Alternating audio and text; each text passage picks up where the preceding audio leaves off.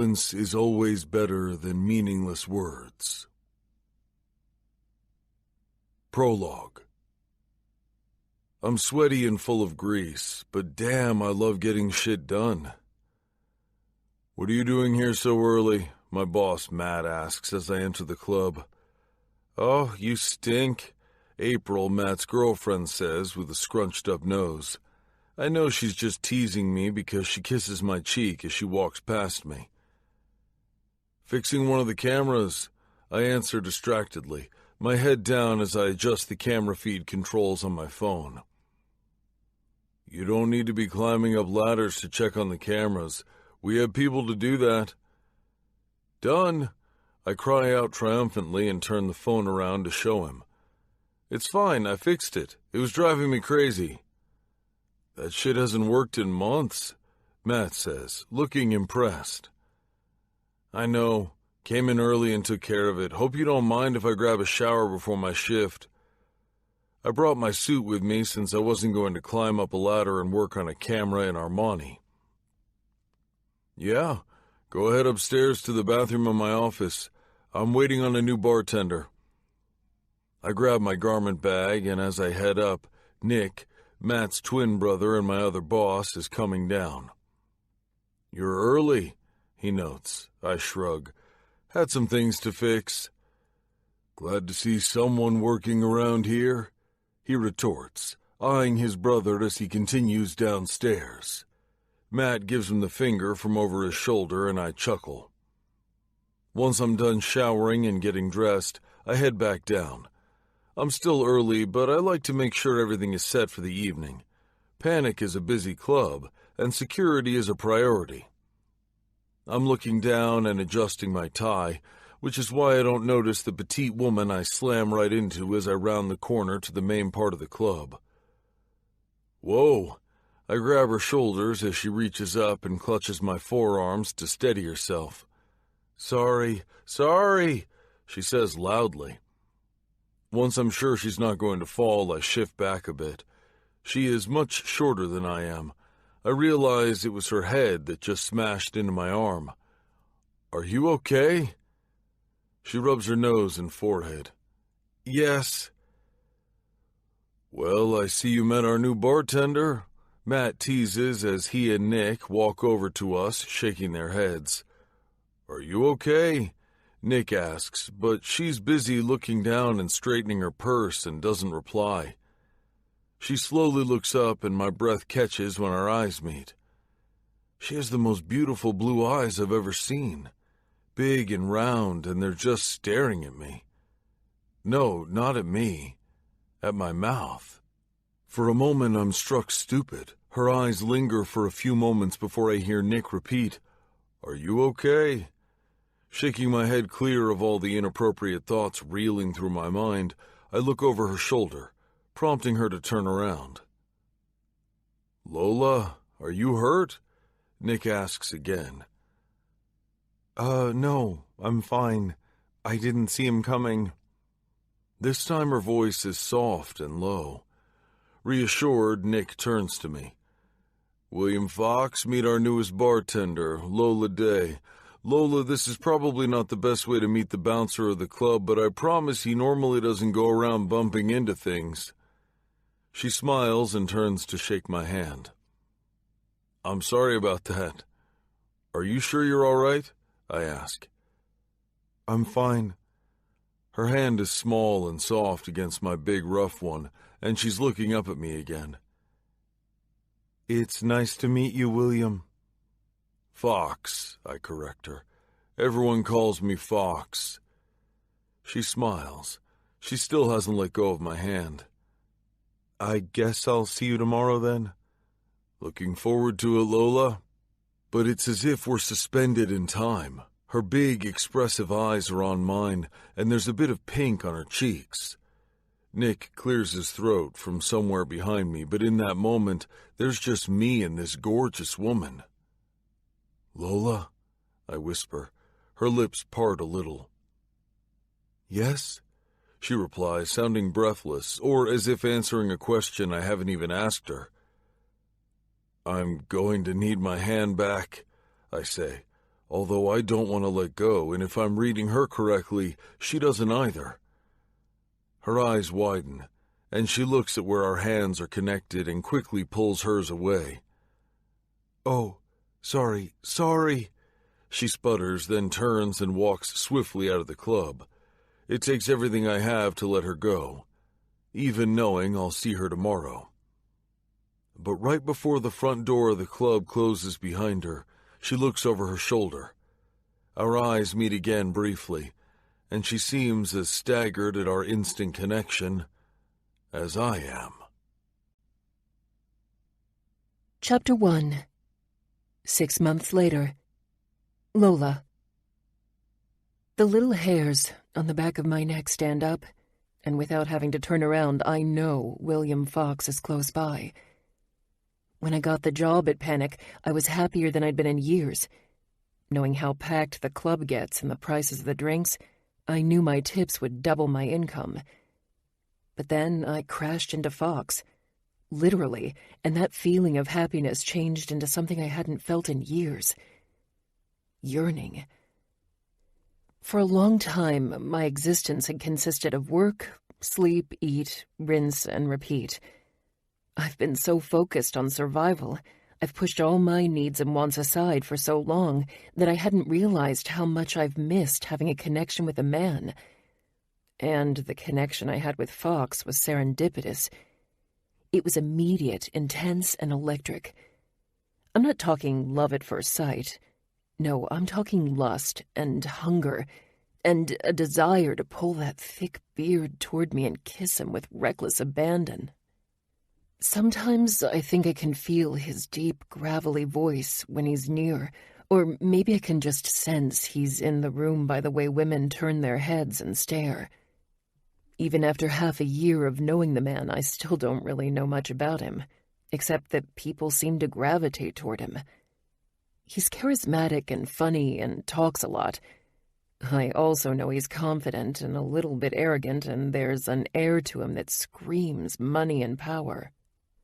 From the moment he crashed into me, I've known we're as different as two people can be. From his designer suits to the way he styles his hair, the man is obviously well off. He always smells of that men's cologne, the expensive one that they give samples of at the mall. I don't know how much a bouncer at a nightclub can possibly make, but Fox has it in spades. And because life isn't fair, God has been abundantly kind to the man. By not only blessing him with wealth and charisma, he also has sex appeal, the likes of which I've never experienced, which is why every time he walks by I want to jump him, like a cat in heat. So, naturally, I avoid him, and have since the day I crashed into him. I ignore the little pinpricks on the back of my neck and refuse to look back at him. My palms sweat, and my heart starts to beat faster every time he's near. On a normal day, I'm awkward, but when he's around, I'm just weird. I mean, the man had to ask me for his hand back when we first met. I was mortified. I see the way other women look at Fox, the smiles that spread across their faces when he lets them into the club, as if he's St. Peter standing in front of the pearly gates. Except Club Panic isn't heaven and Fox is no saint. Fox. The name suits him. His hair, more salt than pepper, makes him look like a silver fox, as does his sly smile, the one where the corners of his lips stretch to make a perfect half-moon that ends high up on his face, forming little crinkles at the edges like the Joker. His beard, full but manicured to perfection. It's like he knows the effect his smile has on the opposite sex, so he makes sure that his lips are the focal point, the beard just an adornment to draw attention to his mouth. And he's smooth. So smooth. He'll swallow you up, then spit you out, and you'll let him because he looks like the kind of guy who will show you the best time. Tell you all the right things. Show you all of life's decadent luxuries. I can tell all of this just from that devilish smile, because it's not just a smile. It's slow-forming, it's devilish, and it makes the corners of his eyes crinkle in the most alluring way, which is why I avoid him. I've been hurt before by a guy less intense than Fox, a guy who wasn't worth one single tear, yet I foolishly shed many tears over that jerk. I lost Gus at the same time I lost a part of myself, literally. And then I vowed never to open my heart again. So I've focused all my energy during the last 7 years on my goals. And Fox is the antithesis of my goals. I've had enough crap in my life, thank you very much. I don't need Fox putting me through the ringer. So I keep my head down and work. But that doesn't mean I don't see everything. And one thing I can't ignore is how he is always just there. He's been trying to get me to go out with him for the last 6 months, and I keep rejecting him. He's not a creep about it, but I'm starting to think that my rejections are just fueling him on. I've become that one thing he can't seem to catch. From the corner of my eyes, I catch him stepping out of his flashy car. A dark gray Armani suit stretched tightly around his 250-pound muscled frame.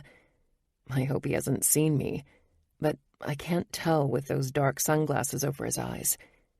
I shuffle faster into panic, so I can disappear inside the dark crowd of the nightclub. Fox. I step out of my new yellow Corvette and pat down the front of my suit jacket to check for wrinkles or lint.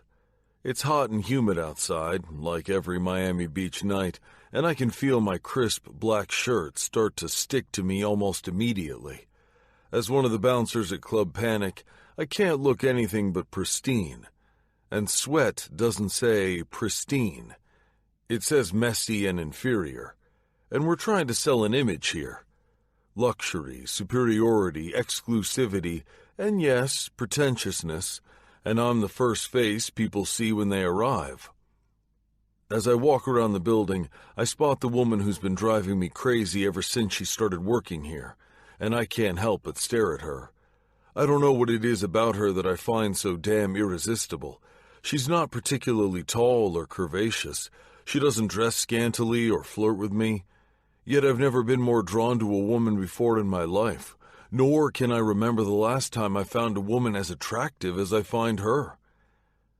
If I didn't catch the way she stares at me when she thinks I'm not looking, or the way her eyes wander to the front of the club where I'm normally stationed, I would think she found me repulsive. I don't know what kind of game she's playing, but I'm into it. I have to go through security footage often, and I've caught her biting her lip unconsciously when she looks at me, or her eyes searching me out in the room. Yet she avoids me when I'm near her, and it's damn infuriating. I'm not used to this hot and cold treatment from a woman, and I don't know how long I'm willing to put up with it. She's a few feet ahead of me, a big, colorful bag crossing her torso. She's wearing a black tank top with black jeans that end right by her ankles and boots. The uniform requirement for the bartenders at Panic is just to dress in black. And she does. But she always has something colorful on, I've noticed, either in her hair or her jewelry or her bag. She walks in confident strides, with her lean legs and perky ass swaying with every step. If she turned around, I know exactly what I'd see. Pale skin, blue eyes, long dark lashes, and red lipstick. There's something almost innocent looking about her, even with the bold lipstick choice. Maybe it's the paleness combined with the dark features. Whatever it is, she is fucking stunning. And I haven't been able to get her out of my head since I met her. I have no idea why I have such a visceral reaction to this woman who tries very hard to ignore me. "Hey, Fox." Helen, another bartender, stops me just as I'm about to walk inside. It pisses me off, but I don't let it show. I wanted to try to catch up to Lola, but Helen's cock-blocking me from my goal. "Looks like it's going to be a busy night, huh?" I glance at the line that's already forming around the corner. "Always is," I answer distractedly. Maybe we can take a shot later? She flirts with a wink. Yeah, maybe, I respond distractedly. She turns and saunters away, and I hurry toward Lola, who's walking briskly to the red bar on the left side of the club. If I didn't know any better, I'd say she was running away from me.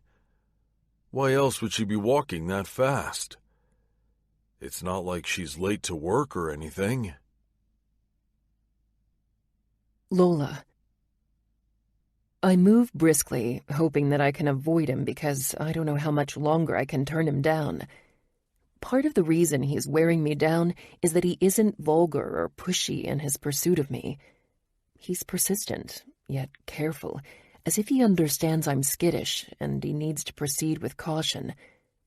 How I wish he was creepy. How I wish he was a jerk. Jerks, men who want hassle-free sex, douchebags, those I can handle. Those are the ones that have turned me so skittish toward the rest of the male population. Sweet men? Well, that's something I'm unaccustomed to. Slowly, he's chipping away at my set notions that all men are assholes. But for the safety of my heart and my independence, I need to believe that men are assholes. As I reach to open the top of the bar, I'm momentarily startled when I feel a solid wall of mail press against my body and reach an arm around to hold it up for me. I can feel his breath behind me, and it stirs something inside me. I know it's Fox. And not just from the clunky silver rings and tattoos on his fingers gripping the top, or the pricey cologne he wears, but by his wide, consuming presence. By far, he is the biggest man I've ever met. He fits the definition of a bouncer, from his large frame to his intimidating smile. And God, how I hate to admit that I want him pressed close to me. I want his face nuzzled in my hair and his fingers digging into my skin.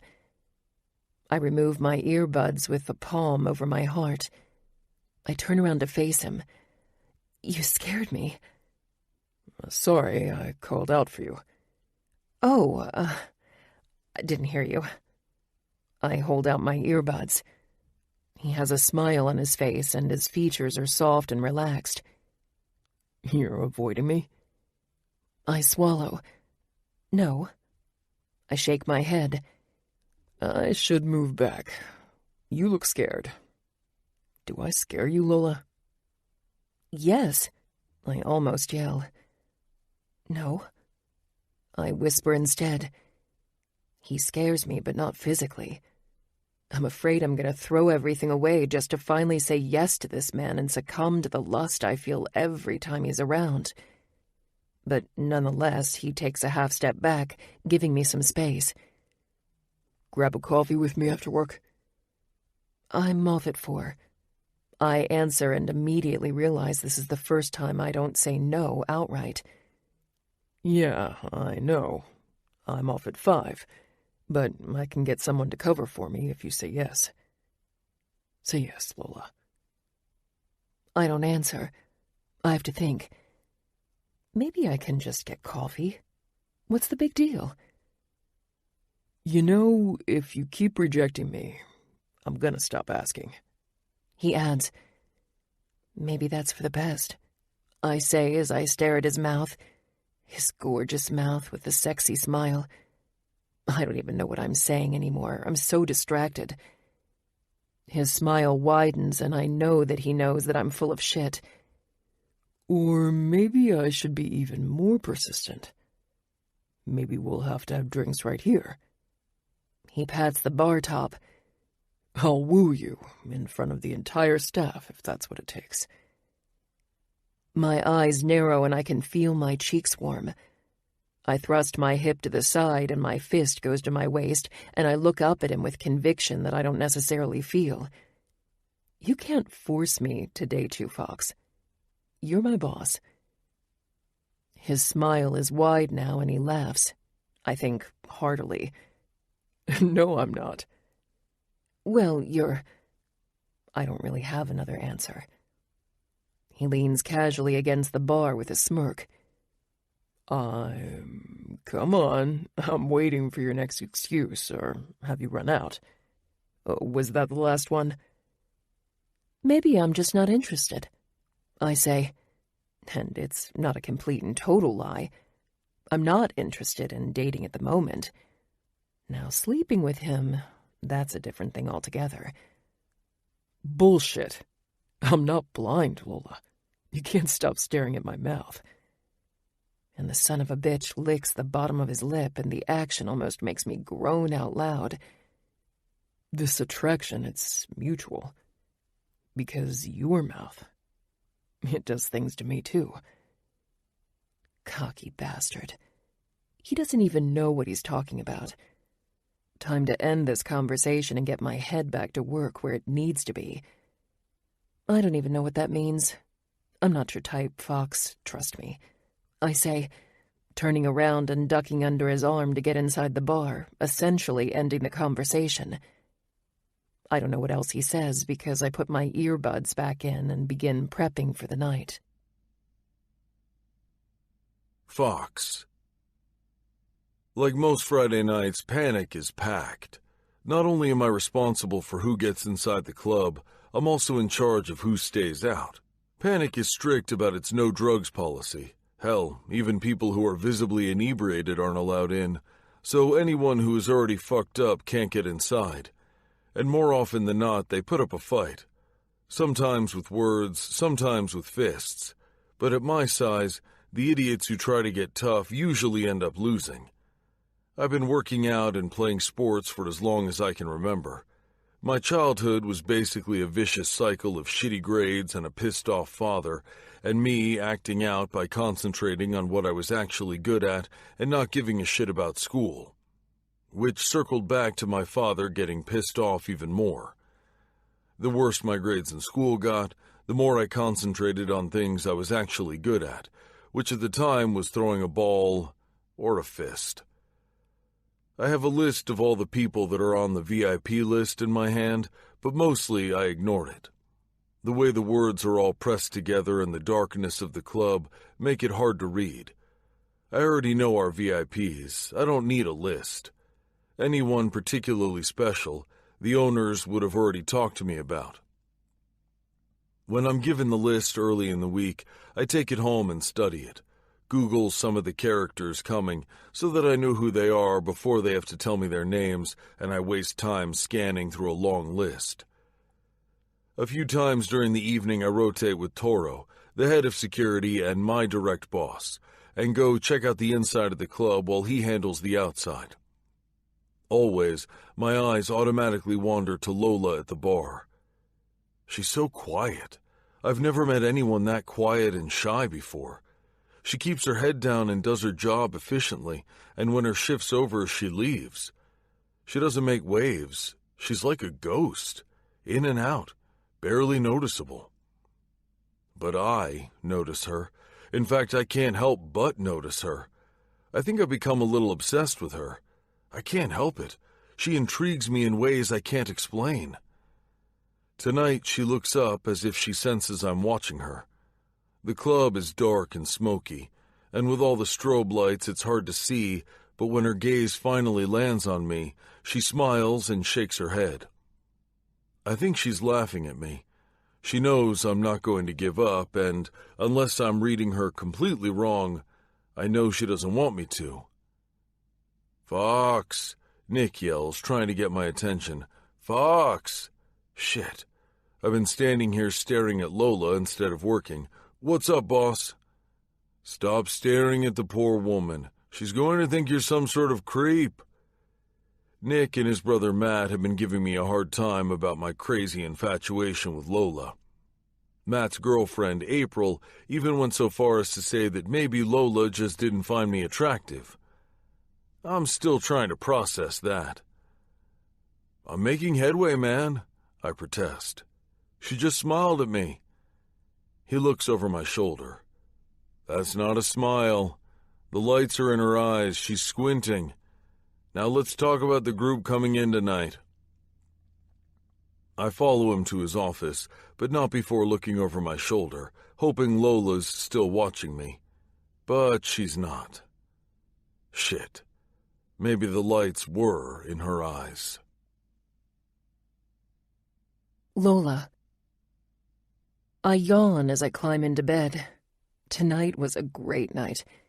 I just finished counting my cash tips and tucked it all away in a sock under my mattress to deposit tomorrow. I'm so close. I say out loud, happy that I have most of the money for the next installment for my master's degree.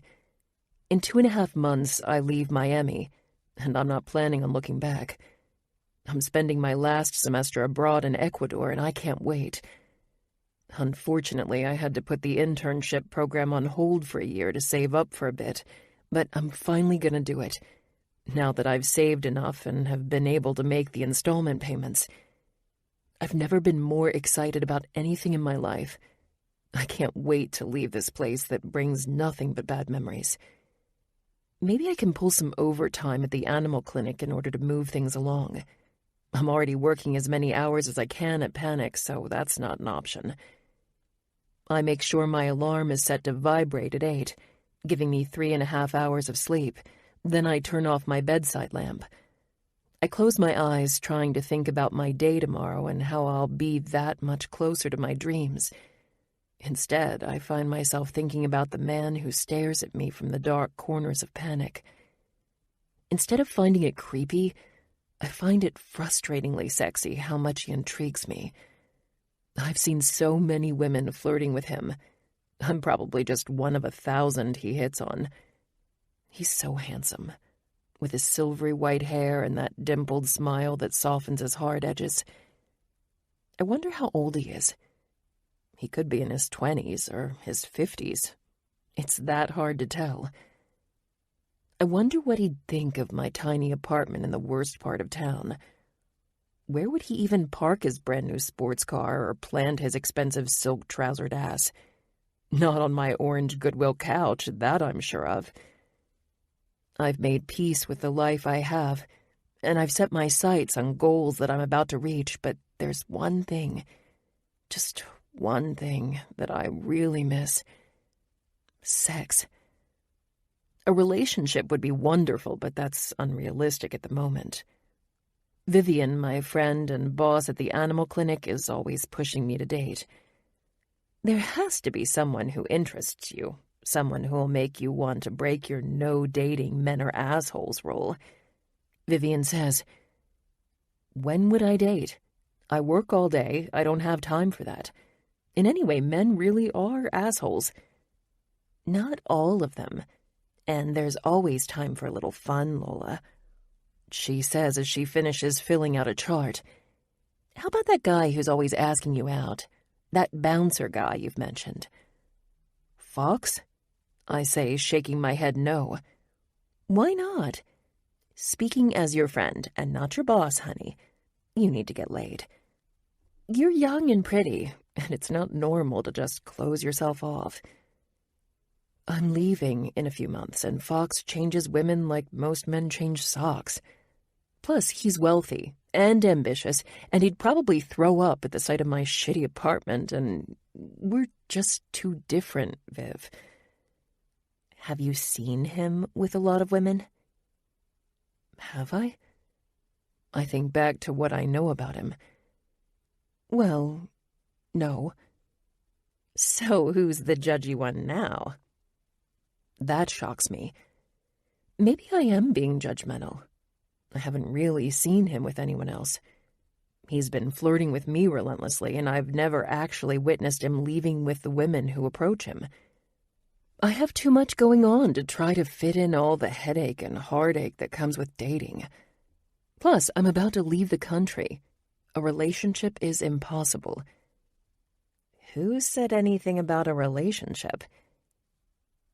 For the second time in the last few minutes, Vivian surprises me. Just sex? Is that what she's suggesting? Sex is something that seems attainable, but I've closed myself off from people for so long, I'm not sure how to open myself up again. And it scares me. Even admitting that it scares me is a big deal for me. Fox seems to be a fun guy who just wants a date and to get laid. Similar goals, right? Why not give him a chance? Why not start with Fox?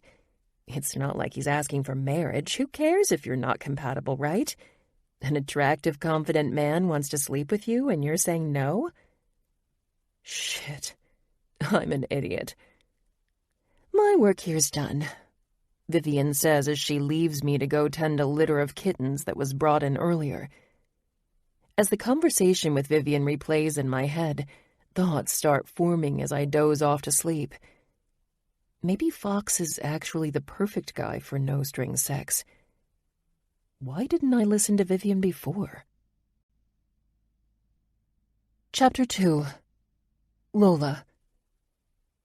I'm pouring a bucket of ice into a cooler behind the bar, and when I stand up, I see Helen talking to Fox. Leaning my forearms on the bar, I watch how she touches his arm and flips her hair and smiles a lot. A surge of annoyance comes over me at how obvious she's being, but I don't look away. Boldly, she reaches up to straighten the knot on his tie, which is always perfectly centered on his suit, and he takes a step back. Interesting. She pouts and stomps away toward the bathroom. Normally, we work in the red bar together, and she likes to chat. I wonder if she'll tell me what's going on with her and Fox, though I'm not so sure I want to know. I'm still leaning forward on my forearms when Fox turns around and readjusts his tie. He looks irritated, but then he looks up and our eyes meet. Even though the rest of the staff is working around us to finish setting up, I can't seem to see anyone else but him. He starts walking toward me, and I know I should get to work, but I'm frozen in place, watching the way he moves so confidently and commandingly. I know I can't resist him any longer, especially after the little epiphany I had last night. Shouldn't you be working? Probably, I reply, and he smiles that smile that makes me want to swoon like an absolute idiot. But I school my thoughts and push off the counter and stand up straight, adjusting my shirt and apron. Are you ready for tonight? He leans forward much like I was just doing, with his forearms on the bar. When I furrow my brows, he adds, Didn't you hear? About the VIPs that are coming. I shake my head and shrug. Well, there are VIPs coming in, and the club's supposed to be at capacity. Cool. Well, that explains why everyone is hustling to get their side work done quickly. Everyone's been wanting to know who's coming, but the bosses don't want anyone running their mouth or tweeting or whatever it is you all do on your phones all day, he says, tipping his head to the server who was doing exactly that on the other side of the club, which makes me laugh. We don't want security getting out of hand before they even arrive. That's what Helen wanted to know. Okay, I say, not sure why he's telling me all this. Just in case you thought there was something going on between us or something. Nope, I reply, grabbing a handful of lemons and a knife so that I can get to work. His big tanned hand snatches the lemons and I look up questioningly. Woman, you are driving me fucking crazy. I know you were watching Helen talk to me just now. My eyes open wide. I'm not sure if he's being funny or if he's upset. Luckily, his lips turn up slightly and I let out a breath. I gaze at his lips for a moment longer. I wasn't watching Helen. I like to watch you talk. I can't believe I boldly admitted that. But his lips, they're full and so sexy. Without thinking it through and with courage I didn't know I had, I reach across the bar and run my thumb across the corner of his lip. It's my favorite spot on his face, and when I realize what I've done, I quickly snatch my hand back. Sorry, I croak out, knowing my voice sounds odd. Embarrassed, I take my knife and stumble to the other side of the bar, but he reaches across and grabs my forearm. You can run, but what you just did, what you just said, I hope you know. It's on. And he lets me go and walks away. It's on. Shit. I think I'm in way over my head with this guy. Still, what did I expect, goading a man like William Fox? But the temptation was too much, and I couldn't resist. Fox. Lola threw down the gauntlet. A woman doesn't touch a man the sensual way she just touched me without there being consequences. The consequence, of course, is that I know without a doubt that the attraction is mutual, and I'm going to convince her to give me a chance. I don't know what's holding her back, but I'm going to find out later tonight when we're not swamped at panic. It takes 2 hours for the staff to find out who the VIPs are, and about 2 hours and 5 seconds before it's posted all over social media. Even though that goes against our policies, it's hard to control. It's all hands on deck tonight. The line to get into panic to get a glimpse of rapper Jay Aaron and his equally famous wife B is out of control. I'm outside with Toro, while Matt and Nick are inside working the floor to make sure everything is running smoothly and things don't get too chaotic. With standing room only and bodies inches apart, it's difficult to maintain control, especially when most everyone is drunk.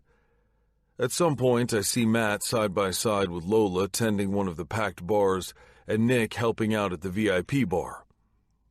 By 3 a.m., things have settled down a bit. The club's still packed, but the VIPs and their entourage are getting ready to leave, which alleviates the crowd somewhat. I look over from my post up front and see that the bars are still slammed. Lola's cheeks are red from exertion. Matt has long since removed his suit jacket and rolled up his sleeves. Helen has secured her hair in a ponytail, and the rest of the staff is no better for wear. Everyone is smiling and playing their parts, but they all seem exhausted. By 6 in the morning, most of the staff is still at panic, even though we've cleared the customers out. Holy fuck, Nick mutters, running his fingers through his hair as he grabs 3 bottles of water and tosses one to me and another to Matt. I second that, I say, gulping down water as I look around the empty club, making mental notes of things that went wrong or could have been done better in terms of security. Some of the staff are sitting around with their legs up, and a few are wiping down the tables and bar tops. The lights are on, and the floor is littered with napkins and cups and spilled liquid for the cleaning crew to deal with later this morning. Great night, but I'm fucking beat, Matt says. Nick's phone chirps and he pulls it out, a smile spreading across his face as he reads something on the screen. I'm heading out. Matt rolls his eyes and mutters, "Pussy whipped," which makes me laugh because Matt's just as much a goner for his woman as Nick is for Catherine, but they're always messing with each other. Abso-fucking-lutely, Nick admits, not even denying it. He takes out his wallet and drops a bunch of $100 bills on my palm.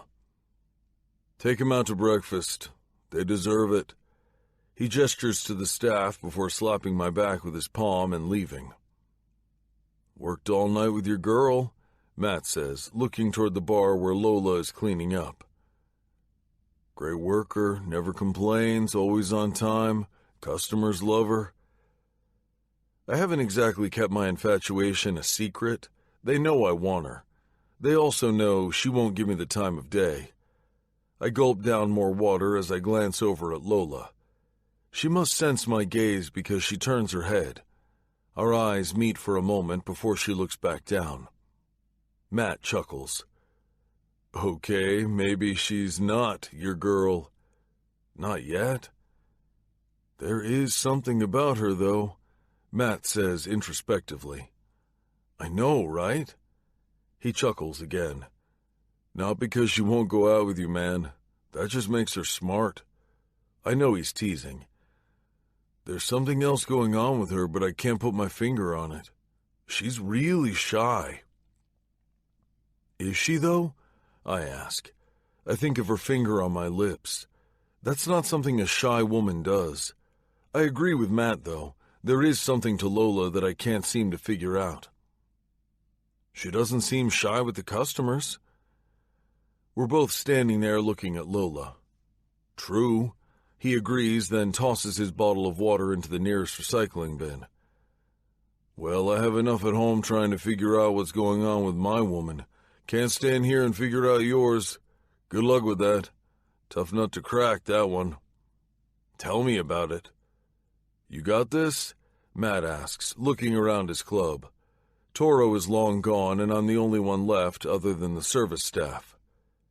Yeah, I'm good, I say, and Matt slaps my shoulder, much like Nick did a minute ago, and heads out. I do a final walkthrough of the club, then stand on a chair and holler at the staff.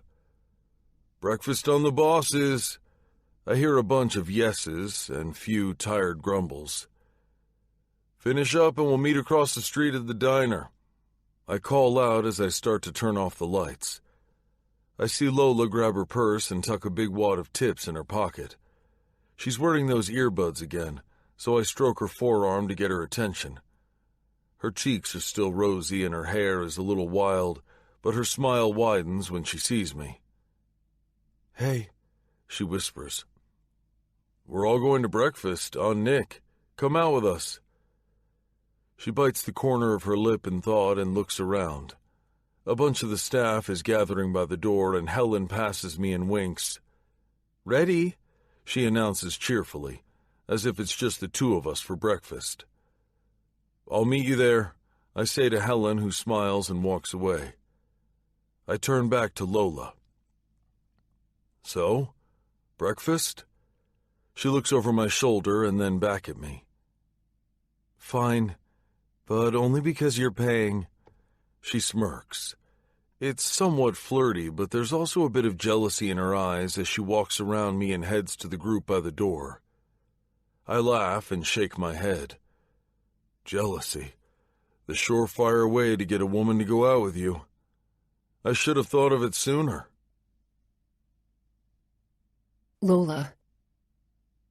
I'm bone tired, and I have to be at the animal clinic in 2 hours, but it wasn't worth taking 2 buses and going home first, just to have to head back out. And the thought of good food, not toast or dry cereal, sounds divine. It has absolutely nothing to do with Helen constantly eye-fucking Fox. Truthfully, I like Helen. She's a sweet girl, and has never been anything but nice to me. But she's always hitting on Fox, and it irks me. It shouldn't, but it does. I'm sitting at the end of the table, as usual, always a little outside of the group, physically and metaphorically. I want to fit in, but I don't know how to. When Fox comes in, he walks straight to the chair next to mine at the head of the table, sits, then turns to me. Did you all order already? No. The server comes by and we all give her our orders, including Fox, who probably knows the menu by heart because he never so much as opens it. Once our tired group of 10 has served their coffee and juice, Fox stands and gives a little toast thanking everyone for the great night and for staying late, or early, as the case may be.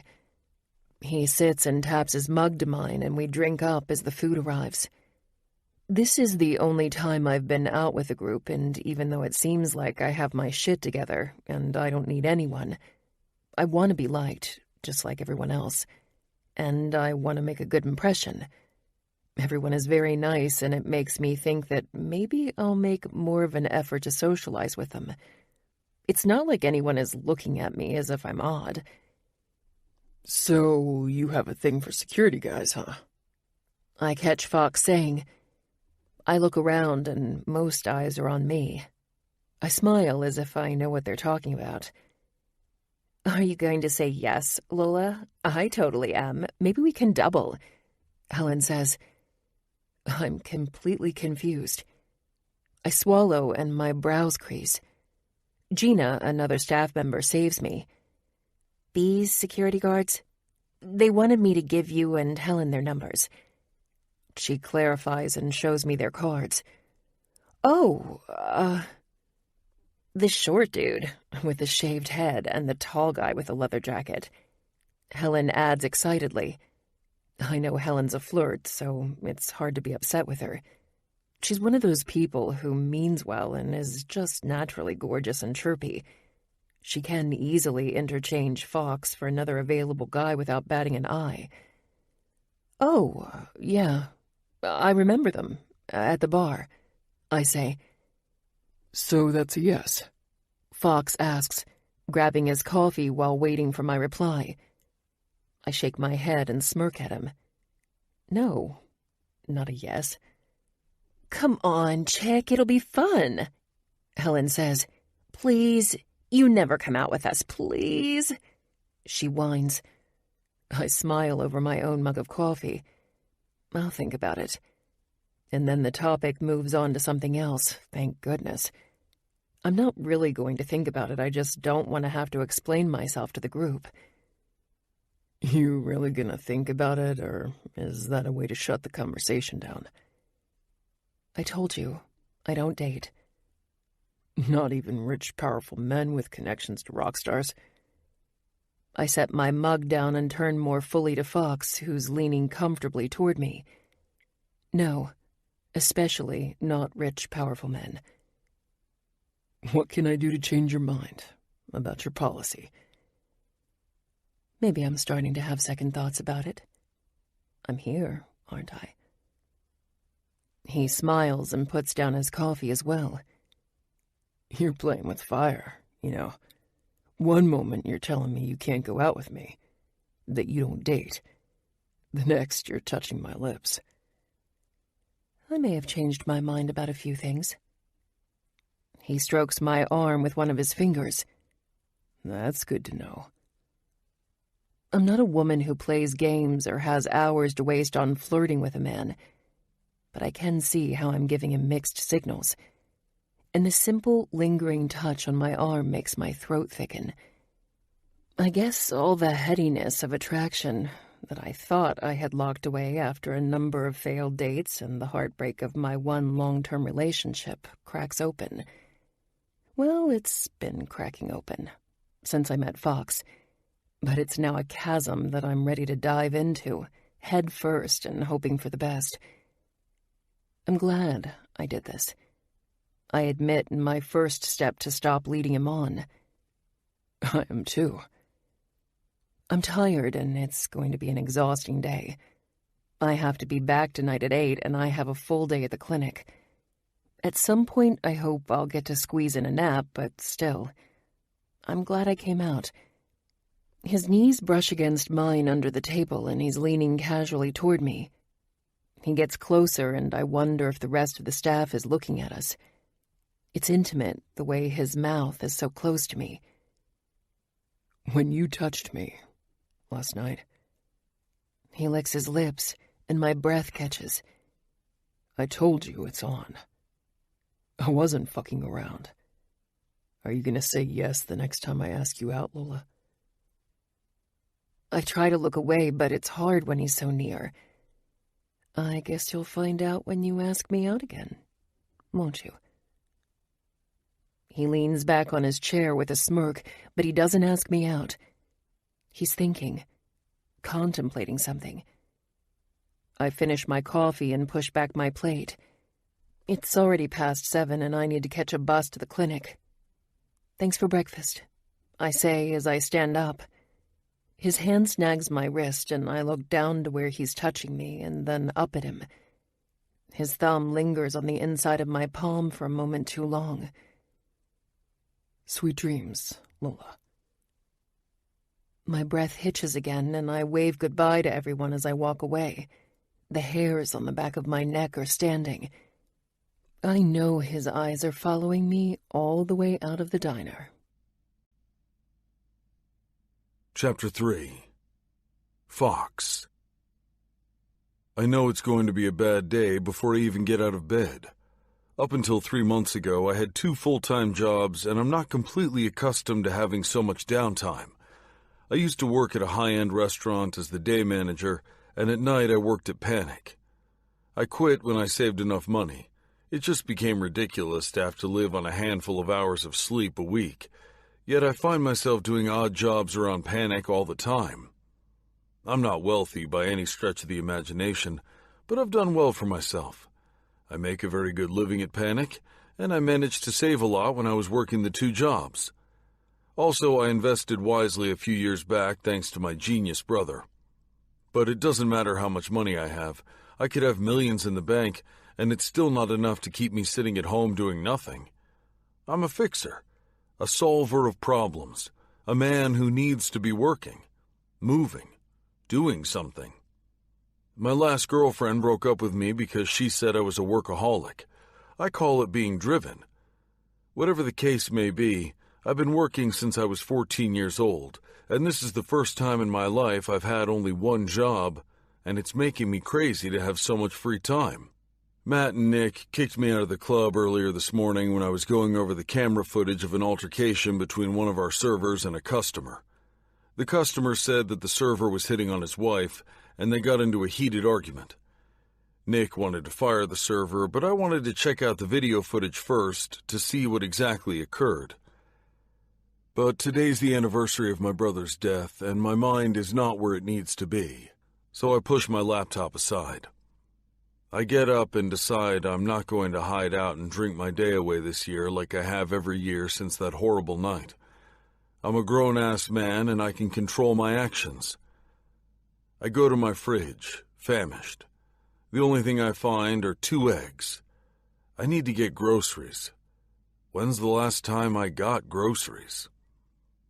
I crack the eggs, tossing out the yolks, and start to make an egg white omelet. Shit! I yell when I realize I've burned the eggs. Okay, so the day begins with a terrible breakfast. Maybe all I need to do is get out of the house for a few hours before work. I opt for a protein shake, then put on my gym clothes and head out for a run. I'm feeling much better after the first mile, but it starts pouring, and when the lightning gets really bad, I head back home. It's only 10 in the morning, and I'm already feeling like shit. I'm not quite sure how I ended up with a bottle of vodka in my hand or how the bottle became halfway empty. I'm not usually a drinker, except today. Today I'm a sloppy, going to regret everything the next morning drinker. I'm sitting on my couch, stewing, bored, and feeling sorry for myself. I grab my phone and start going through my contacts. There are a lot. People give me their numbers all the time. Men and women alike, mostly to get into panic since I am the wall between the cool kids inside and the others that never make it in. Yes, there's a system, and even though Nick and Matt don't like that shit, they don't necessarily stop it from happening. Not to say that I don't let the less attractive inside, they just don't get in right away. I need the club filled with the beautiful people of Miami, and I need it full of women. Lots and lots of women. Why? Because lots and lots of women attract men with thick wallets. But it's not as simple as the beautiful get in and the not-so-beautiful wait outside. I can't have a line of unattractive people going down the block, so I pick and choose, working the list. The high rollers, the attractive, the important, the powerful, and I've ended up with a pretty fucking impressive contact list. But I know less than 10% of them. And that just fuels my shitty day. It makes me realize that even now that I've finally made something of myself, I'm still alone. Nothing's really changed. Maybe my father was right. Maybe I really am a loser. And then I get to the L's. Lola. Her name looks like a beacon in my phone full of unknowns. And it's such a pretty name and so easy to read. Just one more thing I like about her. I've been waiting for the perfect time to ask her out again. This time I know she's not going to say no. Not after all the touching and verbal foreplay a few nights ago. I need to get a photo of her so that I can attach it to her contact info, but I can't be the weird guy who takes sneaky pictures of girls. Can I just call her and ask her for her photo? Would that be weird? I dial her phone number, but it goes straight to voicemail. So then I text, even though I hate texting because it always takes me what feels like an eternity to compose a text. Can I have a photo of you? I sit back, drinking more vodka while I stare at my phone like a needy little bitch, which is more or less how I'm feeling right now. Needy. I'll never admit it, but I am. A moment later, my phone chimes, and I slowly read her reply. Who's this? Well, talk about blows to the ego. How does she not know my number? My self-esteem takes a huge nosedive. I type out 10 different things, trying to be funny and witty. I delete all of them and type, Fox. Almost immediately she answers, Oh, hi, followed up with, Why do you want a photo of me? That's weird. Yeah, it is weird. Okay, maybe I didn't think this through. I should not drink and text. Never mind. I see the 3 little dots for a few long moments, and it's driving me crazy. Then finally, okay? Shit, I know I'm being strange. I randomly ask her for a photo, then I just say never mind without any reason. I run my palm over my face and let out a breath. No wonder she avoids me. Okay, let me try this again. What are you doing? I'm just getting off work. Work? Have I completely lost track of time? I look at the time on my phone and it's early. Definitely way too early for this vodka bottle to be this low in fluid. Work? Club's not open yet. I hope I haven't misspelled anything. I work during the day at an animal clinic. During the day? Damn, she must have gotten home at 5 in the morning and it's now 2 in the afternoon. What time did you start? 8? I'm surprised. Or impressed. Both. Let's grab a burger before work, I text. I sit there staring at my phone, waiting for a reply. And waiting, and waiting. I don't even see the little dots. Nothing. I didn't imagine her insinuation the other night, did I? I was sure she would say yes. I shake my head irritably and toss the phone aside, taking another drink. A moment later, I hear the chime and jump up, looking through the cushions for the phone. Where the hell did it go? And is the couch spinning a bit? Yes. Burgers sound great. I'm feeling 10 feet tall. How does a woman who has barely said 10 words to me in the months I've known her have the capacity to make my shitty days better and my good days great just by smiling at me? She is so intriguing, and every little tiny crumb of information she drops on my lap, like the fact she has another job, makes me want to know more. What's your address? Pick you up at 7, then we can go to work together. I can meet you, just let me know where. Address, Lola. She's so difficult, fighting me about everything. She prefers a dirty bus over a car ride with me? Yeah, right. I'm picking her up even if I have to go through the employee roster to find her address. I wait, sipping my vodka, which is so much better than downing it in gulps like I've been doing. I wait some more until finally she texts me her address. God, she doesn't have any idea how she's just made a dark day brighter. Maybe the worst day of the year will actually turn out to be a great day. Thank God I have a few hours before the date to sober up. I grab a bottle of water and start chugging. Lola. I haven't had a date in... I can't even remember. I'm excited and nervous all at the same time. When you're alone, orphaned and poor, you have 2 choices. You die alone, or you put on your big girl panties and get your shit together. I chose to get my shit together. It wasn't easy, but I did it, and I will never look back. After Gus, I had a few catastrophic dates, then I just gave up on men. This is the most effort I've put in a long time, and I'm nervous as hell. Fox seems to be into his looks and sort of self-absorbed, always fussing with his hair and tie and his impeccable suits. But I shouldn't judge him without getting to know him. Maybe he's just trying to portray a certain image at work. He is, after all, the face of the club, and he hasn't been anything but nice to me. And hot. And available. And relentless. Last night was a long night at the club, followed by a long day at the clinic. My days and nights are starting to blend into one another, but for Fox, for a date, for the possibility of sex, I'm gonna suck it up. I brew some strong coffee, then hit the shower to get ready. I'm wearing a short black romper, one that I can wear to panic later on. It's a little sexier than what I'd normally wear to work at the club, but I've seen what the other bartenders wear, and this is still a lot tamer. Maybe it'll help get me more tips and turn Fox on. 2 birds.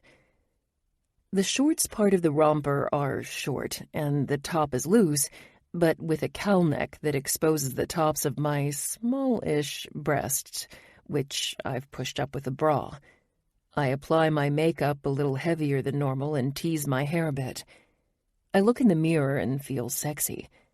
It's been a while since I've felt this way, and I'm suddenly really excited about this date. I've been so focused on saving money and surviving that I haven't done anything for myself in a long time. Maybe I'll seduce him enough for him to overlook all the baggage I carry. It's almost 7, so I sit, take a breath, try to relax, and wait. And wait, and wait. I reread the text. Twice. No, I'm not crazy. He did say 7. My leg bobs up and down, and I reapply my lipstick 3 times before I realize the asshole isn't going to show up. New hot boss. Helen sends a group text, which distracts me for a second. She's always sending group texts, and I don't comment often. But since we all had breakfast together a few days ago, I've been trying to open up a little with the group. Who? What? I text back, and suddenly I'm bombarded by texts from 3 other girls from work. His name is Iggy. Apparently, he's a silent partner or something. Helen explains, followed by more replies in the form of different emojis. Are you already at work? I ask.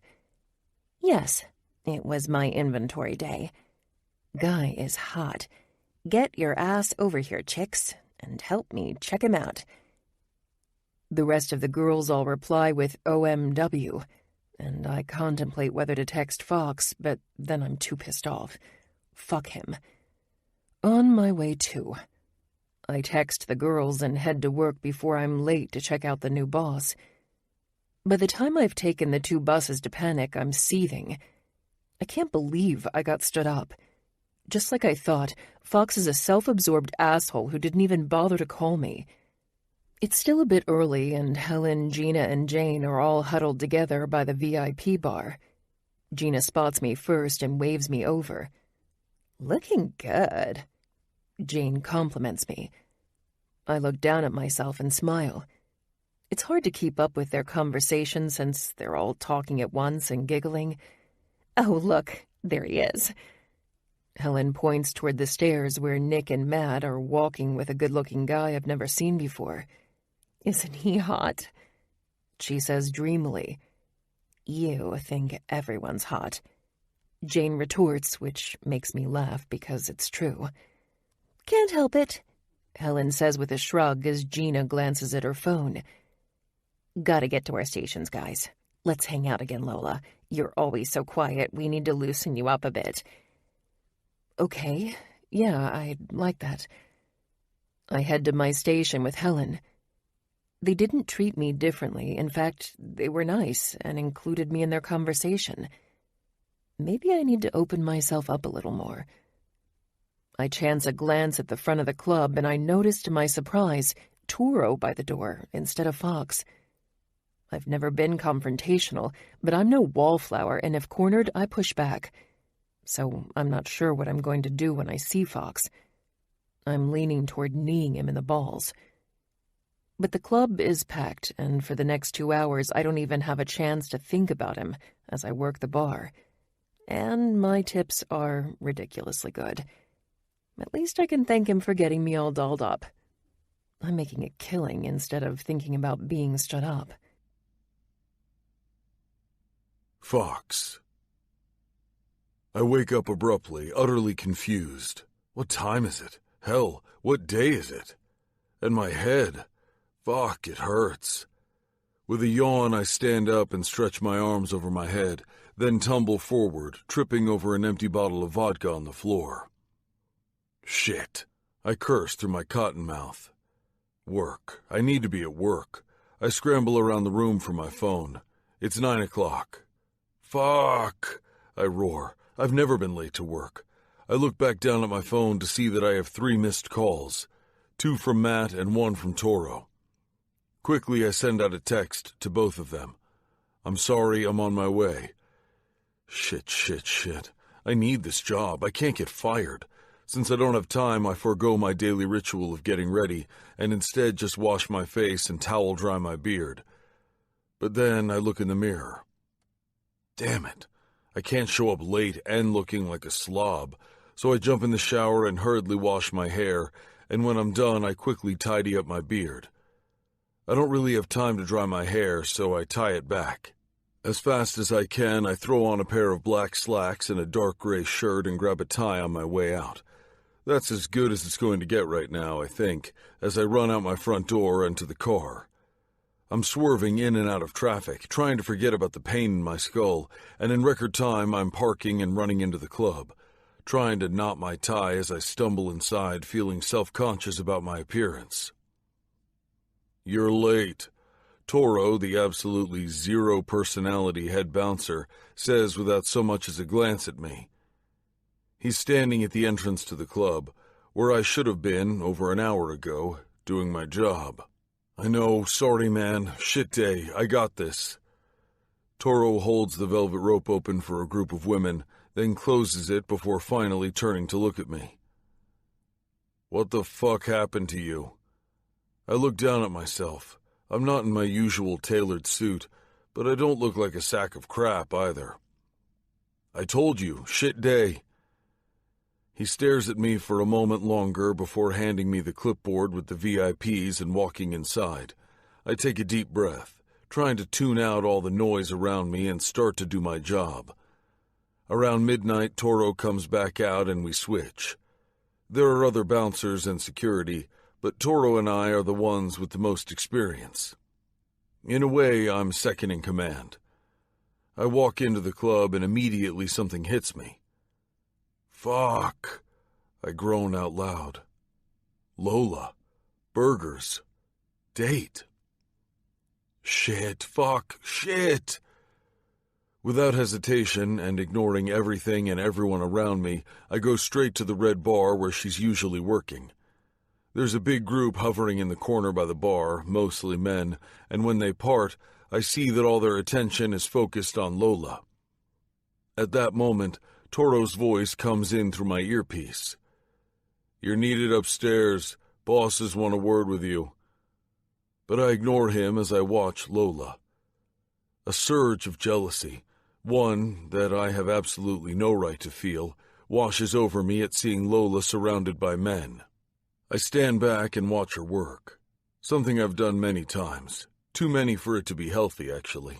Men are speaking to her and she looks up and nods at pointed times, smiling and looking aloof. There's just something about aloof women and the challenge they pose. Some men are dogs and they love the chase. And then add Lola's air of mystery to the sexy as fuck outfit she's wearing, and you have a crowd of horn dogs salivating for the woman I stood up. Yes, I'll admit I'm one of those dogs, or, well, I used to be one of them. Now I just want a fucking chance with Lola, the woman who will probably never give me a second chance. Ouch. Her shiny black hair goes down to her mid-back in soft waves, and even though I can't see her face, I have a great view of her ass, and it's actually the most I've ever seen of it. She usually dresses in an I-don't-give-a-shit sort of way, but this outfit says, I did give a shit. I tried. I dressed up. And knowing that it was for me and I stood her up makes me feel infinitely worse. I'm not sure what the hell to do. If it were any other woman, I'd charm her into forgiving me, but with Lola, I'm in uncharted territory. Sorry feels inadequate. She gave me a chance, and I know that took a lot for her. I'm not even sure how I know this, but I do. She's special. And she deemed me special just by finally saying yes to a date, and I fucked it up. The men yell something over the music, and she smiles and tucks some hair behind her ear as she continues to pour drinks while working the computerized register. Again, they say something and she just nods and smiles, but it doesn't quite reach her eyes. She's probably thinking of all the ways she wants to kick my ass when she sees me. I walk closer to the bar, but she hasn't seen me, and I can tell she's really not paying the men any attention as they continue to speak at her. "Lime, doll," a guy yells. Nothing. "Lime," another one of the guys says louder, but she's looking down at the register. When he looks like he's about to get upset, I reach over the bar, grab a few lime slices, and hand them to him just as she looks back up. Her brows are furrowed in confusion. "He asked for a lime," I clarify.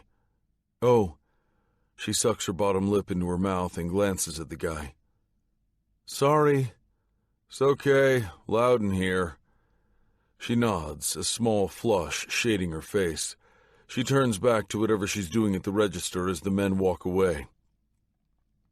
"Hey," I yell over the music, but just like with the men, she doesn't respond. Hell, she doesn't even flinch. "Lola! Hey!" Nothing. I reach for her hand. She stiffens and looks up, then scowls and turns her back. I make my way around the bar and get in her face. She's obviously pissed, but I need to apologize. "I'm so sorry about today." She gives me the finger, then turns and gets busy with something else. I hear a few people around us laugh. Wow, I did not see that coming. Maybe she isn't mousy after all. "Please let me explain." There is no reaction from her, none at all, and I'm irritated that she's giving me the silent treatment. But I have to go deal with my bosses, so I'll have to talk to Lola later when I don't have to yell over loud, booming music. With a huff of frustration, I turn and walk upstairs, where Nick and Matt are waiting for me in Nick's office. Shit. It must be more serious than I thought. Nick's behind his desk, smoking a cigar, and Matt is in the chair across from him drinking whiskey from a tumbler, looking cool and relaxed. "You wanted to see me?" Nick blows out some smoke, then ashes the cigar. "Have a seat." I pull the chair next to Matt and sit. "You okay? You look like shit. We called you earlier." Fuck. The one day I don't have a suit and I look like shit. "Yeah, rough day. I'm sorry I was late. It won't happen again." "But you're okay? You need to talk or something?" Matt asks. "Nah, man, I'm good." "Okay, if you say so," Nick says, leaning forward. "We have some news. As you know, we recently acquired a new club." "Yeah, Duality," I chime in. "Yes, exactly. Panic brings a crowd that wants the Miami feel. This place has been around since the 80s and people come here more for nostalgic reasons. They're hoping to run into a celebrity or just want to say that they've been to Panic," Nick explains. "But Duality is going to be edgy. It'll bring in a different crowd. Think kinky circus."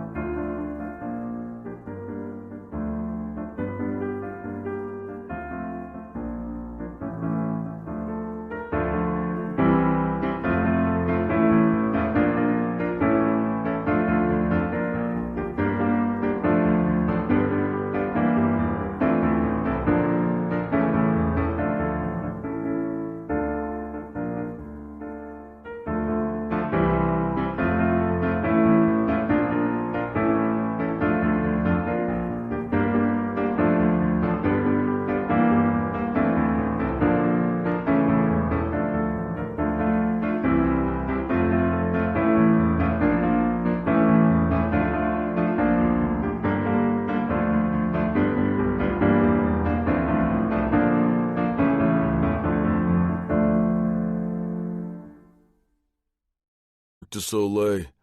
The first floor will be tame, one enormous dance floor. There will be dancers set up all over, as well as fire breathers, jugglers, men on stilts, all for our vanilla crowd. Then, on the second floor, things change. The music will be sexier, the dancers and guys on stilts will be mostly nude, or rather topless. I look at him sharply and he clarifies, "It's not a strip club. This will be a classy cabaret kind of experience. No touching, no dollar bills, nothing like that. The servers and bartenders upstairs will also be a little skimpier on the dress code. It's going to be sexy and sultry, but that means we have to be even more careful with security. Not only for the guests, but also for the staff." "Sounds interesting," I say. "I've seen the billboards all around Miami and Miami Beach announcing the opening, but all they say is, 'Duality, a sexy new experience.' I did find it mysterious and intriguing, but I just thought it was a tagline. I didn't realize it was going to actually be a new kind of club." "What are your goals, Fox?" "My goals?" I echo, surprised by the sudden change in topic. "Yeah, goals. Career goals." He pauses a moment to take a puff from his cigar. "We've been watching you. You're always here. You come in early. You're the last to leave. You're a hard worker, taking on a lot of initiative." I'm pleased they've noticed. "Yeah, I shrug. "When I do something, I like to do it right, I guess. Is that a problem?" I sit back skeptically, my ankle on my knee. What is going on? "Are you planning on leaving? How long can you keep up the insane hours?" Shit, is this because I was late today? Today was an off day, but I've never been late before and I'm not planning on going anywhere. I want to grow with you guys, work here and maybe at the other club at some point, help wherever I'm needed. The hours don't faze me. I'm used to working long hours. "I see that. You're a machine," Matt says. "Okay." I cross my arms, and I know I look defensive, but it's because I am. I'm not sure what's going on. "Glad to hear you're all in, Fox," Nick says as he glances at his brother. "Like I said, we've been watching you, and you've impressed the hell out of us. We want to offer you the position of head of security at Duality, which means you'll be on the same level as the general manager in terms of authority." "What?" "You'll work more hours, but your pay will be double. We'll be hiring more security for Duality, and we're also going to be moving some of our more experienced staff over there until things get settled, or at least to train the new staff," Matt adds. "You know me and Nick, obviously, but there are two other owners, David, who I'm sure you've met, and our silent partner, Iggy. You'll be introduced to him eventually. We're all putting a lot of money and time into making this a success, and we want you on board." I did not see this coming, at all, but I'm sure by the grin on my face and the pride I'm feeling that they know I'm excited at the news. "So I take it that's a yes?" Nick asks. "Yes, of course that's a yes." I stand up and shake their hands. "Great. There will be a soft opening in 2 weeks, which includes a private party and some special guests, and then by the end of the month we hope to have the club totally up and running. All the marketing is in place," Matt says. "This will be your last weekend here. I want you over there starting Wednesday. Get a feel for the location. Make sure the staff knows what to expect. This is a big job, but we have faith you can handle it. If you need anything, ask us, or Toro. He recommended you for the job and can help you with anything you need." "I will. I'm not sure what to say. Thank you. I won't let you guys down." "We're counting on that," Nick says as he pours himself a drink. "The staff respects you and you're always here. Just don't burn yourself out or they'll come to hate you. That's my one piece of advice." "Yeah, listen to him," Matt says. You weren't here when Nick was working 24/7 and yelling at everyone who crossed his path. We were losing staff left and right. He was a world-class dick. I quit about a dozen times." "What happened?" I asked. "He never followed through and kept coming back, like a stray kitten. Couldn't keep him out of here," Nick teases, and I chuckle. "No, I meant, what did you do to balance your hours? It's always been difficult for me to go home and forget work. Even though the staff likes me and I'm easygoing for the most part, I'm intense and work a lot and expect that from others. I can see how I could overwhelm my staff if I don't ease up." "He's still an overbearing dick, but he's getting some at home, which makes him more tolerable for the rest of us," Matt says, then hands me some papers. "Here, take this. It's a list of the employees who will be relocating to Duality." I clench the paper in my hand, my mind racing. This is it, I think. This is the beginning of everything I've ever wanted. I mean, it's not like I've dreamed about being the head bouncer of a club, but I have dreamed about being someone important somewhere, and this is a great job. People need me, and I'm good at this. I wish I could rub it in my father's face. I'm not stupid after all. I am valued. I leave the office elated. What a whirlwind of emotions. The shittiest day of the year turned out to be one hell of a fucking great day. Barring the Lola incident, of course. Unfortunately, the vodka from this morning is still lingering in my system, and my head is still pounding. By 4 a.m, I am more than ready to go home and climb into bed, even though I'm thrilled by the news about my promotion. But I still need to talk to Lola. The club is empty and the lights are on, which always makes the club seem oddly eerie. I'm leaning in by the front entrance waiting for her to finish cashing out so that I can have a moment to talk to her. I wait and wait. "Where's Lola?" I ask Helen as she walks out. Helen looks over her shoulder and shrugs. "Not sure. She looked hot today, though. Killer tips tonight." "She left by the back entrance." Toro chimes in as he begins to turn off the lights to lock up. By the back? She never leaves by the back. Shit. She's not only ignoring me, she's making it a point to avoid me. Fuck. I royally messed up. I guess my promotion can't fix this day after all. Chapter 4. Fox. It's Tuesday. My last day at Panic. I've been texting Lola, but she hasn't responded. Today, I'm not letting her off the hook. Like it or not, she is going to listen to me. "Yo, Fox, I need you to check out something for me," Matt says and hands me a credit card slip. "Last Saturday, around 1:30 a.m. "Sure. What am I looking for?" "We got a charge back on this credit card. Guy says he only ordered a rum and coke and that this was all an error." I look at the bill. It's over $1,000. There was a $300 bottle of champagne and a number of shots, top-shelf drinks, and then a $150 tip. Jasmine was the one who took care of him, and she says she remembers him clearly.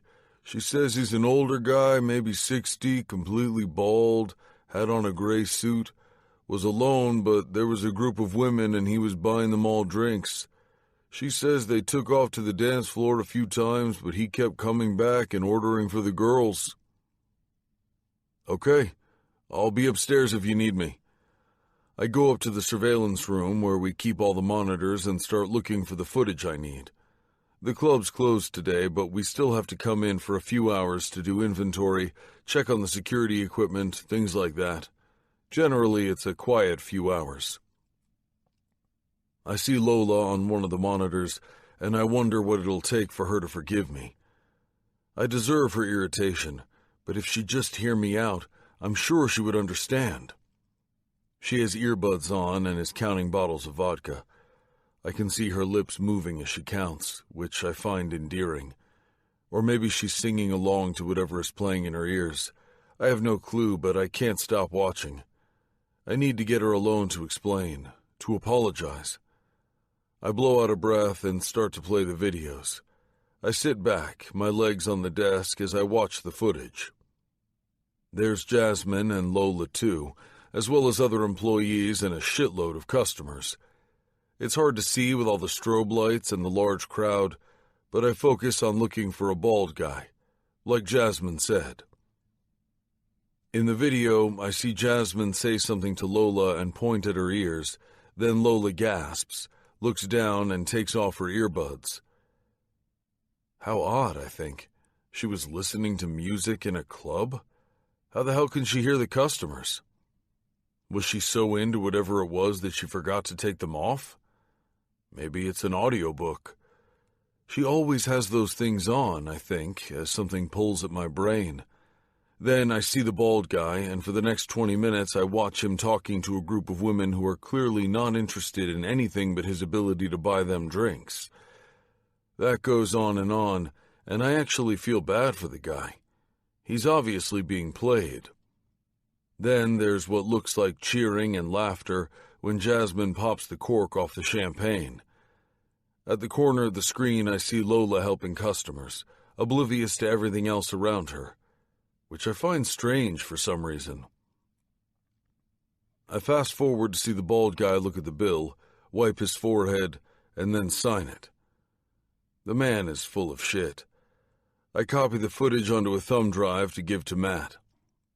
But before I do that, I look at the live feed and watch Lola work. She looks far away, as if she's thinking about something. I think I catch her looking toward the entrance, which is where I'm usually stationed. Then Toro walks by her and waves. She shakes her head, stands up straight, and waves back, then continues working. Watching her just reinforces my feelings. I'm going to keep trying. I won't give up that easily. I take the thumb drive to Matt and explain that it checks out with Jasmine's story, then head back down. It's 5 and I'm done for the day. Lola should be done soon too. Maybe she'll let me drive her home. I sit at the bar to wait, but she hasn't noticed me yet. "What are you listening to?" I ask. She doesn't move or look back. Obviously she didn't hear me. Maybe the music playing from her buds is too loud. "Lola, hey." Again, nothing. I grab the pen and a piece of paper from the pad she's using to write down the inventory and slowly and carefully write, "I'm sorry, please forgive me, let me drive you home and explain." I fold it into a paper airplane and toss it over the counter. It hits her on the head. She stiffens and looks around, then bends and picks it up. I can see a reluctant little smile forming before she turns fully around. Is that a yes? She doesn't answer. Instead, she bites her lip and thinks. "It's raining," I add quickly.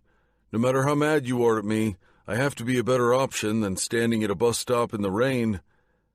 Again, she doesn't answer, and I pout. "Please?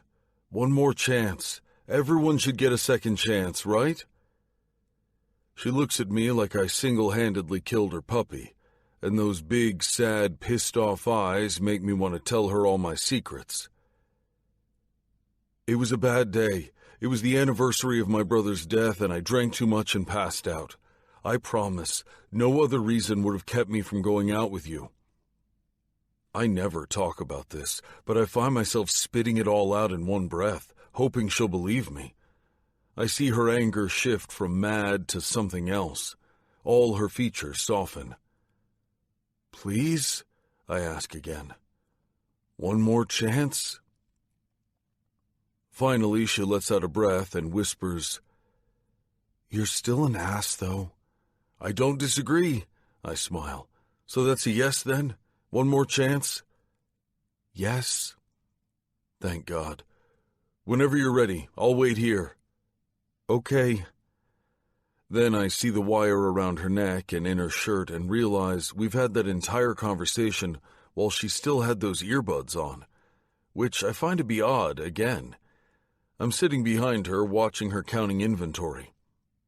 Suddenly, Everything I know about her converges, and I think my brain short-circuits. Holy shit.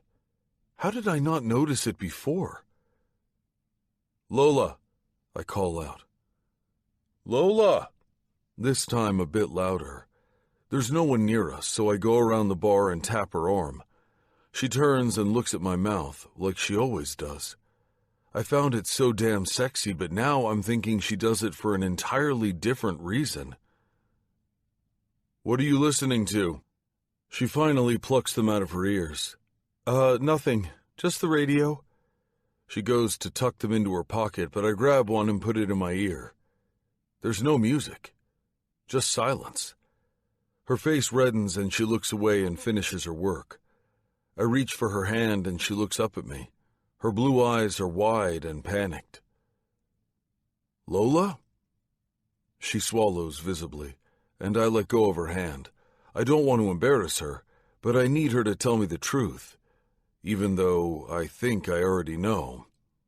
And I can't believe I missed the writing on the wall. Lola is deaf. Lola. Shit, I think he knows. I use these earbuds so people will stay away. Normally, if my head is down and I have these on, people will assume I'm in my head listening to music, and they don't approach me. Or if they do and I don't realize it, I can use the loud music as an excuse.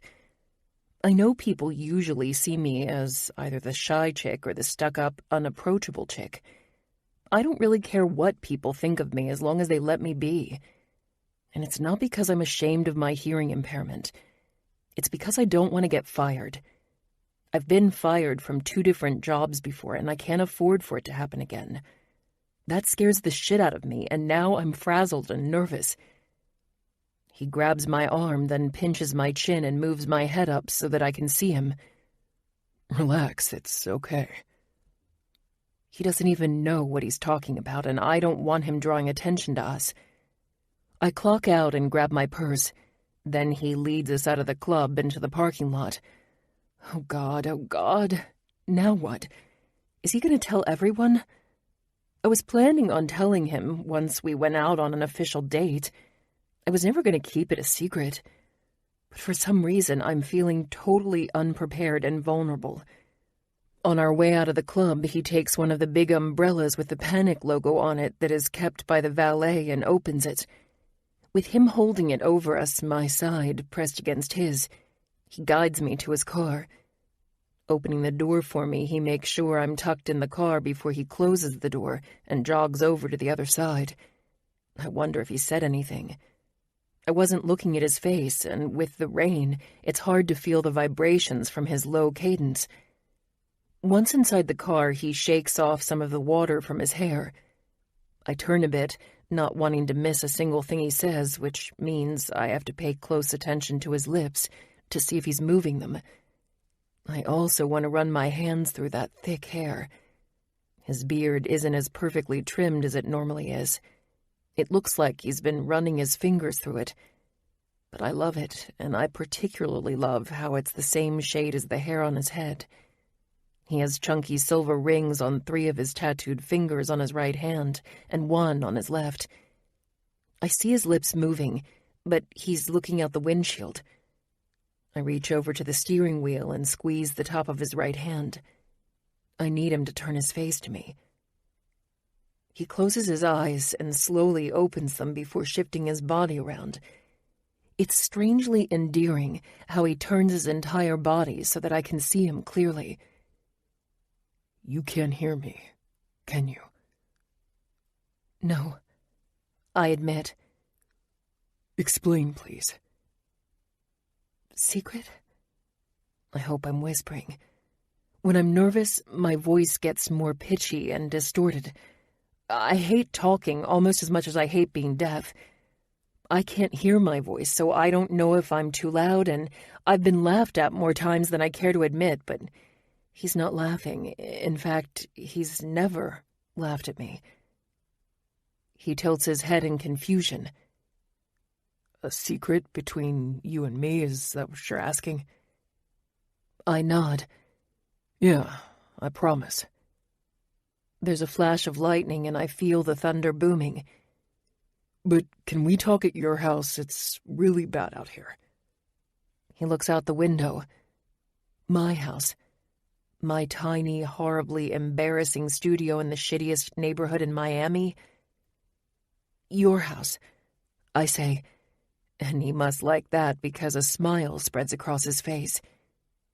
My house. He agrees as we take off in the rain.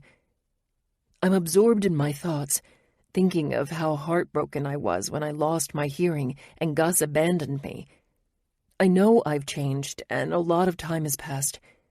Fox isn't Gus, and what I have and want with Fox are not the same things as what I had with Gus. Gus and I had a relationship. We talked about marriage and kids and our future. Fox, at most, is a fun time in bed and maybe eventually a friendship. But I can't help thinking of those bad moments in my life when I'm sitting in a car with a man who could possibly have the same reaction Gus did once he realizes that there are much easier women to be with. Women who he can call and talk to on the phone, who he can talk to from a different room, who don't need to stare at his mouth in order to have a conversation. I feel a soft squeeze on my wrist and I startle. He hasn't said a word. At least, I don't think he has. I suppose he'd get my attention somehow if he needed to. He knows my secret now. And now he knows I'm not being daft when I don't respond to him. I just can't hear him. When I turn my head, he gives me a reassuring smile, sensing I must be anxious, which does ease some of the tension from my body.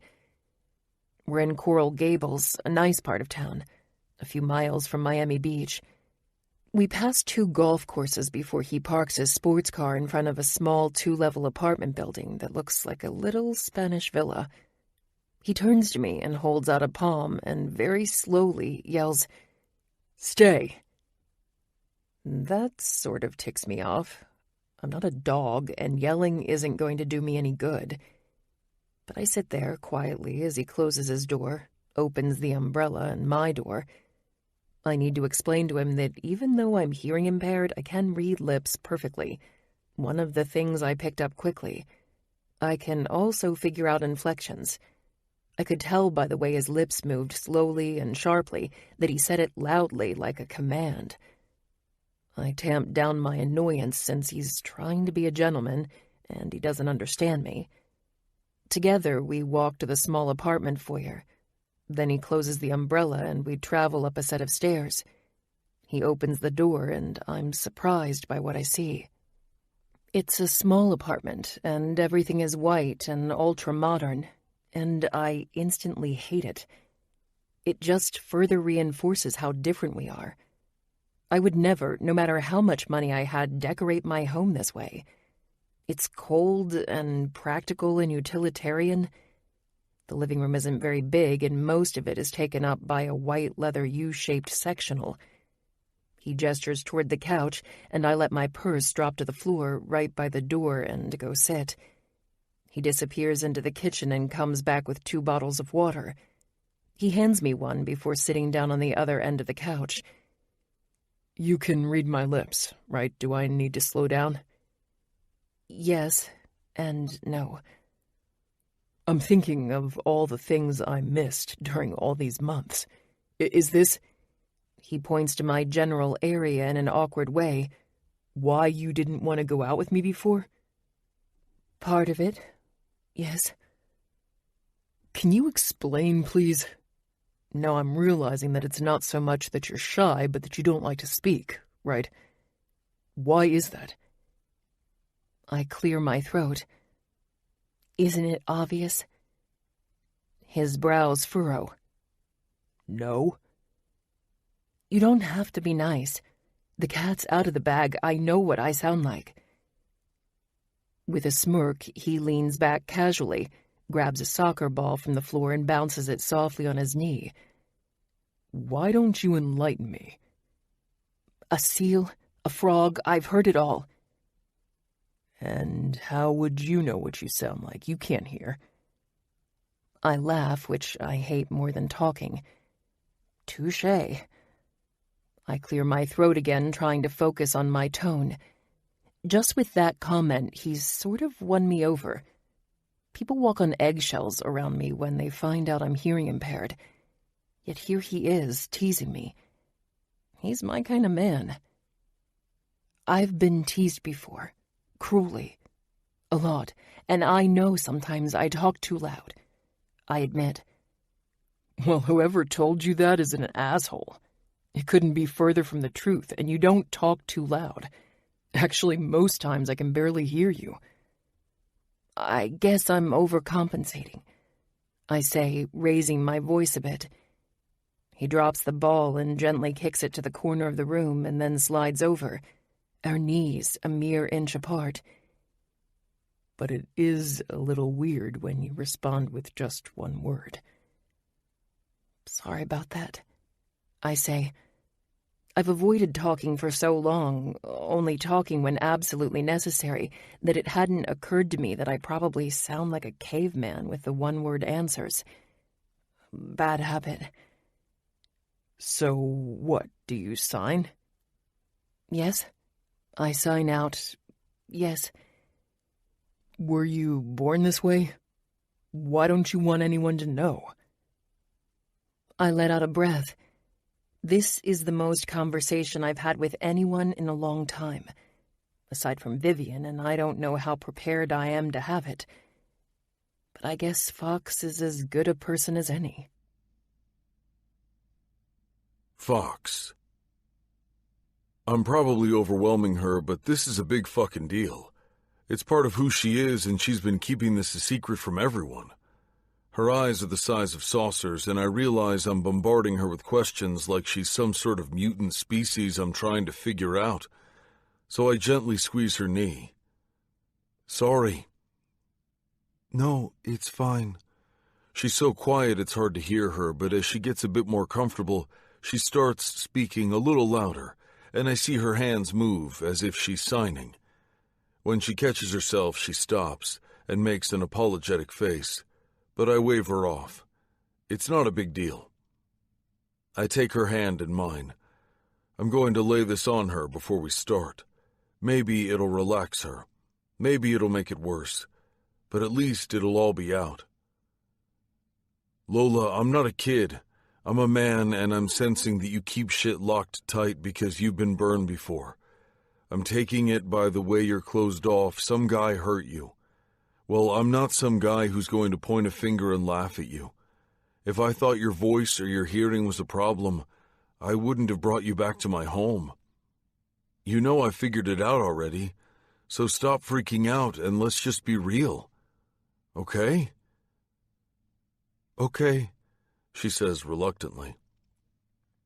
I know I joke around a lot, but I'm never going to laugh at you or let anyone laugh at you, whether we're together or not. It's just not in me to allow that to happen. You with me? I'm with you, Fox. I'm not the smartest guy you'll ever meet, but I'm also sensing that you rejected me all this time so that I wouldn't have the opportunity to reject you.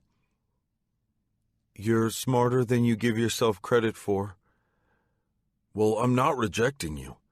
You're here, so please stop being nervous. Let's see what you learn about me. Hopefully you don't reject me. She lets out a big breath and seems to relax a bit. Okay. So what do you want to know? Well, other than how charming you're finding me right now, I'd like to know more about how you lost your hearing. Yes, you are unbelievably charming and quite arrogant, too. Well, it goes hand in hand. I wink at her. She rolls her eyes, but she has the silliest, cutest smile on her face. And with regards to my hearing, no, I wasn't always deaf. I lost my hearing when I was 17 from a high fever, which turned out to be meningitis. I'm trying to make her comfortable, except that I'm not at all comfortable with this conversation. I don't know what is okay to ask and what is not, but I also need to talk about this. It's a huge elephant in the room that must be discussed. Her voice is low and a bit nasally, and she sometimes over-enunciates, but I'm guessing she works very hard to make sure she sounds normal. I hadn't noticed all these little nuances before. Obviously, I'd noticed she speaks softly, but I just thought she was shy. There were a few times she spoke loudly, but I didn't think anything of it. The club's loud and everyone tends to yell. Now I'm understanding that she's finding her tone when she talks, since she can't hear herself. And you can't hear anything at all? Nope. I used to hear a little bit, but now it's mostly complete silence. Jesus Christ. I run a hand through my hair. And your family? My mother died when I was 4, and I never knew my father. My foster mother was an evil woman who took her government checks every month and ignored me most days, including when I got sick and needed to go to the hospital. She didn't care enough to take me to a doctor. I'm not sure what to say. My father's a piece of shit, but I think he would have taken me to the hospital if I needed to go. It takes a minute for me to process this. Damn, this woman has had a tough lot in life. No wonder she's so closed off. She's had no one to count on in the past. Why not tell people? It has to be easier than keeping it a secret, Lola. I've applied for jobs and haven't gotten them because of it, and I've had jobs where I have been fired for it, which is why I need this to be a secret. Nick and Matt won't fire you because you're deaf. You don't know that. She looks slightly panicked, her voice loud now. She reaches over and grips my hand hard. You promised. Hey, I won't say anything, I swear to you. But just keep that in mind. Nick and Matt are good guys. They won't fire you. You know they want you to work at Duality, right? I saw her name on the list earlier today. For some reason, it's the only name I could easily make out on the daunting list they gave me. Yeah, I know, but still I prefer that no one knows. I've gotten by without needing anyone's help and without anyone knowing. I'd rather keep it that way. I promise. She nods and releases my hand. How is it that no one knows? You didn't? She points out matter-of-factly, and she's right. In a club where everyone is yelling over the loud music, I'm sure most people can't hear. It's easy to blend in. I can see that. Okay. But shit, still, it must be hard. Not as hard as you'd think. She smiles at me, and I'm struck by how beautiful she is. I love her smile. It's so natural. She's so natural. She looks 18, but I know that she's at least 21, since everyone who works at the club has to be above the legal drinking age. How old are you? I ask abruptly. Don't you know to never ask a woman that? I know she's teasing by the way she arches an eyebrow and the smile stays on her face. I'm glad she's still sitting here with me in a good mood, considering the heavy topic. True, I take her hand in mine again. But I'd still like to know. 24. You? I've been wondering. I notice that she's using full sentences now. Her volume goes from very low to loud mid-sentence and then low again, as if she's testing out her voice and tuning the sound like a musical instrument. Shit, I've been so worried about her being legal that I didn't stop and think she might find me too old. 33. Too old for you. That's true, she agrees with a grin. But she doesn't pull her hand away from mine, and I find myself running my fingers through hers, touching the inside of her wrist as she gets comfortable on my couch. She's so small and dainty, which makes me marvel even more at how she's gone through so much in her life and come out of it so strong. Lola is quite the fierce fighter. Tell me more. I'm a man thirsty for information about her. She's so intriguing and resilient, and I just want to know as much as I can. You told me you had a second job. Yep. When do you sleep? Tuesdays at around 6. She quips, and we both look over to the big digital clock by my television and laugh. But it's okay. This is nice. It is nice. So much so that I don't want our time to end. Do you want to have dinner? I can grill us some steaks downstairs. It stopped raining. We don't have to go anywhere. Okay. Yes, that sounds nice. A grin takes over my face. I think she's forgiven me for standing her up, which is another conversation we should probably have. Certainly she's going to want to ask about my brother since I brought it up earlier. But right now she's not bringing it up, and I'm not going to either. I'm just glad she's here and she's talking to me. I'm enjoying getting to know her. She's easy to talk to now that I know her a little bit better. I know that there's a lot more to her. A hell of a lot more. But at least I've chipped that armor enough to understand why she's wearing it to begin with. Why don't you make yourself at home? I'll be in the kitchen. I look through the refrigerator and pull out all the ingredients I need. Thank God I made a quick run to the grocery store this morning. Otherwise, I'd have nothing to feed her. So, duality, huh? It's wild. I think it's going to be a game changer. It's huge. Double the size of Panic. I say from the kitchen as I begin to make a salad. Silence. I look over my shoulder. She's walking around my small living room, her small, delicate hand running over a shelf as she gazes at the one picture I have on the shelf. "Who's this?" she asks. Then I realize she hasn't heard anything I just said. This is going to take some getting used to, but I'm willing to try. She keeps her eyes locked on me as I speak. That's my brother. I see her mouth form an O shape in surprise. She already knows that he's the reason I stood her up, but I'm sure she has questions. No time like the present, I suppose, so I just dive right in. Why don't you come here so I can tell you about him while I get our food ready? She comes into the kitchen and leans against the counter, close to where I'm working. I can smell her vanilla perfume and I can see some of her freckles from this proximity, and I realize I'm staring when she says, "You can work. It's okay." She tips her chin toward the lettuce. "I'd help, but then I wouldn't be able to see your mouth." No, it's fine. Stay right where you are. I slant my head just enough to be able to keep preparing the food, but also so she can read my lips. Okay? She smiles and nods. Okay, so Ronnie. He was my younger brother. Not by much, only 14 months younger than me.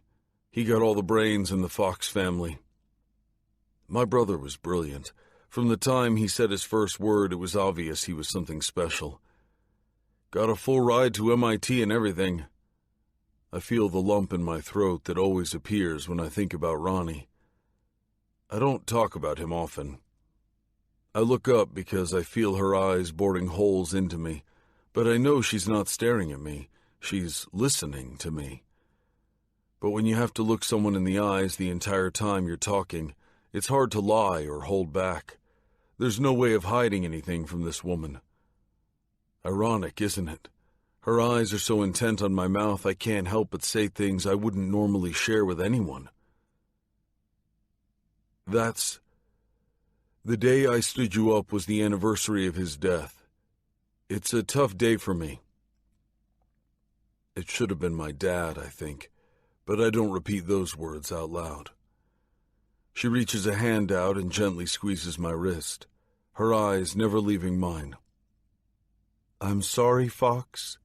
Truly." Don't apologize. I'm the one who needs to apologize. I clear my throat. I was having a bad day and drank too much and fell asleep. I was late to work and I fucked up with you, so the day just kept getting worse. I really messed up, Lola. I have no excuse except to say that I'm not the kind of guy who gets drunk and stands up beautiful women. That gets me a sweet smile. It was stupid, and I fucked up big time. I hope you can forgive me and we can start over. I'm here, aren't I? So you forgive me, Lola? She shrugs and smiles. Everyone deserves a second chance, right? She repeats the words I said to her earlier, and I feel a huge load off my shoulders. Were you close? Me and my brother? Yeah, we were. I imagine it must be the worst thing to lose a brother. It is the worst thing. There are days the anger consumes me, and there are days the sadness drowns me. Not many people in this world know you like a brother does, and Ronnie, he was the best. Do you have any other family? Parents? My father is still alive, but we don't talk. My mother passed away a long time ago. Your brother's death must be hard on your dad, too? I shake my head. I wouldn't know. My father's an asshole. We don't get along. I think about his last drunken phone call, and just as quick as the memory flashes in my head, I kick it right out. I'm waiting for her to ask me questions or to say something that just never feels sincere or right. Nothing makes my brother's death right. I hate talking about it, so I never do. I stand there waiting for a few long moments before I realize she's done. She's not digging further, and she's not asking questions. This woman never seems to do what I expect her to do. I turn around and start prepping the food. I'm sorry things got so heavy, she says. It's okay. No, you're not okay. I will be, though. I tell her truthfully. There's just too much silence. Normally, if I'm alone in my home, I'll put on the TV or music. Now there's another person here with me, yet there's more silence than ever, and it makes me feel uncomfortable for some reason. I have this need to fill the void with conversation. I've always been that way. She brushes her hand on my wrist and smiles. How long have you lived here? I love this area, she says, changing the subject to something safer. 2 years. It's small, but it's mine, and it's a good area. Good neighbors. Can't complain. There's a constant need in me to impress people, and it's no different with Lola. I know she's looking at all the stuff I purchased from a page in a catalog. From the couch to the lamp, I bought it all exactly the way it looked in the picture. It cost me a fortune, but it's all quality furniture, and I've been told it's beautiful by women, and men have been floored by my enormous television and gadgets.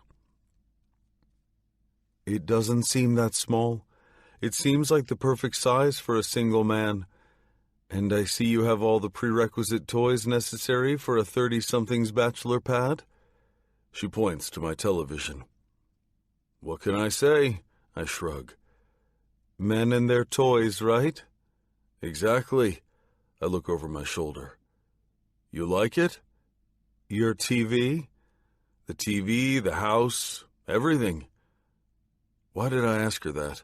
Does it matter whether she likes it or not? Yeah, of course. I mean, it's so... She extends her hands and tries to find the right word. Luxurious is the word I'm thinking she's about to say. Instead, she says, white. It's very white. White? I mean, I like white. It's clean and smooth and modern. I laugh and think of how she always wears that raggedy boho purse with all the colors. Even her DNA was made with a pop of color. Her blue eyes that stand out so vibrantly against her milky white skin and black hair. You hate it. No. She grabs my hand and squeezes. No, I don't hate it. It's not your style. She makes the cutest face I've ever seen, bringing a shoulder up and scrunching her face, and before I know what I'm doing, I grab the back of her head and pull her lips to mine and kiss her. It's fast and surprising, but perfect. Lola. He kissed me. He didn't ask permission. He didn't hesitate. He just kissed me. And now he's chopping a tomato as if he didn't just rock my entire world. It wasn't an earth-shattering kiss, it was just a quick peck. But it was soft and sweet, and my heart is beating out of my chest. You want some wine? he asks. My head is still spinning, and I don't even realize I'm touching my lips until he pulls my hand away from my mouth. You're in your head. I am in my head. Stop thinking so much. I nod stupidly. Wine? He repeats. Beer? Absolutely, he replies. He grabs 2 beers, opens one, hands it to me, and takes the other one for himself. I take a huge gulp, and then, trying to think of something to say, I blurt out, I like your tattoos. He has so many tattoos. From what I can see, they span most of his neck and arms, and I assume that there are more hidden under his clothes.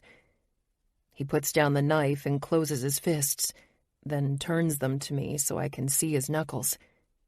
I put down my beer and take his wrists and pull them closer so that I can read them. One fist says 1988, and the other 1998. Under it, it says sink on one and swim on the other. Interesting. I wonder what they mean, but I don't want to pry. Those are your favorite tattoos? No, those aren't my favorite. Those are the dates that my mom and brother died. I'm so sorry, Fox. Why did you show me those then? Because those are the ones most people ask about. My favorite is this.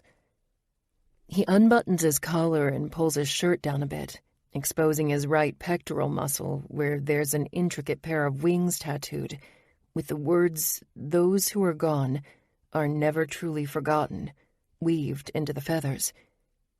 Unable to resist, I lean closer and tentatively brush my fingers along the black ink. Wow, I whisper, then I look up at him. It's beautiful. Thank you.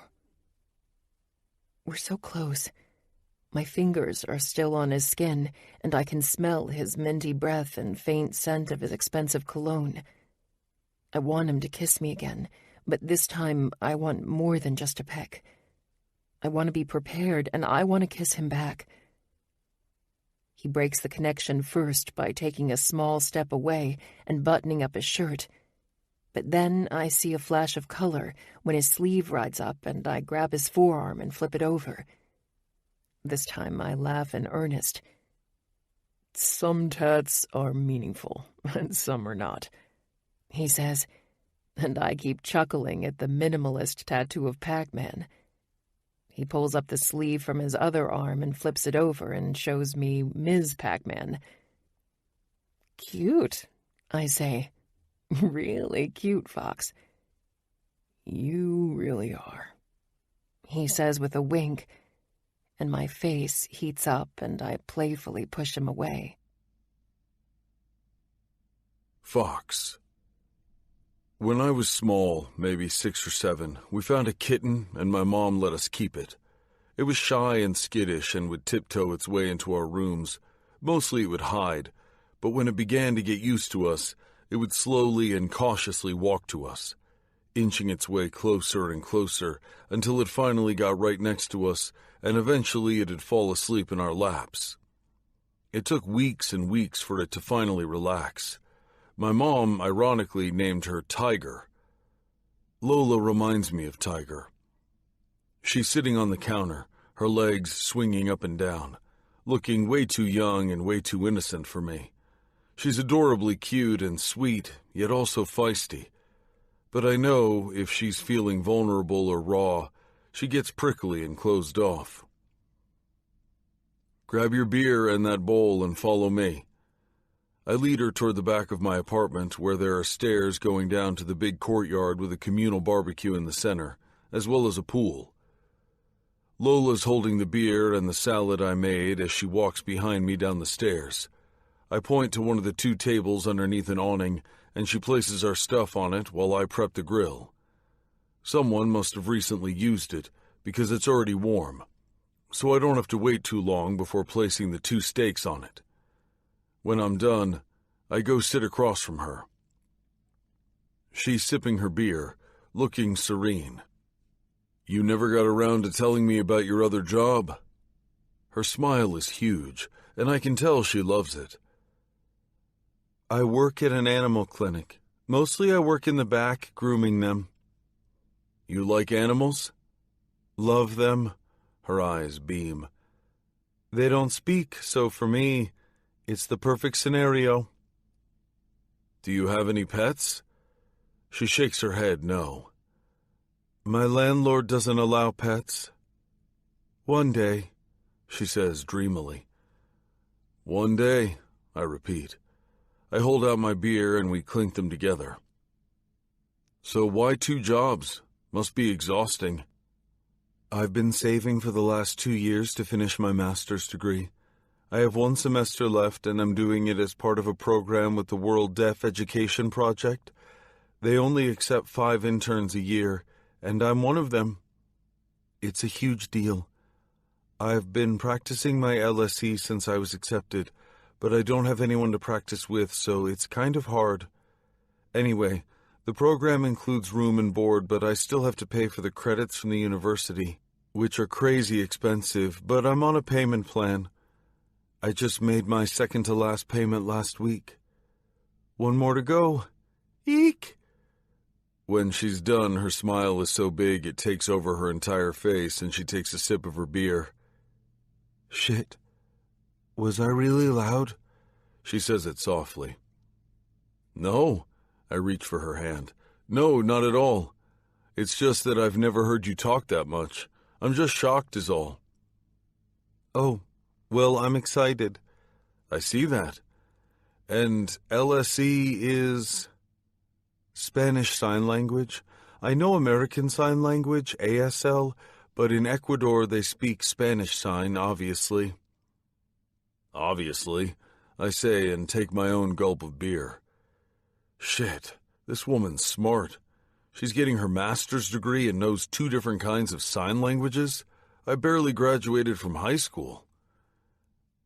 And what exactly is in Ecuador? Underprivileged children who can't communicate with anyone. They won't have any future if they can't talk or sign.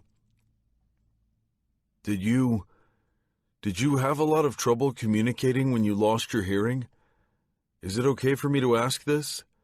I'm not sure what the protocol is, although I think I've broken all politically correct protocols already. She waves off the remark with a smile. It's okay, Fox. I'd rather you ask than assume or feel uncomfortable. Ask me anything. Deaf or hearing impaired? I'm okay either way. The deaf community, however, usually prefers hearing impaired. And yes, I had a lot of trouble when I first lost my hearing. I felt ostracized by everyone. Her voice fluctuates in volume as she speaks, going from high pitches to too low, as if she's catching herself. But it doesn't bother me at all. I can tell she doesn't lose control often, and I'm glad she feels comfortable enough to do it with me. It's sweet. How about you? Bouncer at the coolest nightclub. Was that your dream job? I snort. No. No one really grows up thinking they want to be a bouncer. I was always the biggest kid in the class and not the one with the best grades. Got in trouble a lot, mostly for fights. I shrug, remembering how some of those fights were because I was pissed off from being beat up at home by my dad and would take it out on the kids at school, since I couldn't fight back against my father. I started out working in a fast food place, then in a restaurant, and eventually in a bar. You know how that goes. One dead-end job after another. At night, I would work odd jobs doing security for different places, not necessarily nightclubs, strip malls and shit like that. Then I was working full-time for a while at a restaurant during the day as a manager. I applied for a part-time gig at Panic, and Nick gave me this job. It eventually became full-time, and I juggled both jobs for a while. But yeah, it works. I like it. It's become more than just a job. They promoted me to head of security in Duality, which I am really excited about. Did you ever want to do something specific before you got stuck being a bouncer? Make money, I say honestly, and her nose scrunches, and I feel sleazy just saying it. That's not a dream, that's an end. But it's all I've ever wanted. No one ever grows up saying they just want to make money. Although I guess with you, I can see that. Ouch. Well, it's not like she's wrong, but this is the first time it stings to hear it. Sorry, shit, that came out wrong, she says. I mean, the car, the suits, the house.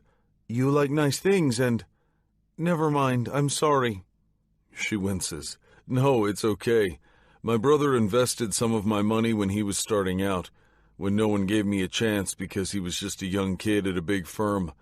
I didn't have much to invest, so I never made too much, but like I said, he was a genius and it paid off. I'm not rich, but I did well, plus I've saved, and Nick and Matt are pretty generous. I didn't mean to pry.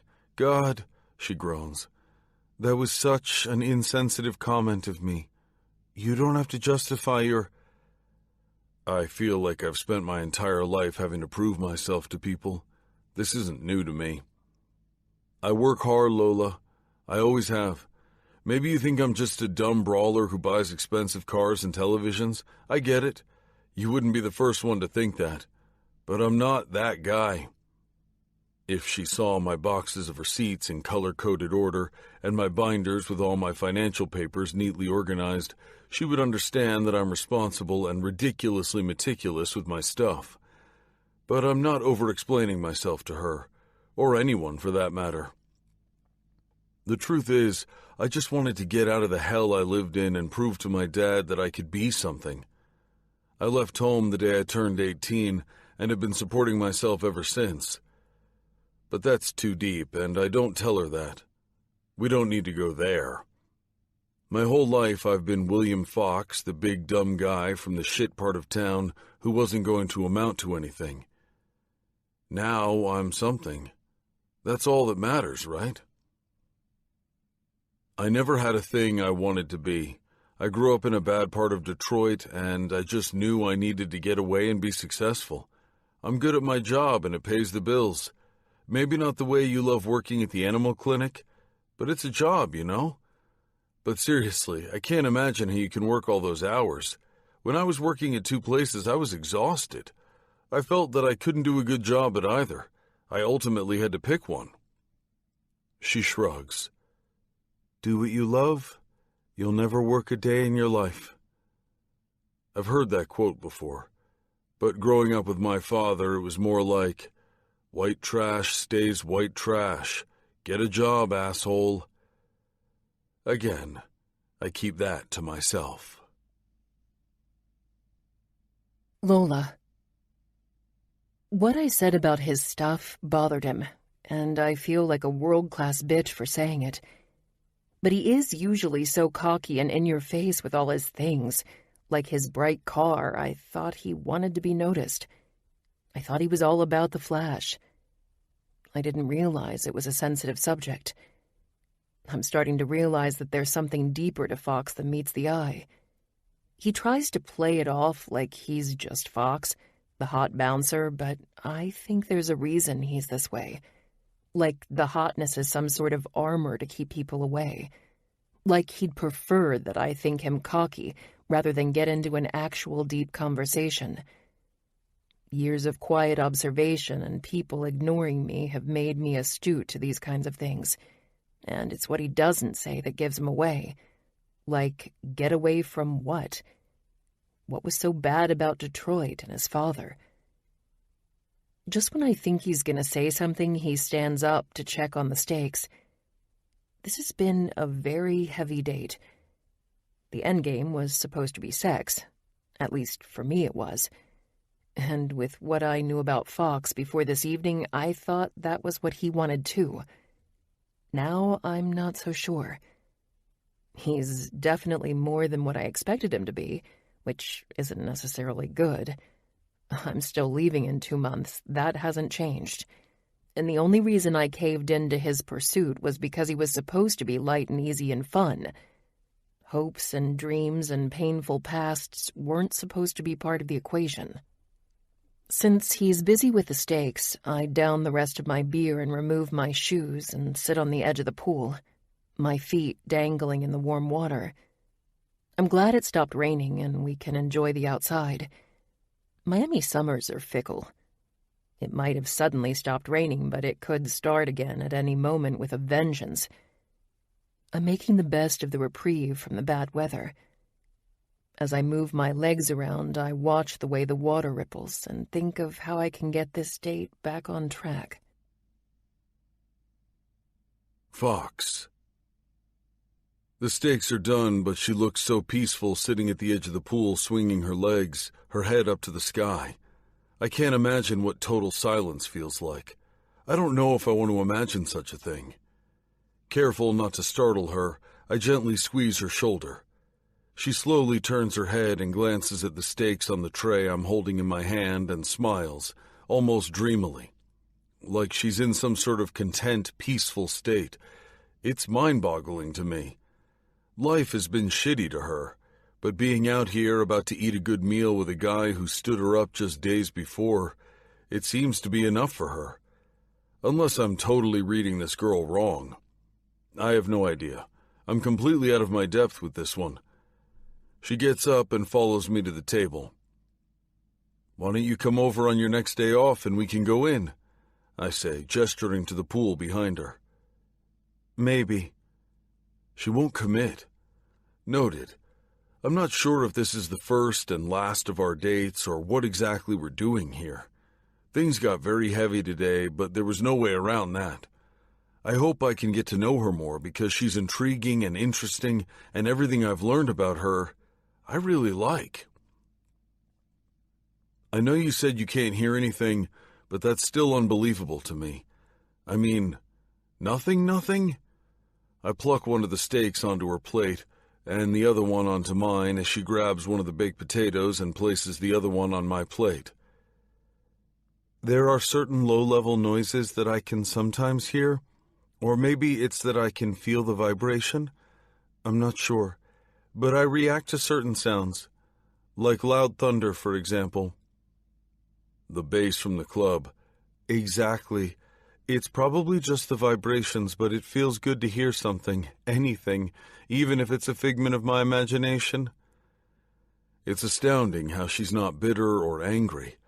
I think I'd be, if it were the other way around. Hell, I'm bitter and resentful now for something that isn't even remotely as bad as what she goes through daily. How did you learn how to read lips? Out of necessity. I just did. I can't really read every single word every single time, but if I know the gist of the conversation, I can pick up on most of it, for the most part. If you were to suddenly switch topics, I might need a moment to adjust. Also, if I'm at a place where everyone's talking at once, it can get difficult to follow. I'll try to speak slow and stick to one topic, I say as we cut into our steak. No, don't. Please.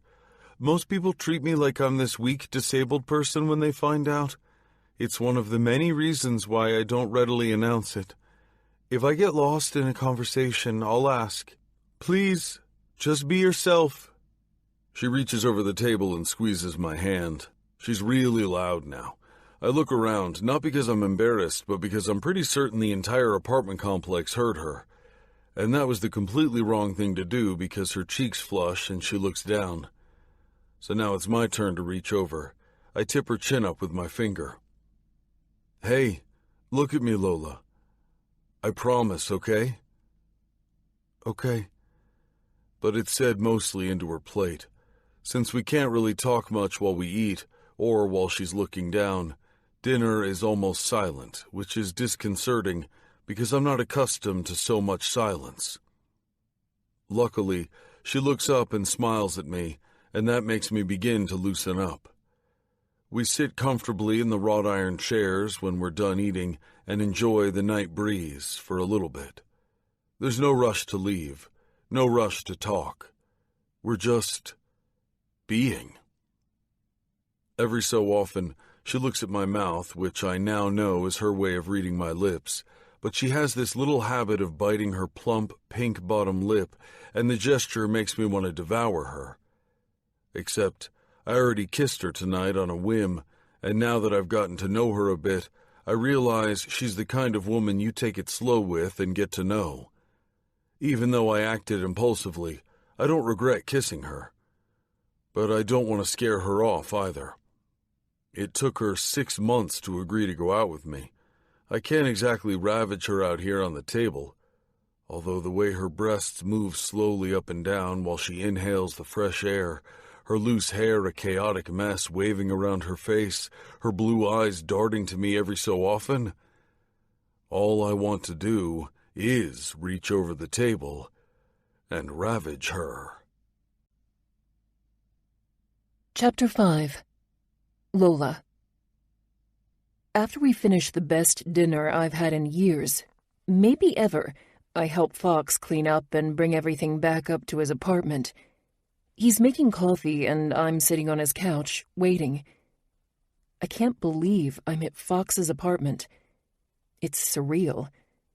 This is not where I thought I'd be when I woke up this morning.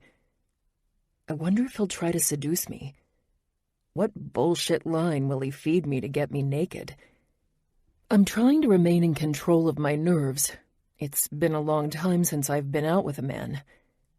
Something touches the side of my face and I look around. He's smiling at me from the island in his kitchen, his forearms resting against the thick butcher block countertop. With a dip of his chin, he gestures to the floor. I look down and then a huge smile immediately spreads across my face. A paper plane is on the floor, just like earlier. I bend down, pick it up, and open it. Ack! This is the second time he's done this, and it's so damn cute. But I don't want him to be cute. I want sexy. Written on the plane is this: "Why are you so nervous?" My brows furrow. I look over my shoulder, expecting him to still be in the kitchen, but he's right behind me now. The thick hair I love is sticking up, as if he's been running his fingers through it. His eyes narrow on me intensely, as if he's waiting for an answer. Damn, he's so hot. I'm not nervous, I say. Liar. He runs his thumb across my lip, and then I realize I've been biting it, an old habit of mine. Tell me, we've already spilled all our secrets, may as well get it all out in the open. He says, I just haven't done this in a long time. Done what, exactly? Been on a couch with a guy, wondering what happens next. He leans over the back of his sofa and does something that should feel intimidating, but instead makes me feel oddly safe and sensual. He gently yet firmly grips my throat with his hand, forcing my head back onto the sofa. He moves down toward my lips, his eyes blazing. I can't look away. Impulsively, I hold his wrist. It makes me feel in control, although I'm not even a little bit. But he's not deterred in the least bit by my hesitation, and even when his lips touch mine, in this backward, upside-down kiss, I can't look away. His eyes are shut and his tongue presses against my lips, coercing them open. He squeezes a little bit on my throat, and that earns him a moan from me. One I didn't even see coming, and a jolt of excitement runs down my spine. This is exactly what I want, what I need, a man that knows what he's doing. A man that can take the lead and give me great, mind-blowing sex for a few months. A man who will let me be myself. I don't even know what myself is when it comes to sex. But he can teach me. When he finally loosens his grip, I turn around so that I'm on my knees and the back of the couch is between us. I guess you don't have to wonder anymore, he says with eyes full of intensity. I place my hand over his heart. I want to hear him so badly, and I know feeling the vibrations when he speaks or when he makes a noise is the closest I'll get. I lick the edge of his lips, and I can feel his body tremble as if he's growling. It's titillating. I haven't felt this way in so long. I almost forgot what it's like to feel desired. He nips at the tip of my tongue, and I almost come undone. But he pulls away, leaving me breathless and empty. He takes my face in his hands. You really are a little tiger, aren't you, Lola? I have no idea what he's talking about, but I don't care. I want more kisses. I think it's time I take you home, he says. Playfully, he bites my bottom lip. I didn't even realize I'd been pouting. Don't tempt me too much. I may not be able to control myself. He gives me a final kiss on the lips and reaches for my hand to help me up. I don't want to go yet. I whine. He chuckles. I can tell by the way his chest moves and the way his lips curve. Come on, I'll drive you. You are such a tease, Fox. I realize I'm signing while I talk. It's a habit, so I clench my fists to stop myself. I promised myself I wouldn't kiss you again tonight, and I already fucked up. Let's get out of here before I get you naked. It's a statement, and it's firm, and decisive, and leaves no room for fuss or for questioning. He takes my hand in his. It's big, and it swallows mine up. It's also warm, and I want to feel it all over my body. I almost cry in desperation. He must think I'll mind if he gets me naked. He wants to be a gentleman? After that kiss? Why can't he just be a jerk and try to get into my pants? I hope we can do it again. Yeah, me too. I sigh, more sexually frustrated than ever before. Fox. I'm driving Lola home, and as I glance over at her, she's biting the side of her nail nervously. Maybe she regrets the kisses now that she's had a chance to think about it. It was intense, and I'm still fighting off the hard-on that doesn't want to go away. Or maybe she really didn't want to stop, although I doubt that. She doesn't seem like the kind of girl that sleeps with a guy on the first date. Was this even a date? But as I get closer to her neighborhood, I realize why she's nervous. She's either ashamed of where she lives, or she's scared to go home. If I lived here, I'd be scared for my life too. And I'm a big guy who can easily defend myself. This is the worst area in Miami. Why does she live here? I don't want to embarrass her by asking, but I know she makes a pretty decent living at Panic, plus she has that second job. This is a pay-by-the-day or maybe by-the-hour kind of apartment complex. You can park right here? She points to an empty spot at the curb in front of the building, a few feet away from a group of men loitering around the corner. I hop out of the car, but by the time I go around to open her door, she's already out. Thanks for the ride, she says. You're welcome. She just stands there looking at me expectantly.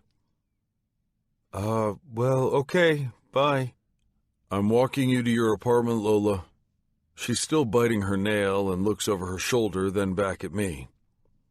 It's okay, really. I take her hand in mine. I'm sure it's okay.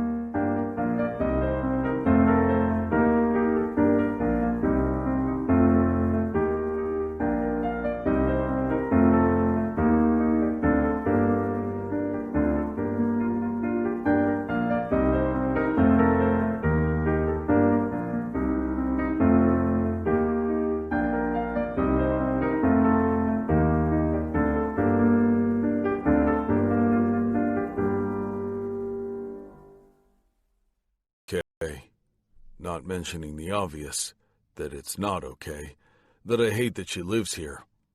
Shit, I'd hate for anyone to live here, which is ironic because it's almost identical to the neighborhood I grew up in. But I'd like to walk you to your door. She nods shyly and leads me to a small metal gate by an empty pool and rusted lounge chairs. This is just unsafe. There are unsavory people everywhere. Then we get to another metal gate, this one heavy, and she opens it, the hinges creaking in the process. We walk into a staircase, the heavy door slamming loudly behind me. She doesn't even flinch. "Be careful," she says. "The lights aren't working." I can't see in front of me. How the hell does she do this every single day? When we get to the second floor, she opens yet another metal door, and then her apartment is the first door to the left. She already has her keys in her hand, I assume out of self-preservation or habit. She looks around a few times before opening the door. At least she's vigilant of her surroundings, I think to myself. Once the door is open, she turns around to say goodbye, again trying to hurry me off. But I'm not having it. I want to see where she lives, get to know more about her. I follow her in, which forces her to move back, and then close the door behind me. She's worrying her nails again, but she doesn't say anything. She just looks at me, waiting. "I appreciate you driving me home. I didn't really feel like taking 3 buses to get here at this time." I turn so that she can see me, and tuck a long, thick chunk of hair behind her ear. "It's no problem, Lola." Again there's silence, and it's deafening as I look around her small apartment. I'm struck by all the colors. I see lampshades with scarves on them, colorful mismatched chairs, and a bright table. "Go ahead, say it," she blurts out, and it startles me. She looks completely defeated. "Say what?" "Whatever you're thinking, say it." "That is the ugliest fucking lamp I've ever seen. It's green and hideous." She rolls her eyes. "That's not what you're thinking." She lets out a breath. "My apartment, the neighborhood." "Why do you live in a motel, Lola?" "It's not a motel." "It's not a home either." "I'm saving." "Nothing's worth you living in this shithole." "Don't be a jerk. I'll be out of here soon. Living here is a small sacrifice. I know it's nothing compared to your beautiful white apartment, but it's just a place to crash. Not all of us are as fortunate as you are." Fortunate? Did she not hear me when I said I grew up in a shitty little town in Detroit? "You have no idea what you're talking about." "You're right. I don't, and neither do you. Wherever you grew up wasn't as bad as a foster home from hell, trust me," she says, her hand on her waist. She's being really defensive, just like I thought earlier. When she feels she has to explain herself, she gets prickly. Unfortunately, so do I. "Oh, we're comparing crappy childhoods now?" I shake my head and let out a big breath. I'm sorry I called this place a shithole, but I know firsthand how it feels to live in a place like this. "It is a shithole, I don't disagree, but I'm proud that I'm almost done with school and that I've been able to do it all on my own. I don't need anyone trying to push me down when all I'm trying to do is better my situation." "I'm not pushing you down. I can't help feeling protective about your safety. I'm sorry it came out like I'm an asshole, but you've done nothing but surprise me tonight. You're by far the most amazing woman I've ever met, and the fact that you're in school and paying for it yourself is unbelievable." I take a step closer, and she closes her eyes. I chuckle and kiss her cheek softly as her eyes flutter open. "I'm sorry if I get a little defensive. Be patient with me," she says, and I'm surprised she admits that. "I'm not used to being questioned or having to show anyone where I live. You're the first one who's been here, actually." "I'm nothing but patient," I say. "Just let me in. Don't keep fighting me at every turn." "You're in. See?" she says, and points to her apartment, and I roll my eyes. Not what I meant, and you know it. She smiles softly, tenderly, and with a small breath. I know, and I'll try. That's all I ask, Lola.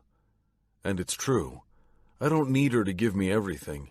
I just need her guard down enough that I can seize the rest. I won't hurt her, but we'll never get to where she'll trust me if she won't give me the chance to show her. Good night, Tiger. Good night, Fox. Close the door behind me, yeah? I will. And Fox, thanks for everything tonight. I leave, and it feels strange. We didn't exactly make plans for another date, even though we did say we would hang out again. My mind is all over the place as the metal door slams shut behind me with a loud whoosh. I think about all the noise she must get from being this close to the staircase. But then I remember she can't hear, so she probably hasn't realized what a shitty apartment she has in this majorly shitty place. Then I recall our kiss and think about how I want to kiss her again. Over and over. Why the hell didn't we make plans for a second date? Chapter 6. Lola. It's 3:30 in the afternoon, and I'm running out of the animal clinic. When Nick and Matt asked me if I'd like to transfer to Duality, I agreed since it's closer to my house, although a bit farther from the clinic. Since today is orientation, I have to get there earlier, which is why I'm in such a rush. Breathlessly, I finally get to the bus stop and plop down on the bench and exhale when a very familiar yellow Corvette stops right in front of me. Fox rolls down his window and motions for me to get in. I do. We've been texting back and forth for the past couple weeks. He hasn't asked me out again, which is disheartening, but I know what a huge baggage it is to date me. I can't blame the guy, but I can't say it doesn't hurt. Still, I don't have many friends, so having him as a friend is better than not having him at all. During the last few days, he's texted me a bunch of silly jokes. Yesterday, he sent me a text asking if I was Reds or Stripes, referring to the local gangs from my bad neighborhood, to which I replied with a middle finger emoji. The truth is, he's not exactly what I expected him to be. He's funny and sweet and thoughtful. He even offered to change the light bulbs in my kitchen when I complained my landlord hadn't done it, and I couldn't reach that high up. You said you weren't sure if you'd make it on time today, so I thought I'd pick you up. That's so nice of you. Thank you, Fox. I say as I fasten my seatbelt. After the meeting, we have about 4 hours to kill. Maybe we could grab something to eat, and then you can change at my house, and I'll drive you back with me. What do you think? Today's the soft opening of Duality. The invitation list looks more like a huge private party, but still, it's a big night, and there's even supposed to be some press coming. I was gonna stick close to the club, grab something quick from a fast food place, then change in the locker room at Duality. Fox is offering a meal and a shower. It's a no-brainer. That sounds heavenly. Great.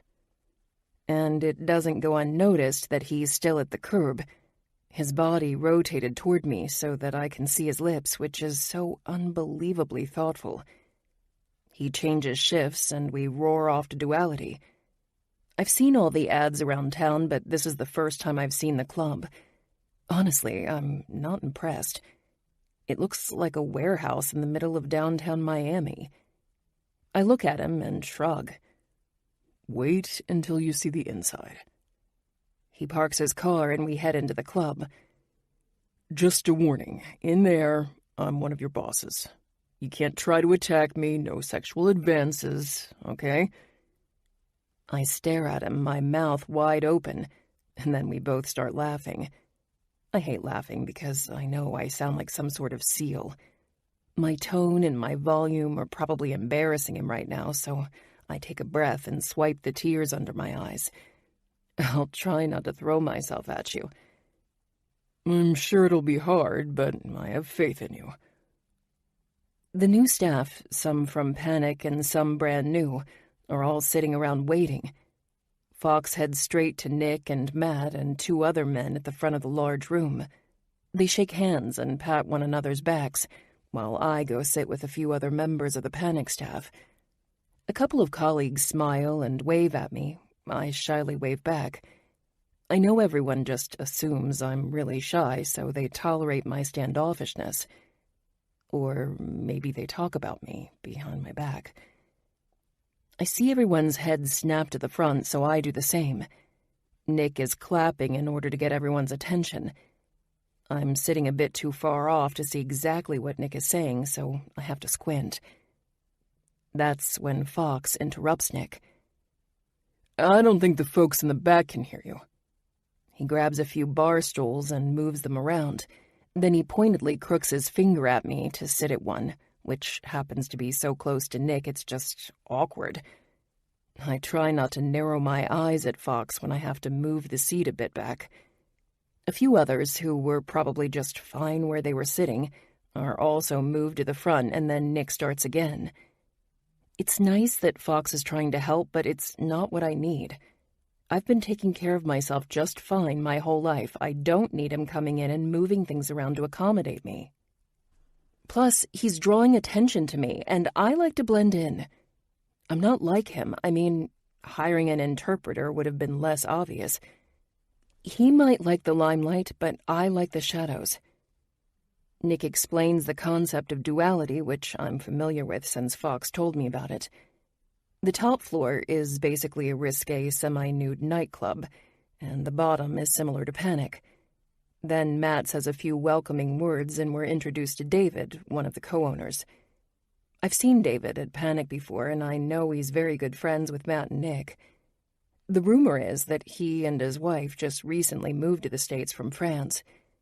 I don't know the entire story, but he seems nice, and according to Matt's speech, David will be taking the reins at Duality together with Fox. When it's Fox's turn to say a few words, I realize how commanding he is. It's not just his large frame, it's everything about him. I bet he has a loud baritone voice.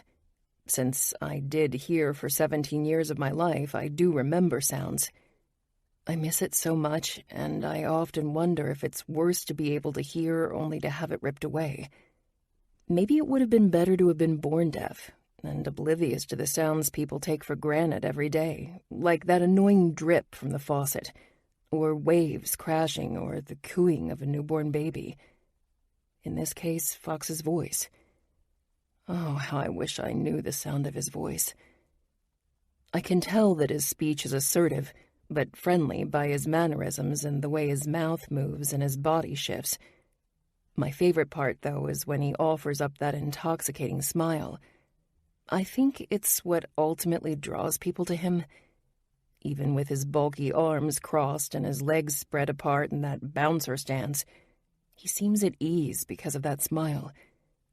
This is a casual meeting, but Fox doesn't do casual like the rest of humanity, at least in terms of his attire.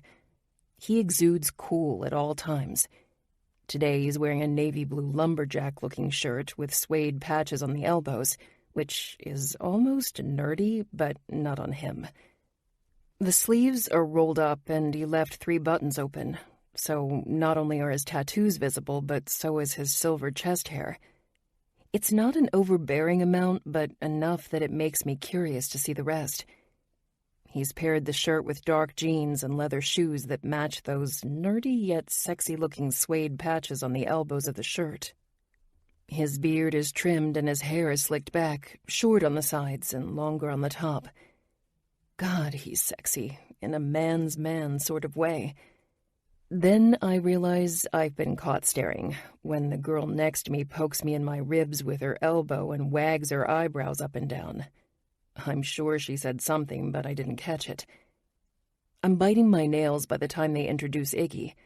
I hope no one else caught me staring at Fox. How embarrassing. Iggy I haven't met before, but it seems only good-looking men can manage and/or own nightclubs because this Iggy guy is hot too. Not in the same way Fox is hot, though. Apparently Iggy is a silent partner and won't be around much, but they wanted us to meet him just in case we happened to see him around. After that, they talk about the uniforms, the registers, and all the boring human resource matters. Finally, we go on a tour of the enormous nightclub. I was wrong about this warehouse. Very, very wrong. This place is not only double the size of Panic, it's beautiful and elegant and opulent in a different sort of way than Panic. There are modern touches combined with that Miami glam, and I can't wait to see it at night with all the lights on. There's no way this place isn't going to be a hit. Everything is over the top and top of the line. Nothing was spared, from the elaborate chandeliers to the funky-looking mirrors in the bathrooms. The first floor, where we had the meeting, the one that they call the vanilla floor, is entirely white, but not like Fox's house. Not boring white. Glitzy, gaudy white. White marble floors, white quartz bar tops. Even all the art on the wall is white. When I'm in the dark with the strobe lights on, the vibe will be different, but right now it's just a lot of white. The top floor is the opposite. It's all dark and smoky-looking with black furniture and some hints of gray. Even the crystals hanging off the chandeliers look like huge, shiny onyx gems cascading down. It's decadent.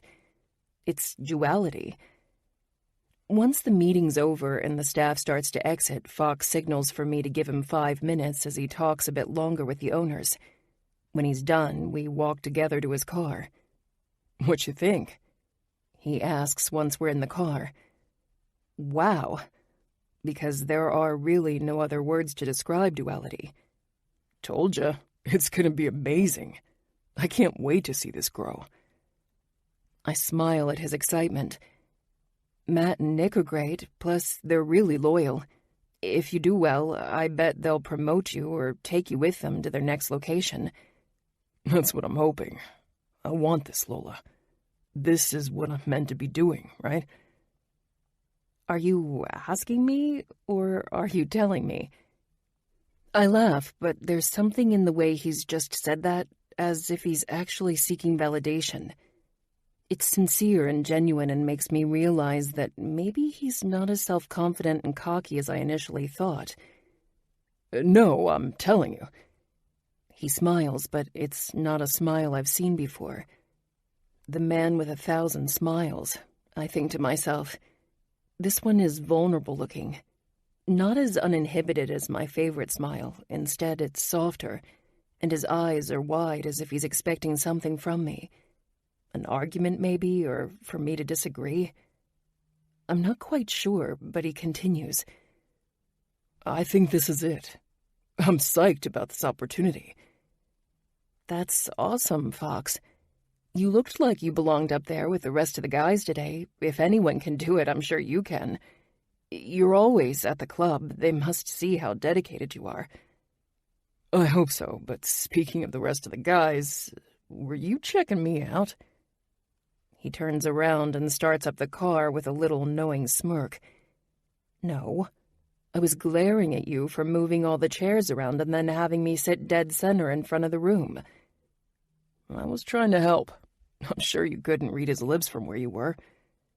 I was fine where I was. You were squinting. Oh my God. You are crazy. You know that? I wasn't squinting. I've been reading people's lips and doing just fine, thank you very much, for 7 years. But wasn't it better where I sat you? Ark! He looks at me with genuine confusion. We go on a date. If it was even a date, and now you're moving things around for me? I'm actually getting truly upset now. Wait, you're mad for real? You're upset? I helped you out, and you're mad? His face is stone. I haven't seen this side of him before. It's that bouncer I don't take shit from anyone look. The sexy smile is evaporated and it's replaced by an emotionless stare. I wasn't mad, I say indignantly, crossing my arms over my chest. I mean, I was annoyed. Then I thought it was sweet. Kind of.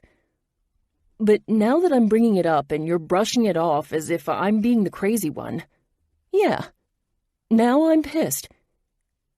He runs his palm over his face and lets out a breath.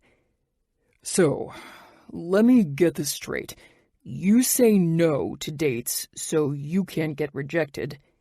You don't accept help, including car rides home, because you don't want to ask for help. You don't tell anyone you're deaf because you don't want to be seen as weak. Who the fuck hurt you so bad that you have to be on guard all the damn time? I thought you were going to try to let me in. I know my eyes are huge right now. I can't believe he's saying all this to me. What? You don't give people the opportunity to be your friend. Ouch, that stings. Sorry, that was harsh. I just don't know how people will react. I don't want people to feel bad for me or feel as if they have to accommodate me somehow. It's almost like I feel as if by staying away, I'm doing them a favor, so they don't have to deal with me. That's just sad and pathetic. Jesus, thanks a lot. He shakes his head and smirks. How about you let people decide on their own whether they like you or not, or whether they want to be your friend or not, instead of deciding for them by ostracizing yourself first. You may be surprised at how nice some people are. Says the guy who's never been made fun of. You think everyone you'll ever meet will be a dick to you? Well, when you say it that way. Exactly. So, why not try to make friends? And stop hiding your hearing impairment from everyone. I let out a deep breath. Maybe you're right. It does happen on occasion. He smirks again, the son of a bitch. I like you, Lola. I can't help it that I want to make things easier for you. I'm sorry that me moving you to the front offended you, but it wasn't meant to. I don't think you're weak, not at all. But I'm gonna do that sort of shit. I'm gonna open the door for you, and I'll carry heavy shit around. But I'll also leave the toilet seat up and forget to change the toilet paper. I lean forward and let my head fall against the dashboard and thump it a few times. I'm such an asshole. I sigh before sitting back up. Thank you for moving me up. That was a nice thing to do, and you're right.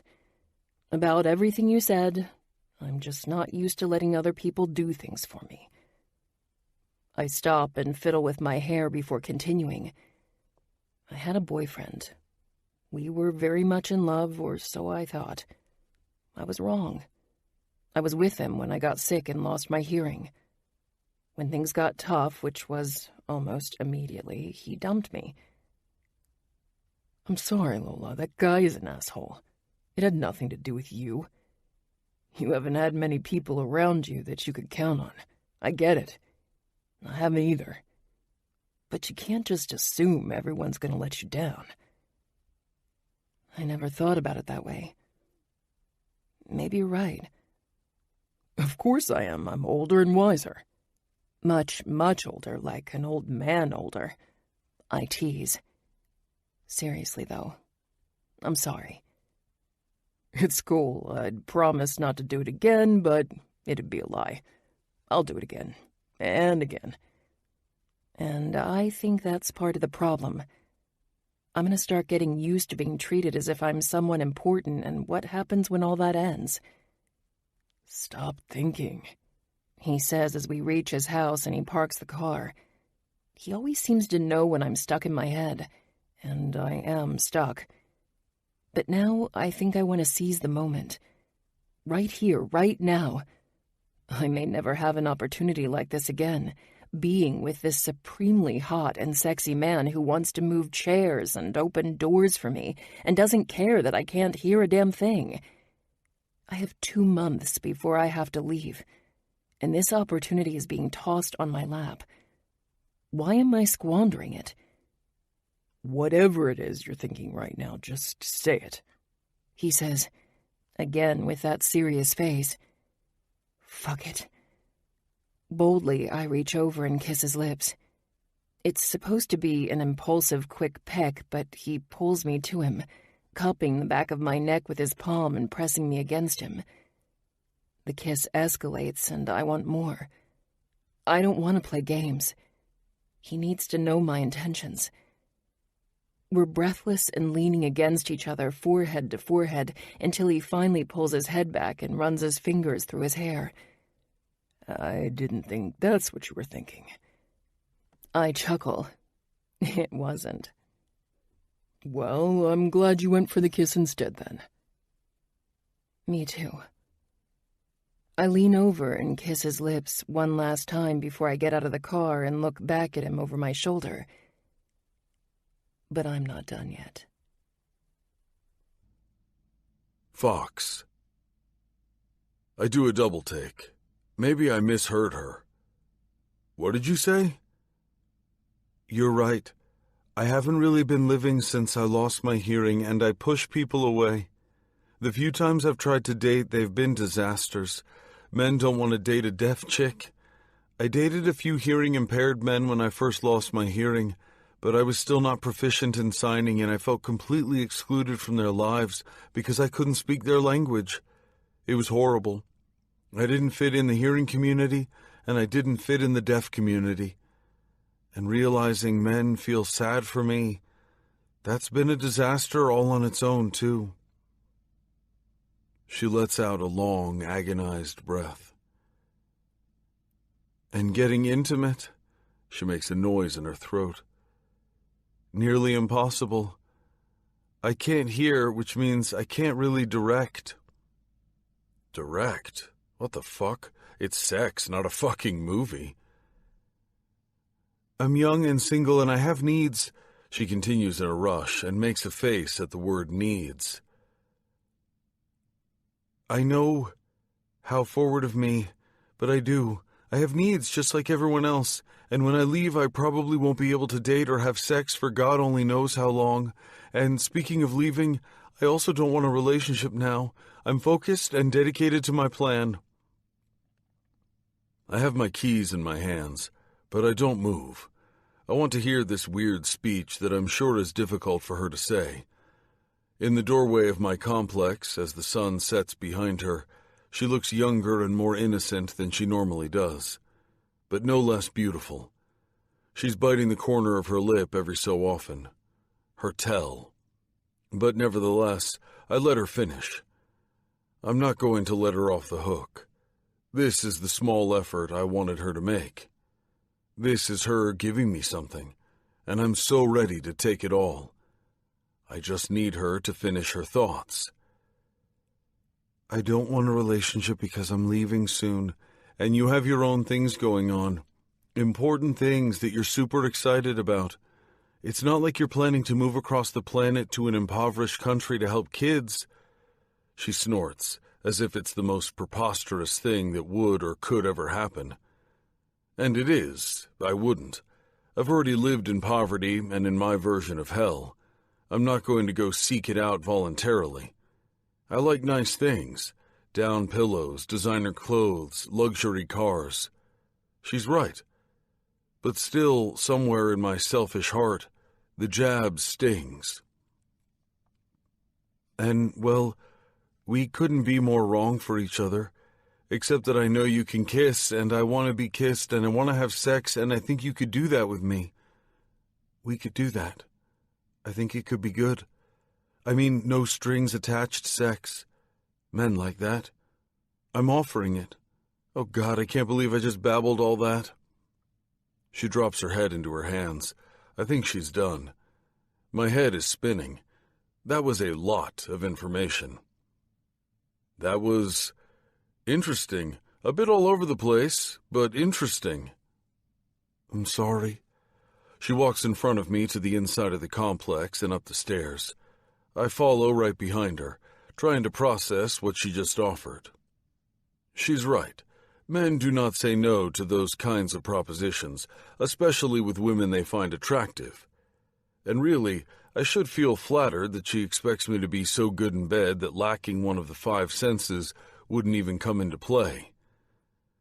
There is just one problem with the proposition.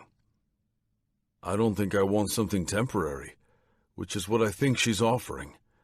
I mean, maybe it doesn't work out in the long run, but starting it off as a sex-only deal isn't going to work. It'll get messy fast. She's not that kind of girl, and regardless, I don't want it. Someone is bound to develop feelings and get hurt, and the likelihood is that it's going to be her, and I'm going to end up being the asshole who hurt her. I don't want to be the asshole. But how can I say no? If I say no, it would prove my father right. I am stupid, after all, and I'll probably lose her in the process. No sex and no Lola. The answer has to be a resounding yes. I open the door to my apartment and turn toward her. She is still looking everywhere but at me, so I take her bag and toss it aside, then turn her to look at me. I don't need directing, I say, my decision made. I know, she whispers. And you're right. I can't commit to a relationship with you. You're leaving. I want her to know it's because she's leaving, not because I wouldn't want something with her. If I could, I'd date her, get to know her, see where things go. In 2 months, she says without hesitation. I hate to start this off with an expiration date. It has to be like this. It's this way or nothing. It'll never work out. Someone will get hurt. You'll get hurt. Her blue eyes are enormous, and as I move closer to her, I see the way they gloss over with lust. Then don't hurt me, she whispers. The only way you can possibly hurt me is by messing with my future. I won't mess with your trip. Then we're on the same page, she says breathlessly. I can make it really good for you. Give you something to think about while you're away. I really hope your arrogance is on par with your talent. I laugh at her wit. I want to fuck you, Lola. Have wanted to since I first saw you. She playfully smacks my shoulder. You are so romantic. Then she, not me, she stalks closer to me. All 5'3" of her. I don't think I've ever had a woman pursue me like this. It's sexy as hell. On the tips of her toes, she wraps her hands around my neck and pulls me down. Her lips crash into mine. And so it begins. I can't get enough of her. She's intoxicating and eager and all Lola. I know I'm being sappy, but there's no other way I can define the chemistry between us. I want to ravage her, except that she's all limbs and claws, and even though it goes against all my instincts, I let her take the lead. I think she needs it. And also, because she can't hear me, even if I were to tell her to stop or to slow down, and I don't want to hurt her feelings. I want to see what she wants and needs, and I honestly have no qualms about letting her use my dick to figure it out. I'll give her this one time. Let her get it out of her system. Then it's my turn to play. Lola. Oh, God. He's just so much. I've only slept with Gus, and that was so long ago I barely remember. Hell, I wasn't even legally an adult when it happened. And the few dates I've been on since then, there were a few kisses, but their arms didn't feel like Fox's arms. Fox's arms are thick, and even if I put both hands together, I can't wrap my hands around one. It's just muscle upon muscle. My hand trails down to his chest, but I don't disentangle my lips from his as I start to unbutton his shirt. I feel him leading me to his couch. Once I've unbuttoned his shirt, I run my hands up his pecs, and wow, more hardness and fuzz. The other guys didn't have fuzz because, well, they were boys, and Fox isn't a boy.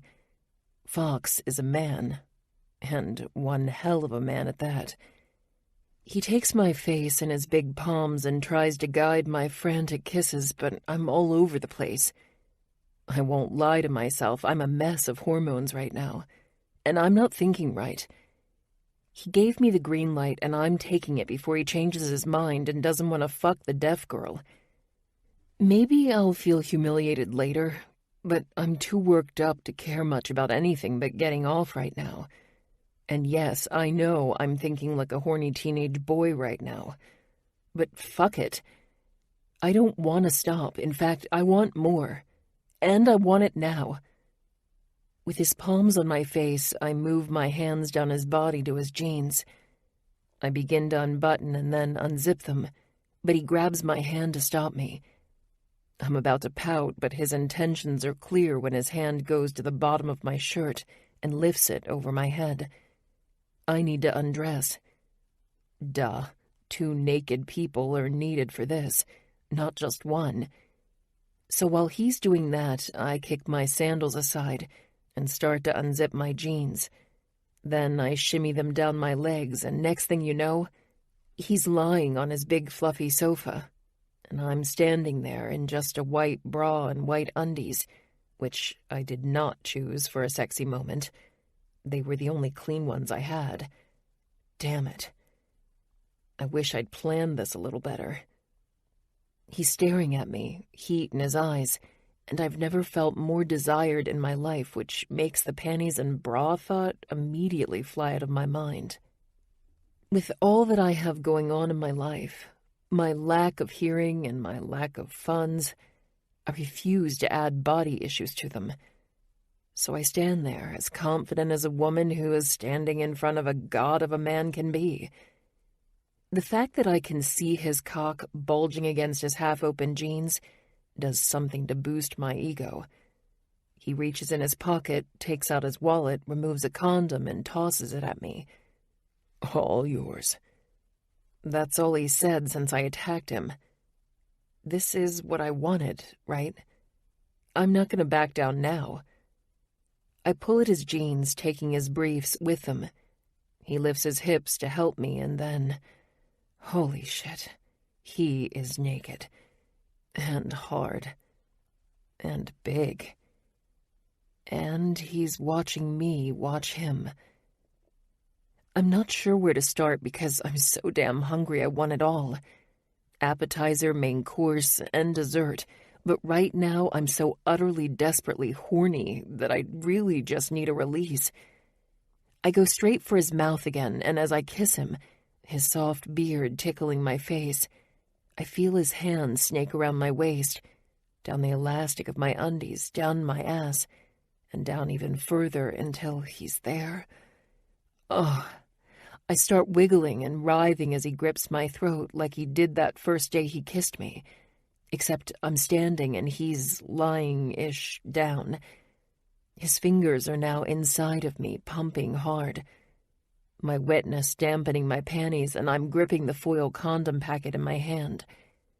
His fingers are thick, and everything just feels so tight. I can't even imagine how it's going to feel when his cock is inside me. The sensation starts to build. More... I moan, and before I know it, my white cotton panties are in shreds on the floor. Quickly I rip open the package as he takes his impressive cock firmly in his hand, and I roll the condom onto him. He lifts me to straddle him, and I move up to position him right at my entrance, and slowly, ever so slowly, slide down. We're in perfect sync. And I feel this is going to be nothing like any other experience I've had before. I don't know if he says anything, but I do know that I'm speechless. I groan and moan at the sensation, and I can feel by the vibration on my palm on his chest that he's making some sort of sound, almost like a growl. The feel of him in me goes from a bit uncomfortable to so freaking sensational as my fingers bite into his chest. I move up and down, finding my rhythm. Nothing has ever felt so good in my life. I close my eyes and I swear I can feel him everywhere as I ride him for what feels like forever. I've never felt so free and uninhibited before in my life. Fox. I wonder if she even knows I'm here. I've never seen a woman lose herself so completely during sex. I wonder if it's because it's me she's fucking, or if it's just the way she fucks. I watch her tits, her nicely sized, pert tits, bounce up and down as she rides my cock like she's in a fucking rodeo. Her head falls back and her pussy squeezes me. I know she's about to come, and I've done absolutely nothing to get her there. Not one damn thing. Well, except provide the dick. I'm harder than I've ever been in my entire life, and I want to make this good for her, but she's not giving me a chance. And honestly, I'm in awe of the way she's taking what she needs. So I let her. I bite the inside of my cheek, trying not to come as I watch her lose herself to an intense orgasm. I hope I'm not bruising her hip with the tight grip I have on her. When her muscles constrict so tightly around my cock, it takes everything I have not to blow with her. But I refuse to let our first time come and go this way. She's been let down before, and if I let her down, she's going to assume this is what sex is like. And yes, this is sex, but this isn't good sex. This is just getting off. And why just get off when you can have mind-blowing orgasms? From what she said, I think she's never experienced that before. And a woman like Lola, who just rode my cock like a fucking prize-winning bull rider, she deserves a mind-blowing orgasm. Once her breathing slows and she finally opens her eyes and releases her death grip on my chest, where I'm sure she's pulled out some hair, she smiles shyly. I chuckle. Enjoy yourself, Tiger? Yes, actually. I feel a little used, if I'm being honest. She shrugs and drops down on top of me. I slap her ass and then flip us over. Oh no, no snuggling. This isn't over. Her eyes are closed, so I grab her chin firmly and she opens them lazily. Now that you got that first one out of the way, let's do this right. That wasn't right. It felt right. I'm sure we can do better. Since we're still connected, I position one of her legs over the back of the couch and the other one over my shoulder and start to move in and out of her slowly. Painfully slow. Maybe not painful for her, but painful for me because I'm ready to burst from her erotic use of my cock 2 minutes ago. I have her complete attention right now as I move over her. Fuck, she's beautiful. I can't get over how natural she is in her beauty. Her best features are her huge, expressive, sapphire-colored eyes. Whomever she needed to direct was an imbecile. I don't need a fucking map. All you need is a bit of time and to pay attention. She lets me know exactly what she likes by the little O that forms on her lips, or the way her eyes widen, or how they shut tight in pleasure when I move my thumb down her flat stomach and lower still until I circle her clit over and over. I bend down and suck one of her nipples into my mouth, and absolutely no words leave her lips as her back arches, her pussy clenches, and her little hands fist the sofa, making me wild. Tightly squeezing my cock, she comes again, her legs wrapping around me, and I follow right behind her in a mind-numbing orgasm that leaves me breathless and completely and utterly sated. So much so, I wonder what the hell I've been doing for the past 33 years of my life, because I've never had an orgasm like this one before. Jesus Christ, she may be inexperienced, but she makes up for it in passion and enthusiasm and sensations that I didn't even know were part of sex. She uses her hands and fingers to emote her needs, scratching and thumping and pushing and pulling. Even now, the way she gently caresses my back, soothing me in a way I didn't even know I needed or wanted. I can't wait to see what little Lola will surprise me with over the next 2 months. Somehow, we end up drifting asleep on my sofa. All my past sexual experiences have ended up 2 ways, with either the woman or me leaving right after, or, alternatively, the woman asking a million questions as to what happens next, trying to force another date, That isn't to say I haven't had relationships. I've had 3 serious relationships in the past, but other than those women, the rest have been more of the one-night stand variety. This is different. Lola still hasn't said a word, but suddenly she pushes off my chest and jumps up from the sofa.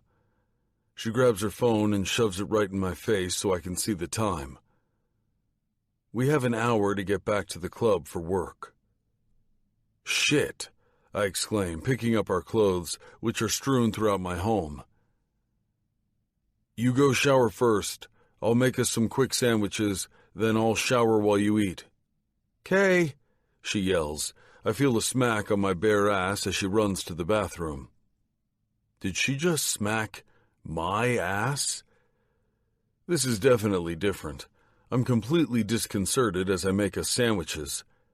Now I know exactly how those women in my past felt about me.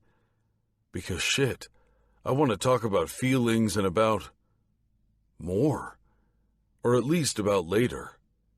Can we have exclusive sex? I don't want to share her. I refuse. Damn it. This woman is going to be a problem. Lola. I'm not sure what to say except, wow. I'm practically twirling in the shower. That was by far the best sex of my life. In fact, what I'd done before, that wasn't sex. This was sex. And I wanted to do it over and over and over again. I can't believe I went so crazy. I'm always very controlled, but I can't even feel embarrassed about it. Fuck it. I'm gonna enjoy this for as long as I can. And at least I can say I've had great sex in my life. I won't delude myself into thinking that I'll ever have a relationship with someone like Fox. It's just not in the cards for me. I don't have poor self-esteem, but I'm a realist. What guy wants to put up with me? Not just because of my hearing impairment, but because of the circumstances as well. I'm poor and I'm leaving. He's rich and he's staying. We couldn't be more different. Our goals in life are in complete opposition. I'm leaving and there's no man or amount of sex that will ever get me to stay. My eyes are closed and I'm lathering my hair and smelling his manly shampoo when cold air rushes into the shower. I open my eyes to see Fox walk in with a soft, loopy smile. He kisses me, then reaches over me for the soap and begins to shower. I've never showered with a man before. I like it. I'm finding that there's not much I don't like about Fox. "So," he says. I stop moving my hands and focus on his lips, but he doesn't continue, so I tip a brow up, urging him on. Was it good? Good? The sex. He explains. Was it what you hoped it would be? I laugh and close my eyes and continue to rinse the shampoo out of my hair. Your insecurity is showing, Mr. Fox. I open one eye and his gaze narrows on me. I laugh again. It was more than I could have hoped for. It was unbelievable. We can do it again, right? I ask hopefully. We'd better. As he turns around to grab the shampoo, I glimpse a big tattoo on his back by his right shoulder. It's absolutely the cutest tattoo I've ever seen, of a red fox that looks a little dangerous and predatory, but it has hipster glasses on, which softens the effect. It's cute and funny, but sexy and badass at the same time. It's William Fox in a nutshell. I love this! I yelp and then school the tone of my voice. I still feel a little insecure about talking so much. It makes me feel very vulnerable and open. Even more than the sex, if that makes any sense. My body may not be perfect, but it's normal. My hearing and my voice, they're not normal. And even though he hasn't done a thing to make me feel insecure, it's gonna take me a while to let that part of me go. He looks over his shoulder. My clever fox tattoo? Yeah, I like that one too. I got it on a drunken night, but it was well drawn, thank God. It's perfect for you, in every way. I love it. I murmur, running my finger around it. I get on my toes and wrap my arms around his neck. It's weird that I'm naked in a shower with a man, but all those wonderful endorphins are still messing with my brain, and I can't seem to feel embarrassed.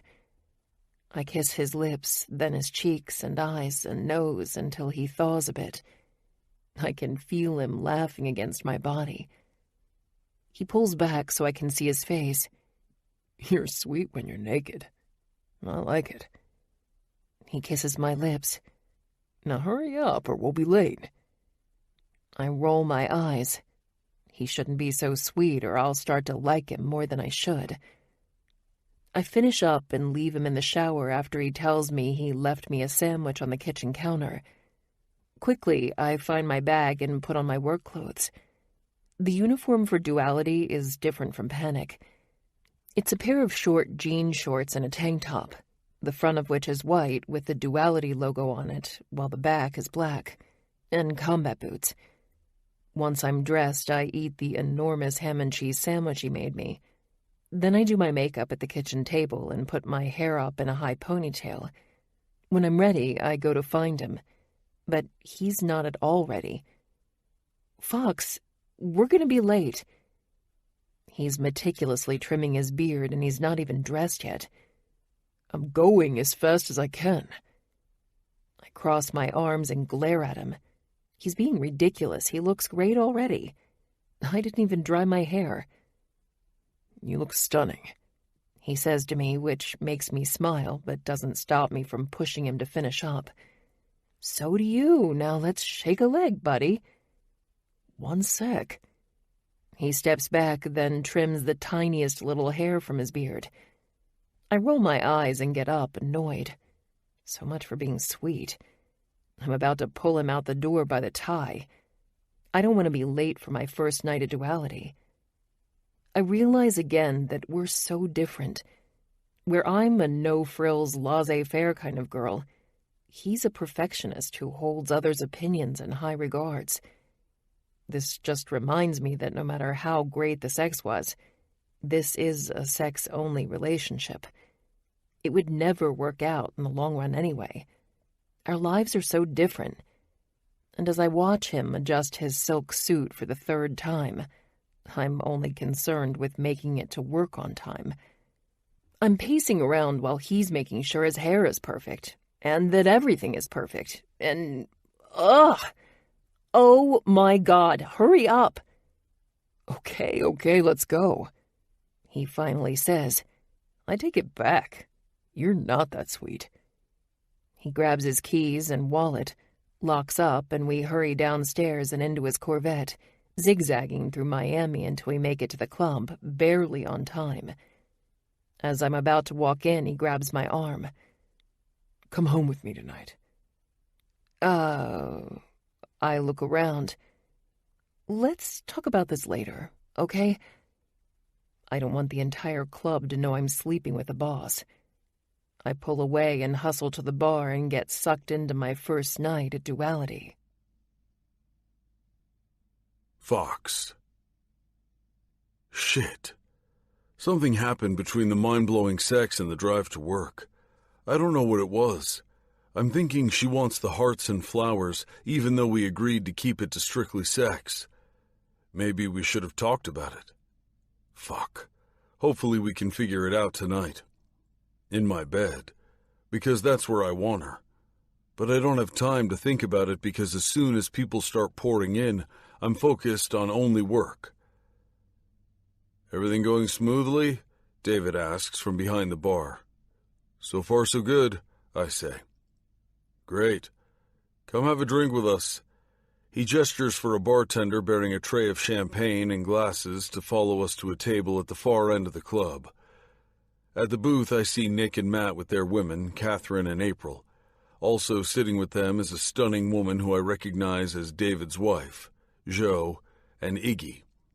They're all laughing at something when David and I walk over. Any issues? Nick asks me. Nothing so far. Good. Tomorrow we will have a full house again, Matt says. Tomorrow is another soft opening with mostly family and friends, and then next week is our official opening. Iggy takes the bottle of champagne and opens it. Here's to a successful business venture.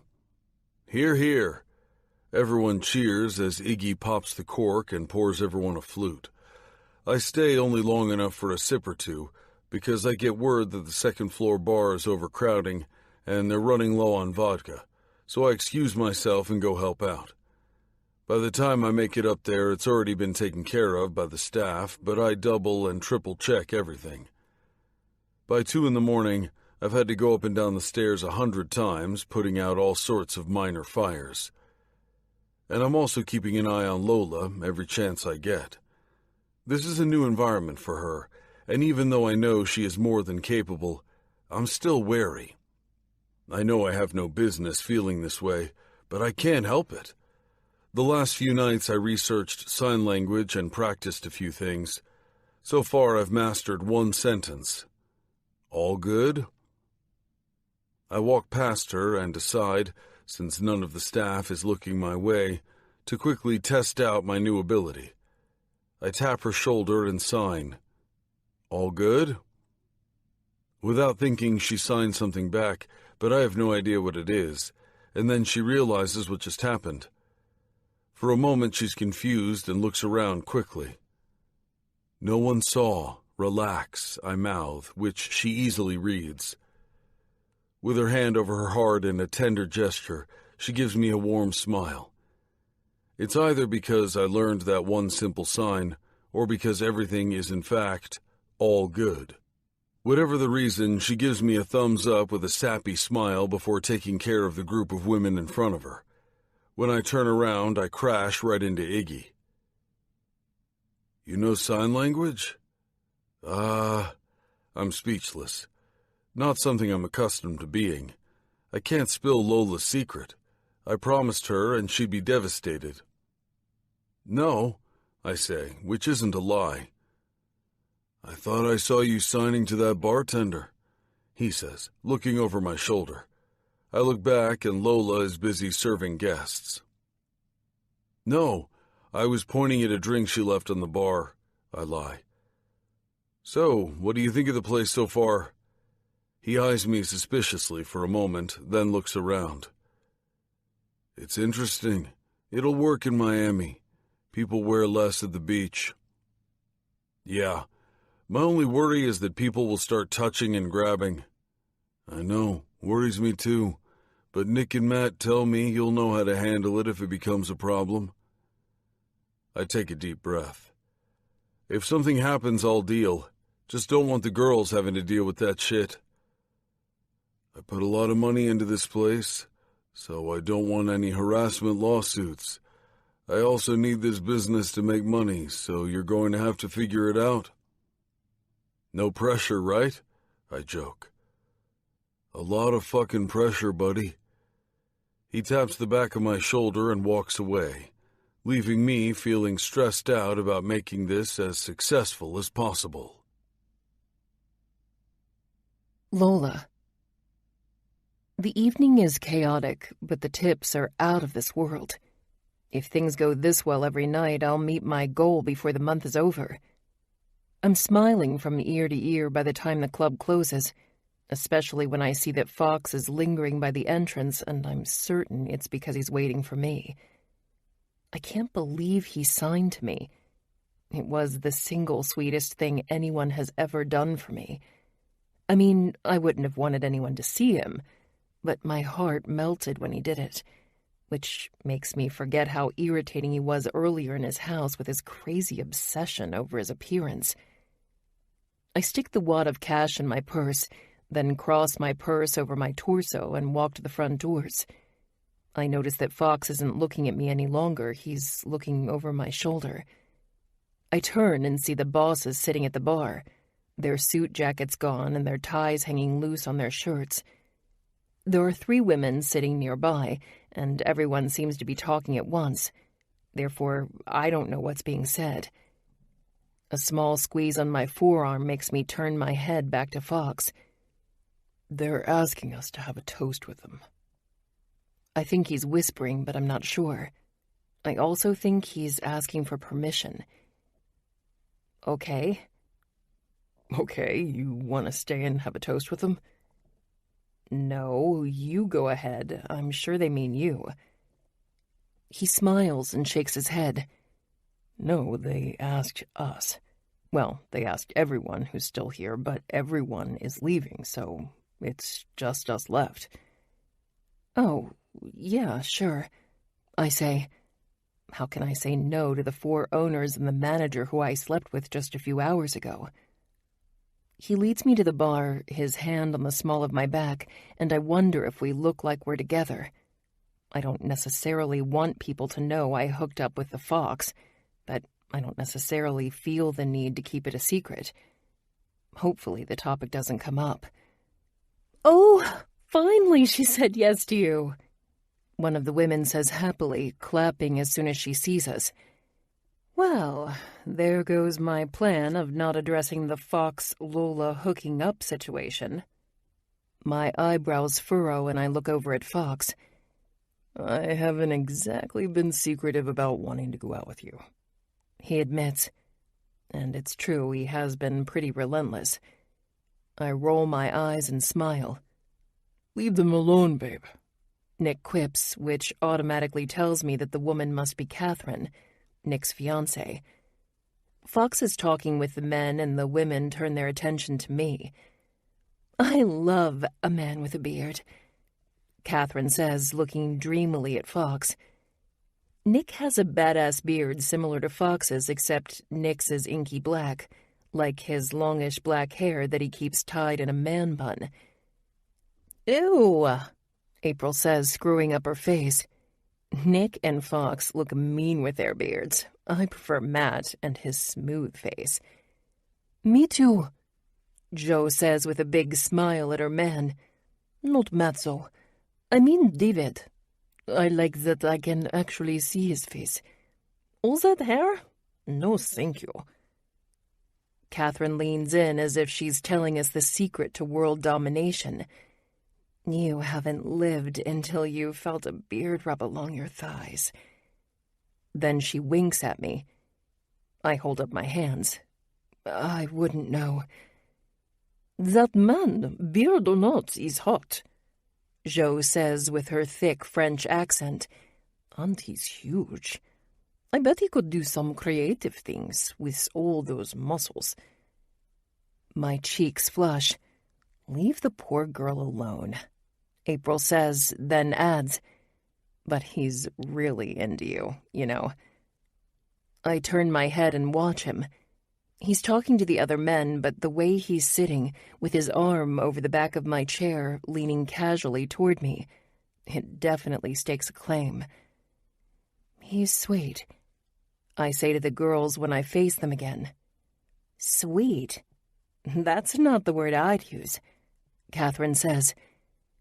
"He has to protect his bouncer image here, but in private, he's sweet," I say, and when they eye me skeptically, I laugh. "Okay, he's sexy too.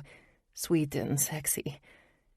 I admit to these women I barely know, but they are tipsy and funny, and I feel oddly comfortable around them. "I wonder if he wears that suit in bed," Jo says, which makes me laugh. "I hear you guys, you know," Fox says, and Jo shrugs, uncensored. "It's almost morning, man. Take off that suit, for God's sakes." Matt says to Fox. "Nah, I'm good." Then he leans closer to me. "And I don't wear this suit to bed." "Good to know," I answer back, feeling the women's eyes on me. "I could be into the suit in bed." Catherine says. "Babe." Nick rolls his eyes and smirks. "Jesus, at least take off the tie," Iggy adds. Fox rolls his eyes and loosens his tie but doesn't take it off. "How long does it take you to get that beard that way?" Iggy says. "Do you use a ruler?" He teases. Yes. I sass. I know I shouldn't, but it's so funny that someone else notices how perfect that damn beard is. You're seriously gonna make fun of me? Fox says with a smile. I look around and everyone is laughing. Sorry, I say, wrinkling my nose and smiling coyly. Grab me that chair, will you? Iggy says to David, who grabs a chair and drags it to the other man. Well, I don't know about your stuffy suit or your tie, but my leg is fucking killing me. Iggy complains, and without any warning reaches under his pant leg and pulls out a prosthetic leg, then kind of throws it on the extra chair with a big sigh of relief. Dude, how many times do I have to tell you? You can't take off your leg without warning people first. Nick says as he looks at me and Fox. I think both of our mouths are hanging open. Oh, sorry. Iggy shrugs as he massages his stump. So, David says with a smile, I guess it's as good a time as any for that toast. It was a great evening. Here's to many more. We all grab a flute and clink our glasses and drink up, ignoring the fact that Iggy is missing a leg, and I have a million questions about it. And to beards, rubbing on thighs, Catherine adds with a hiccup. And suits in bed. Jesus Christ. I think it's time to stop drinking, babe. I feel a tap on my shoulder and Fox points to Iggy, who is asking me something. I wonder how long he's been trying to get my attention, because I'm still focused on all the other things happening around us. Beards, suits, prosthetic legs. How did you do tonight? Better than Panic? Yes, I say happily. Okay. He drags it out. Not a big talker, I see. I'm sorry, I'm just tired. I add, remembering what Fox said about my one-word answers. It was a good night. I wonder if it's because it was mostly family and friends, though. I guess the real test will be next week. Iggy's looking at me, not saying anything, and I wonder if I said something wrong or if my tone was off. Suddenly, I'm feeling very self-conscious and I just want to get out of here. It's late. Let's close up and head out. Matt suggests, and the other women all nod in agreement. It's well past 4 a.m, and while they were paying attention to our conversation, they've mostly been sleepily leaning on their men. Thank you for the drink, I say before we all say our goodnights and turn to leave. My house? Fox asks, hopeful. Only if I can do a load of laundry, because I need to clean my clothes for work tomorrow morning. I'm glad I still have my bag from this morning with me. Not a problem. He leads me with a hand on my lower back to his car, and once again, we're driving to his house. Chapter 7. Fox. Fox, if I have sex with you every single day from now until I leave for Ecuador, can I use your washing machine once a week? Can we make it a package deal? I need to renegotiate our terms. She's standing in just her underwear and a bra, pouring detergent into my washing machine and looking at it longingly. She presses the button with a little flick and turns around as I finish making her a peanut butter and jelly sandwich. Her request. I mean, do you know how much of a pain in the ass it is to have to go to a laundromat?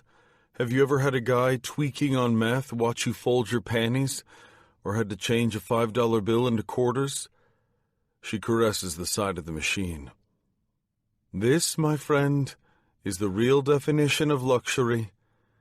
I laugh, even though it's so very sad that this is what she finds to be a luxury. I set her plate on the counter as she walks my way, not at all shy about her lack of clothes. So you're saying you're using me for my washing machine?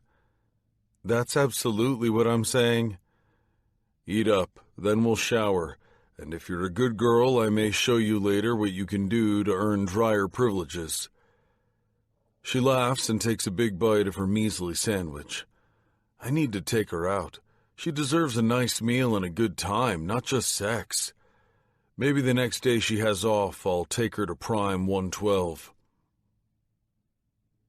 That was really nice when you signed for me tonight. Caught me off guard. I found a video on YouTube that teaches a bunch of words. Maybe you can help me learn a few things. Sure, she says, signing at the same time, and then takes the last bite. You want anything else? No, I'm good. I was starving. Thanks for the sandwich. I take her plate and wash it, then turn around, leaning against the counter. Do you ever get tired of these weird hours? Dinner for breakfast, breakfast for lunch? I don't know why I blurt this out. It's just something that's been on my mind lately. Seeing her eat a sandwich and awake this late, or rather early, makes me think of how fucked up our schedules are. It's a little vampiric, yes, she says. But I have a job, and I have to be up early most days, so I don't have the luxury of waking up at the crack of noon, like you. I roll my eyes and smirk. That's just it. Starting your day so late fucks everything up. Running errands can be a pain in the ass. I thought you loved your job. I'm not complaining. It's just something I think about sometimes. I wave a hand and change the subject. Anyway, make yourself at home. There are towels in the linen closet by the bathroom. I'll be there in a moment. She smiles, hops off the stool, and heads to the shower while I finish my own sandwich, then tidy the kitchen and lock up the house. The sun is almost up, and I'm exhausted. I can't believe she has to be at work in less than 5 hours. I almost feel bad about wanting to have sex with her. I'm sure she wants to sleep. Except any sympathy I have flies out the window when I walk into my bathroom and find her naked and covered in my soap, the smell filling the room. I've never done it in the shower before, she says coyly. I have never stripped so fast. Is that so? I lift her up and her legs wrap around my body as I press her against the wall, kissing her softly over and over again. With my body holding her against the wall, I use my free hand to cup her breast and pinch her nipple, which causes her head to fall back. Her tits are very sensitive. Last time when I sucked on them, she came almost immediately. I'm going to need to spend more time on them. But standing up in my shower isn't the most conducive position. I want to touch her so badly, see how wet she is. When I pinch it again, her back arches and she moans loudly. I can feel her heat against my dick, which is ready to slide right inside her. Fox. Her voice is low, and she's gyrating her hips, begging for more. Damn it. I should have been more prepared. We need to postpone shower sex, babe. I don't have a condom with me. But she just keeps kissing and nipping at my neck, and I realize she didn't hear anything I just said. Fuck. I'm about to turn off the water and carry her out when she grabs my beard, roughly, and looks me in the eyes. I'm on the pill, for cramps, have been for years, and I'm clean. Are you? She may not have heard me, but her mind was on the same thing.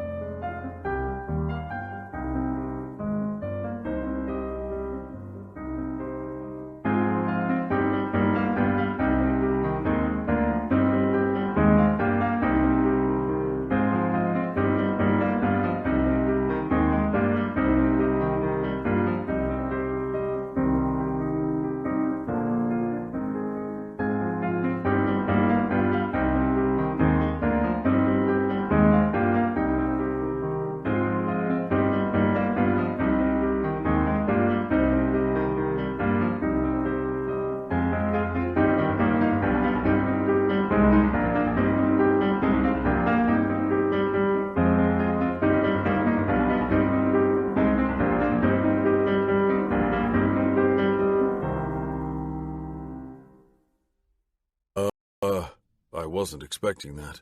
Yes, I swallow. Just had a full medical exam for work, so yeah, I'm good. But I've never had unprotected sex. She softens and her legs unhitch from around me. Oh, sorry. I didn't mean to. We can just go get a condom. No big deal. I stop her and grab her thigh and hitch it back up. No, I want to. I kiss her deeply, her tongue warring with mine. Her face is going to be red and raw from how fiercely my beard is rubbing against the skin on her face, and my shoulder will definitely have welts from where her fingers are clawing. I really want to. Her eyes are already closed, and she can't hear me, but it's true. I trust she's not lying, and I want to feel her. I lift her up higher, and the kiss intensifies. Her fingers fist my hair, and her heels are pushing into my ass. My cock is straining and aching to be inside her. I take her hand from around my neck and bring it between our bodies, and she looks at me. Put me inside of you. She can't hear the strain in my voice, but it's there. I need to come so bad it hurts. I want to last, but I don't know if I will. And when I push in without a condom and feel how warm and tight she is, my eyes close, and I have to think of every unsexy thing I can not to explode right there and then. Her fingers tighten on my hair, and her heels dig into my ass as she tries to force me to move, which I eventually do, but it's fast and rough, one palm against the tile of the shower and the other holding her ass up. Somewhere in a crevice in my mind, I hope I'm not hurting her, because I've lost all control as I thrust hard and deep. Her yells are erotic, and when her body tightens around me like a vice, I feel even more wetness where we're connected. I follow in an intense orgasm that leaves me so weak in the knees, I have to set her down so we don't both slide to the floor. I lean my forearms against the tiles, breathing heavily as she rests her body against my side. Wow, is all she says. I agree. We finish showering without much more conversation. She goes to transfer her clothes to the dryer after I hand her one of my t-shirts, and then we're in my bed. It's so easy with her. No awkwardness, no talking, just sex, sandwiches, and sleep. She moves close to me, her head resting in the crook of my shoulder. It's been a very long time since I had a woman sleep over, and I find that I've really missed it. This is nice, she purrs as she gets comfortable and sighs. Your bed's so fluffy. Hopefully she'll get used to it often during the next 2 months, I think, as I doze off to sleep. Lola. My favorite golden retriever is jumping up and down, waiting for a treat when I walk into the clinic the next morning.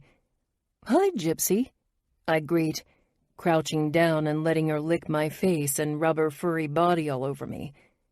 Vivian taps my shoulder and waves at me. She knows I'm deaf and has been accommodating since the first day I've been here. She wanted me to go to veterinary school, but it just wasn't my calling. You look different this morning. She eyes me suspiciously, smiling as she grabs some supplies from the back. I told her all about Fox the other day, and she's been rooting for me to give him a shot. She's the closest thing I have to a friend. She's actually more of a colleague than a friend, but she's always been very nice to me. She has a husband and 2 kids, both in college, and when she goes to visit them, she always leaves me in charge of the clinic and pays me a bonus. I decided to give Fox a chance, just a little fling, before I leave. Nice. I had one of those once. She looks off into the distance with a smile. Yeah? How did it end? I hope she doesn't tell me some awful story of heartbreak. This year, it'll be our 25th wedding anniversary. She winks. It's still as good as it was then. I've had different jobs during the last 7 years, but working at the clinic has been perfect. I don't need to listen or talk to the patients since the patients are animals. There's no judgment, no need to hide or be anything but myself. And to top it off, I got lucky when I met Vivian, who's been great to me. At Panic, it's been mostly the same. The music is so loud and the ambiance is such that it's easy to get lost in the crowd, and things like hearing or the lack thereof go unnoticed. I laugh and shake my head. This is not the same. I'm leaving, he's staying. And he's not Glenn. Glenn is absolutely head over ass in love with his wife. It's the cutest thing in the world. I catch Vivian texting him all the time and grinning. I hope to have what they have one day. Glenn wasn't always the Glenn you know now, she says. But regardless, enjoy the moment and have fun. You shouldn't let anyone change your dreams. Oh, I won't.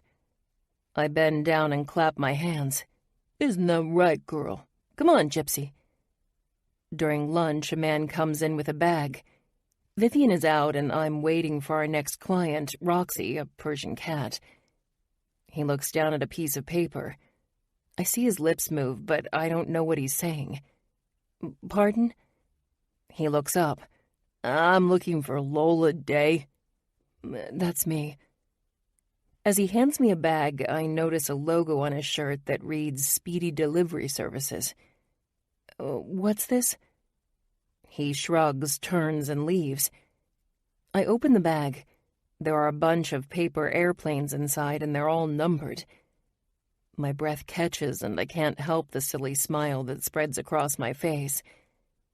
I open the first one, glad that I'm alone because I'm nervous and excited and flustered by the cuteness of it all. I really enjoyed last night. I open another one. My sheets smell like you. Another one. They also smell like peanut butter. You eat too much peanut butter. I laugh at that one. Another one. Can I fuck you again tonight? So romantic, I think with a little chuckle. The next one. I'll let you use my washer and dryer and fluffy bed. The next one. I don't like that you left without waking me up. I would have driven you to work. The next one. I made you a gourmet lunch. Enjoy. See you work tonight. Last one. And then in my bed again after. I open the paper bag and there are 2 peanut butter and jelly sandwiches. My favorite. There's also a bottle of water and a bag of chips. This is so thoughtful I almost burst into tears. I grab my phone and God, how I wish I could call him and talk to him. Instead, I text him. You are the nicest, sweetest man I've ever met. Thank you so much for lunch and the notes. You are very welcome. I would have brought it to you myself, but there was a mix-up with some inventory and Matt called me into the club early. No worries, thanks again. See you later. See you later, baby. Baby? I'm not going to think about it. We're sleeping together. No, we're fucking. We're fucking exclusively, but he doesn't have to be an asshole about it, which is why he's being nice. And in 2 months, it'll be over. I don't need to overthink this. I just need to enjoy the moment and my sandwich. Baby is just a term of endearment. Men say that to women all the time. Except it feels a little too good when he says it to me. Fox. It's been a hectic day. 2 security guys that just started yesterday already quit. Apparently it was too much for them. So now we have 2 new guys starting tonight. Kalen and Fritz. I've been showing them the ropes all day, plus handling some of the inventory shit that went wrong this morning. To top it off, I woke up hoping to get laid by the beautiful woman who'd been warming my bed all night, except my bed was empty and cold. How the hell can she go on, day after day, with only 4 or 5 hours of sleep? I'm exhausted, and I slept at least 8 hours. Luckily, I had enough foresight to know the day would be insane, so I brought my clothes with me, and I've already showered, shaved, and changed into my suit. Now I'm in my office staring at the mirror, making sure I look good before the club opens. My office is full of monitors linked to the cameras surveilling the club, and the moment Lola walks in, I sense her and my eyes zoom in on her. She waves hello at someone shyly, earbuds in her ears. Now I wonder how I ever fell for that, but I guess it made sense at the time. Using the mic attached to my lapel, which is connected to my security team, I press it and ask Fritz to ask Lola to come to my office for a moment before the club opens. I cross my arms and watch the interaction on the screen. Fritz doesn't know most of the staff yet, so he stops and chats with a few people who then point Lola's way. Then he leans over the bar and calls for Lola, whose back is toward him. When she finally does turn around, she startles and takes off her earbuds. I assume she makes a silly excuse or apology, and Fritz believes her just like I did, and just like every single person at Duality and Panic does. Then I see Lola look up at the camera as if she knows I'm watching her and head my way. I already have the door open by the time she gets to my office. I take her hand, pull her inside, and close the door behind us. "Hi," she says breathlessly. "Hi." I kiss her. Why can't I get enough of this woman? I'm ready to strip her naked in my office. She pushes me away and walks about the office, looking around. I realize she hasn't seen it yet. "You summoned me?" "How was work?" "Great. Had the best lunch. Some guy sent me a PB&J. "What a great guy. Deserves a blowjob." She laughs. "I brought a bag with me for tonight." "So you're coming with me after work?" "There was the cutest little note in the bag practically begging me to come home with you." She shrugs. "So, I packed a bag." "Fucking fantastic." She looks around the office some more. "This is nice, Fox." "Thanks." She opens her mouth to say something and then shuts it. "What is it? Just say it." "It's silly." I wrap an arm around her waist and pull her to me. "Say it." "While we have this little arrangement happening, I don't want to... we didn't use a condom, and I think we should be exclusive." I let her go and slide my palm down my face, pulling my beard. "So the rules are now 2 months of only sex, no feelings, but also exclusivity?" She crinkles her nose at the absurdity of it. "Yes," she replies, though it's more of a question than an answer. "Oh, and I can use your washer and dryer as often as I want." I wasn't planning on having sex with anyone else while I was having sex with her. I'm not that kind of man. I may have slept with a lot of women, but I've never been an asshole about it, and I'm not a cheater either. But it's funny how she's already changing the terms of our arrangement. I knew it would never work. "Fine." "Fine?" Her reaction is cute, but it sort of pisses me off at the same time. "What kind of asshole do you think I am? Did you think that I was going to have sex with you last night and this morning, then just pick some random bar bunny and fuck her on my desk?" She shrugs, and I can feel my nostrils flaring and my jaw tick. "Babe, if that's the kind of man you think I am and you still agreed to fuck me, that says more about you than it does about me." I see her flinch as if I've just slapped her, which disarms me almost immediately. She's been hurt, obviously, and the trust issues run deep with this girl. I take a breath and calm my temper. Whether you sleep with me or some other guy, don't sell yourself short. Don't pick some guy just because he's available. Some guy who will screw around on you. You deserve better. So you're deaf. Who the fuck cares?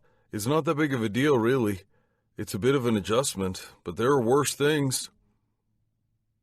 All she does is nod, and I see a spectrum of emotions cross her face, but I can't tell what she's thinking. I have to get ready. So we're good? I ask, since she's obviously going the evasion route. She smiles. Yeah, we're good. Great. Then I'll see you later? Yes. I pull her to me and give her a kiss. So what's your stance on work sex? I tease, then smack loud kisses on her cheek, nose, and neck until she's giggling and pushing me away. I don't want to see her anything but happy, and that got way too intense. All for it, but not now. I'm going to be late. Fine, but you owe me. Oh, and also, are we not telling people about you and me? She walks out before me and looks over her shoulder. About what? About how you're letting me do laundry at your house for the next 2 months? No way. I don't want people to feel sorry for you. She winks coyly and leaves me feeling all sorts of disconcerted, happy, confused, horny, and most of all, excited for the first time in a long time. It's Monday, a week later, and I'm at a park with Lola and 5 dogs that individually weigh more than she does. They are all on leashes, and I'm sitting on a bench watching her struggle to get them inside the fenced area, specifically for dogs, where they can run free. I'm laughing at how, frustrated, she blows away a stray strand of hair that has fallen out of her ponytail and is covering her eye. But she can't reach it because her hands are currently busy. Waiting anxiously, ready to run after a dog if one escapes, I run a palm down my face. Surprisingly, she manages to get them all inside. Then she walks over and plops down next to me, and I finally relax. Wiping her forehead with the back of her hand, she exhales loudly. When I invited myself to your dog walk, I assumed you were going to walk dogs, not that dogs were going to walk you. She glares at me, then shoves my shoulder playfully. Normally there are 3 dogs max. It was a full house today. I could have helped. I offered to help her a dozen times, but she said she didn't need help. It was fine. I take her palm in my hand and turn it to see the red indentations from all the leashes. I know you can handle it. I know you're fine. But it's okay to let me help. It's not because I don't think you can do it. It's just to make your life a little easier. Lola. To make your life a little easier. And then, when he's gone, then what? Then I'll have only myself to count on. No, there's no reason to get used to someone helping me. Becoming dependent on someone is the worst possible thing. Lola. Hello, Earth to Lola. He's waving his hands in front of my face, which takes me out of my stupor. Sorry, I say quickly, shaking my head side to side. Yeah, the dogs. I had 'em. I reiterate, it's fine. Part of my job. No big deal. I smile fakely, and he's looking at me suspiciously. Before I have a chance to say anything else, I feel a nudge on my thigh. I look down and see Spotty, my favorite Doberman, with a ball in his mouth and his tail wagging. You want to play? I coo at the dog as I pull the ball Fox brought with him away and toss it far, and then all the dogs run for it. This starts an hour-long game of catch that ends with Fox on the ground with 3 dogs licking his face while 1 humps his leg, and I'm laughing so hard tears are forming in my eyes. I yelp when I'm suddenly airborne, hanging off Fox's shoulder while Spotty and Maverick, a big furry mutt, try to lick my ear. I don't know if he's saying something, but I snort out an unsexy laugh, and then yelp again when he slaps my ass, causing more ruckus from the dogs. How about a little game of kickball? He asks. You against me, and you can have your choice of dogs on your team. I'm sure the dogs will honor their teammates. I laugh. Kickball? You don't seem the kickball type. He shrugs, looking a little somber. Haven't played any sports in a long time. But when I was in high school, and failing most classes, the only things I excelled in were football and soccer, and basically any sport. I used to play just to piss off my dad. With his hulking stature and body composition, I can see him being athletic. I just never thought someone who starched their ties would be ready to get down and dirty in a kickball match. Your dad seems like a jerk. I blurt out. He'd kick my ass when I didn't do well in school. I was terrified of him until I was old enough to fight back. Fox. I joined the football and wrestling teams mostly to keep busy and stay out of the house. I sucked at school, but I was great at sports, which kept my dad off my back. He shrugs as if he's removed from the story, but from the way he absently pulls on his beard, I know this is a sore topic for him. I was never good enough. But now look at me. He runs his fingers through his hair and his shoulders relax a little.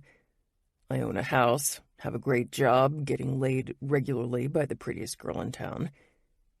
He winks at me and I can tell he's trying to lighten the mood. I take it back. He's not a jerk. He's a dick. It is what it is, he replies.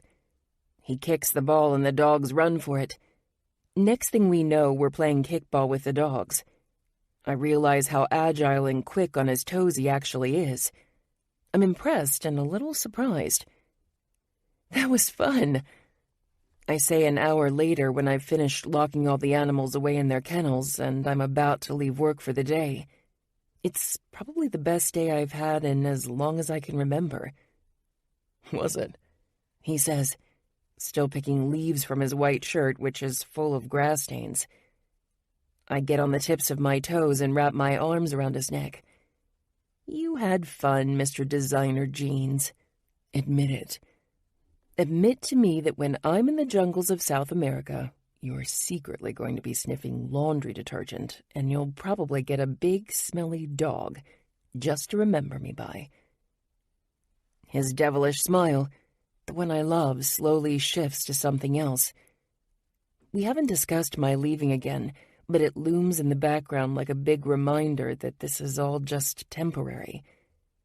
His gaze shifts a bit.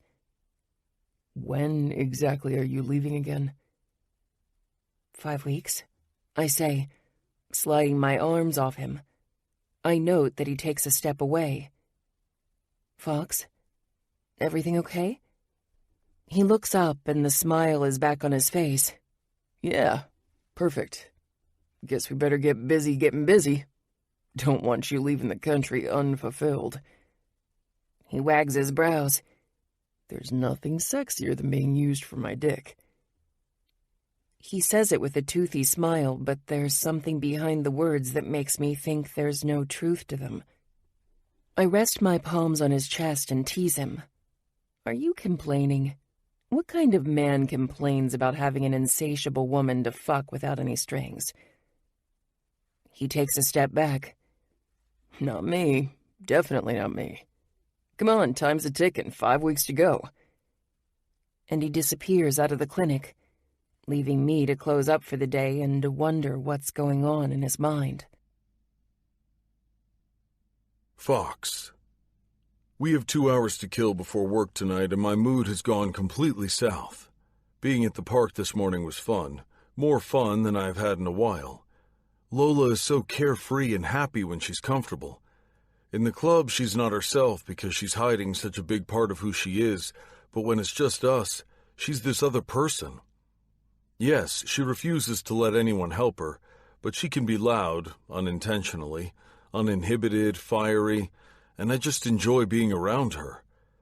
I hate that we have this date looming, and I hate even more that she doesn't seem to care it's there, like a finish line. It's not like we've been together that long, or that I'm in love with her or anything, but I think that if we had time, we could make this work. We could go on dates, we could have a relationship, we could talk about the future. But all she wants is instant gratification. She scarfed down a PB&J as soon as we got back to my apartment, then went to take a shower. I'm picking up in the kitchen when I hear her calling my name. I finish wiping the counter and put down the dish towel and head to my room, where I find her butt-ass naked sprawled on my bed. The scent of my soap filters out of the steamy bathroom, and my mouth waters at the sight of this woman, so wanton and sexy, lying on my bed. With a crook of her finger, she calls me to her. "You rang?" I ask, my arms crossed over my chest, as if having a naked woman on my bed has done nothing to my cock. "Thank you for coming to the park with me today. It was fun." I arch an eyebrow and jut out my chin toward her. "You think everyone like this?" She reaches behind her and tosses a pillow at me. "Come on, I suck at seduction. Can't you just come here and stop messing with me?" "Oh, so this," I wave my hand toward her, "is you seducing me? Is that what this is?" "Fox, come on, hurry up. We don't have a lot of time, and I want to do it," she whines. "Yeah, I know. 5 weeks. You keep reminding me," I say as I pull my shirt over my head. "No, crazy man, I meant we have to be at work in a couple of hours." "Oh, okay. Maybe I'm overreacting or overthinking." She sits up and her attempt at seduction shifts to concern, and she tries to cover her breasts. "Are you okay? I mean, you're not mad about me leaving, right?" I toe off my shoes and then pull off my socks. "No, you've been very clear about leaving. How could I be mad?" She eyes me again, not believing me, but I don't give her a chance to ask or think or do anything else, because I take her ankles in my firm grip and pull her to the edge of the bed. Dropping to my knees, I use my shoulders to spread her thighs and then hold her down to the bed. Without giving her a chance to think too much, or maybe to stop me from thinking too much, I spread her bare lips with my thumb and forefinger and run the tip of my tongue harshly over her clit, over and over again. She's squirming and yelling, her body arching, but I'm possessed. Fiercely, if not roughly, I push 2 fingers inside of her, while I keep laughing and sucking. Accompanied by a loud scream, I feel her pussy tighten in my grip as I feel her coming all over my face. Before she's had a chance to catch her breath, I stand, kick my jeans and boxer briefs aside, and then flip her onto her stomach. She tries to get away, but I swat her ass and pull it up until she's on her hands and knees. She looks over her shoulder, her pupils dilated and her cheeks flushed. I watch her as I roughly push my strained cock into her. Again she moans, her back arches, and my grip on her hip, as I pull her to me while pushing into her, is relentless. I'm lost in lust as I continue to pound into her, my body arching forward, covering her, pressing her deeper into the bed as I close my eyes, dig my nails into her hips. I come with a loud roar, collapsing over her limp and drained body. I'm frustrated, mad, and sated, feelings I'm not used to having, and I'm not sure how to handle them. Rolling over to my back, I take a deep breath and feel her small fists on my chest. "What the hell was that?" I have an arm over my eyes and I'm still catching my breath. "You wanted to be fucked, right? You didn't like it? You came," I say, swiping the back of my forearm over my beard, which is drenched in her juices. "Ah, you're an asshole." "Why?" I turn my head, confused. "Why am I an asshole?" "That was..." "What? What was it? Good?" "You never just fuck me, Fox. That was something else." "So it wasn't good?" I ask. "You know it was good, but we've never done it that way. It was rough." "Shit." I sit up. "Did I hurt you?" She shakes her head and looks down at her naked body, as if she isn't sure how to answer the question. No, you didn't. It was unexpected, I guess." I hop out of bed and turn so she can see me. We're just fucking, right? Sometimes that's the way I like to fuck. It can't all be about you all the time. I head to the bathroom and lock it behind me, not wanting to hear her reply, but most important, not wanting to see the hurt look in her eyes, which I know is undoubtedly there. But I need to get this non-relationship back on course. She wanted just sex, and we're crossing a line that can't be uncrossed. I need us both to remember what this is. Well, she remembers it clearly, since she reminded me of her leaving. I am the one who needs to get my shit together, and this is the only way I know how to do that. Less making love, and more fucking. We don't talk while I drive to work, and she's looking out the window the entire time. As soon as I park, she jumps out of the car and heads straight inside the club. The entire night I spend it working and trying not to seek her out. It's busy, so it's not a hard feat to accomplish. At the end of the night, after a brief meeting with David, I head out to find Lola, but she's gone. For the last 2 weeks, she's been sleeping over almost every night. When she doesn't sleep over, it's because she has work the next morning, and at the very least I drive her home, hating that she has to take the bus. "Where are you?" I text. "Almost home." "You didn't wait. I could have driven you. You know I don't like you taking the bus." "We're just fucking, and I felt like sleeping in my own bed tonight." "Lola." She doesn't answer, and I know I've fucked up. I let my emotions I have no right to feel, or rather express, get the better of me. "I'm sorry about earlier. I was out of line." "The world doesn't revolve around you," she texts, paraphrasing the words I said to her earlier. "I just wanted to go home. Nothing to do with you." I exhale deeply.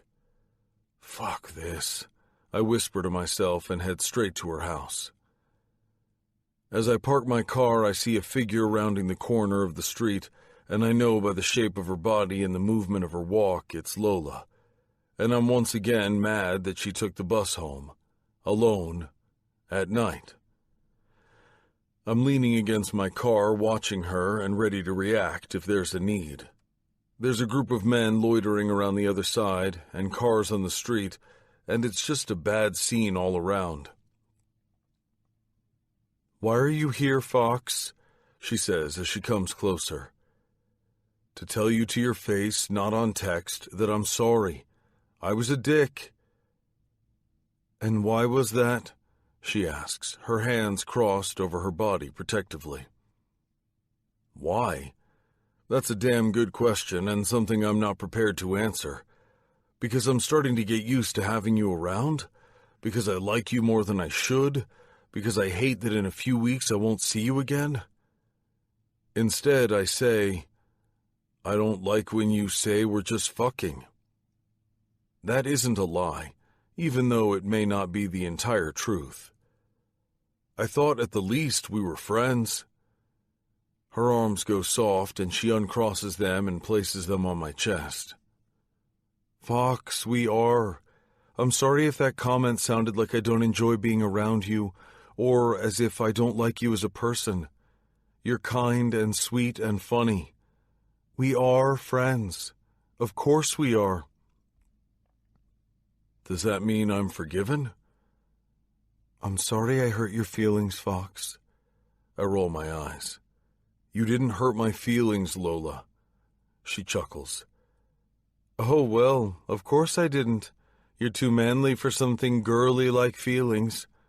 But I'm sorry nonetheless." I reach forward with one hand and pull her to me by the loop of her jeans. Without hesitation, she wraps her arms around my neck and kisses me. "You're forgiven for earlier, but not for leaving without telling me and taking the bus at night." She rolls her eyes and shakes her head. "You're staying over?" "Yes." Taking her by the hand, I lead us up to her apartment. "I'm going to have a word with your landlord. The lights in that stairwell have to get fixed." Good luck with that. He's a dick, she says as she unlocks her apartment. My lease is up in a few weeks, and I want to get my deposit back. I don't want to piss him off too much. I close the door behind her and lock it securely. You're going to get your deposit back regardless. The light is just something he needs to do. When is your lease up? In about 3 weeks. I need to play nice, so he lets me live here on a week-to-week basis until I leave. No, fuck that. You can stay with me, I say without so much as a pause, and when I see her eyes widen, I continue. We just had this conversation, didn't we? We're friends. You can crash at my house for a couple weeks. It's not a big deal. Don't overthink it. You're there all the time anyway, and honestly, I look around at the tiny shithole. I can't stand that ugly lamp. You'd be doing me a favor by staying with me and tossing the green lamp. Hey, it's seafoam, not green, and it's vintage, she feigns anger. Seafoam or green don't matter. It's hideous. Now kiss me and show me how sorry you are for hurting my feelings earlier. I thought you didn't have feelings. I wink playfully and wait for her to make it up to me. We've been sleeping together for weeks now, and it's the first time we have the entire day off. I'm utterly exhausted. Maybe I am too old for her after all, or maybe we're having too much sex. I want to drive her to work in the mornings because I hate the thought of her having to wake up early and take 3 buses to the clinic. It's an extra bus from my house. But the long nights and early mornings are taking a toll on me, and I have no idea how she's able to keep it up. At least I can go back to sleep after I drop her off. After her day job, she has to get ready to go to duality. It's exhausting just watching her. But today, we finally got to sleep in, and it turns out that when Lola doesn't have work, she sleeps in. At 2 in the afternoon, after a random pickup game of basketball while jogging, I actually check her breathing because she hasn't moved since we went to sleep at 4 in the morning. Poor thing. She really needs her rest, but being the selfish bastard that I am, I also want to spend time with her outside the rush of work and sex. Once I see she is, in fact, breathing, I take a shower, get dressed, and then make reservations at a nice restaurant for dinner. Then I pace around and wait for her to wake up. Remind me not to stay over when I want to sleep in, she mumbles as she stretches her arms over her head and yawns. She sits up and narrows her eyes at me. What? I say. It's past 2. I let you sleep in. You've been moving around all morning. You're driving me crazy. You're freaking deaf. How would you know? I pull the covers off her and she groans and throws a pillow at me. Then I grab her ankles and she yelps and laughs. I can feel you pacing. You and your extra senses. I need to remember that. Anyway, now that you're up, let's do something fun. What do you want to do? I made reservations for dinner later, but that's at 8. What about from now until then? Pool? Beach? Park?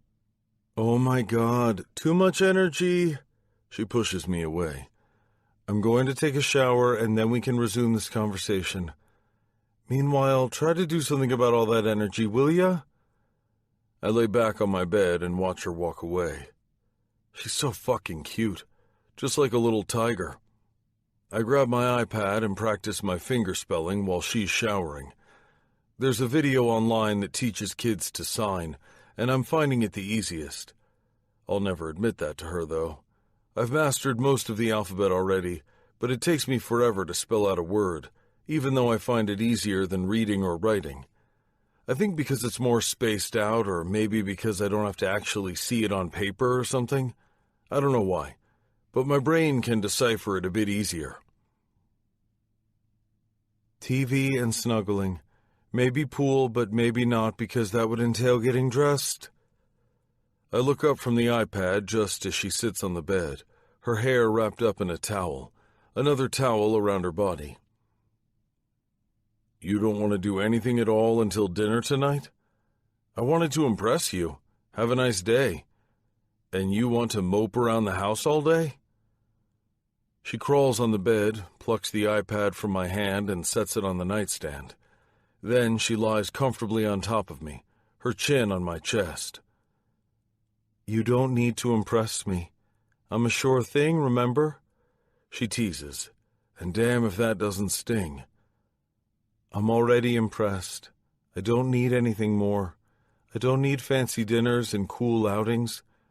But if you have plans or need to do something, I get it. I can go home so you can get things done. I don't want to be in the way."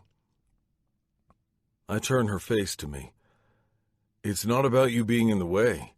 I thought we'd hang out. It's the first time we don't have work."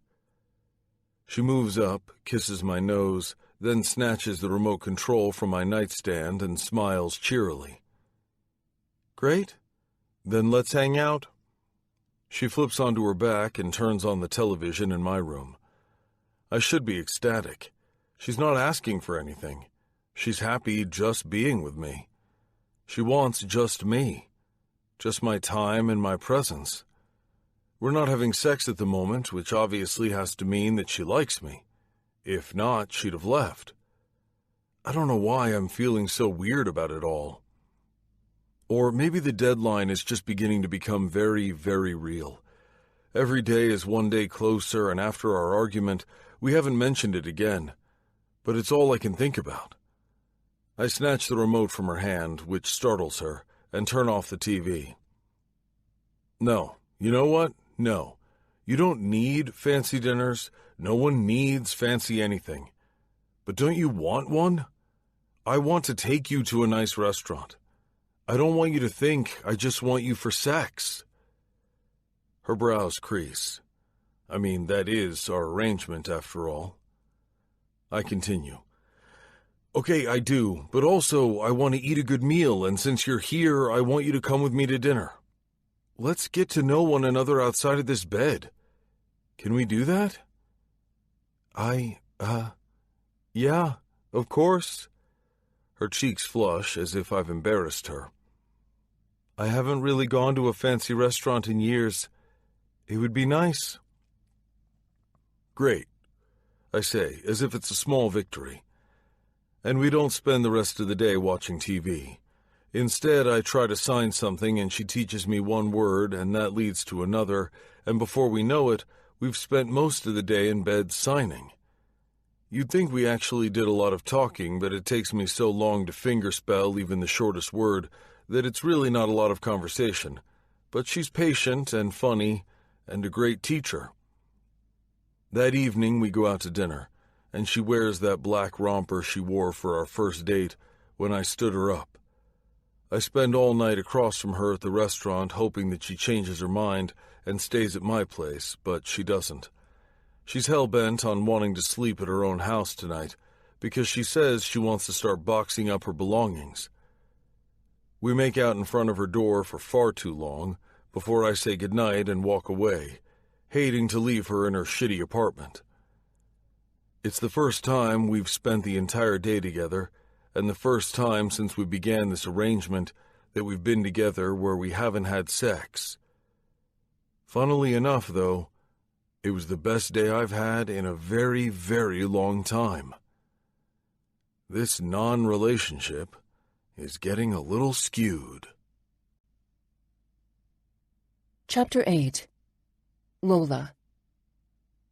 It's Thursday night, usually one of our busiest nights, but for some reason it's not too crazy today at Duality. I'm working at the upstairs bar and I just finished serving some tourists piña coladas. They look fascinated by the nudity around them, pointing and gawking at the fire breathers on the stage.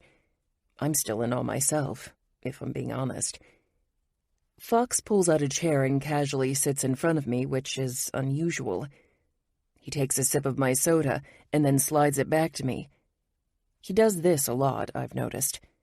He doesn't buy soda at his house, but I've stocked his fridge with Coke, and he takes gulps from my cup when I'm drinking it, even though he says he hates soda because it's so unhealthy.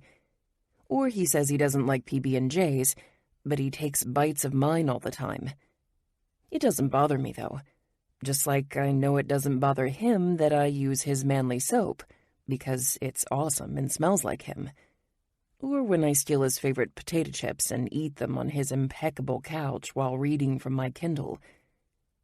The familiarity between us might be weird, but it doesn't feel weird. And right now he's just hanging out at the bar. He never just hangs out. His tie is a little crooked, so I straighten it for him, not caring that another bartender, Jane, is at the other end of the bar. The staff has seen us walking in together over the past month or so. I'm sure the rumors are rampant, but it's not like I can hear them, so I brush them off. He smiles at me. As I study him, I wonder what he's up to. His beard is longer than it normally is, and his hair isn't so perfect. I've noticed that he hasn't been taking so long to get ready these days. I wonder why that is.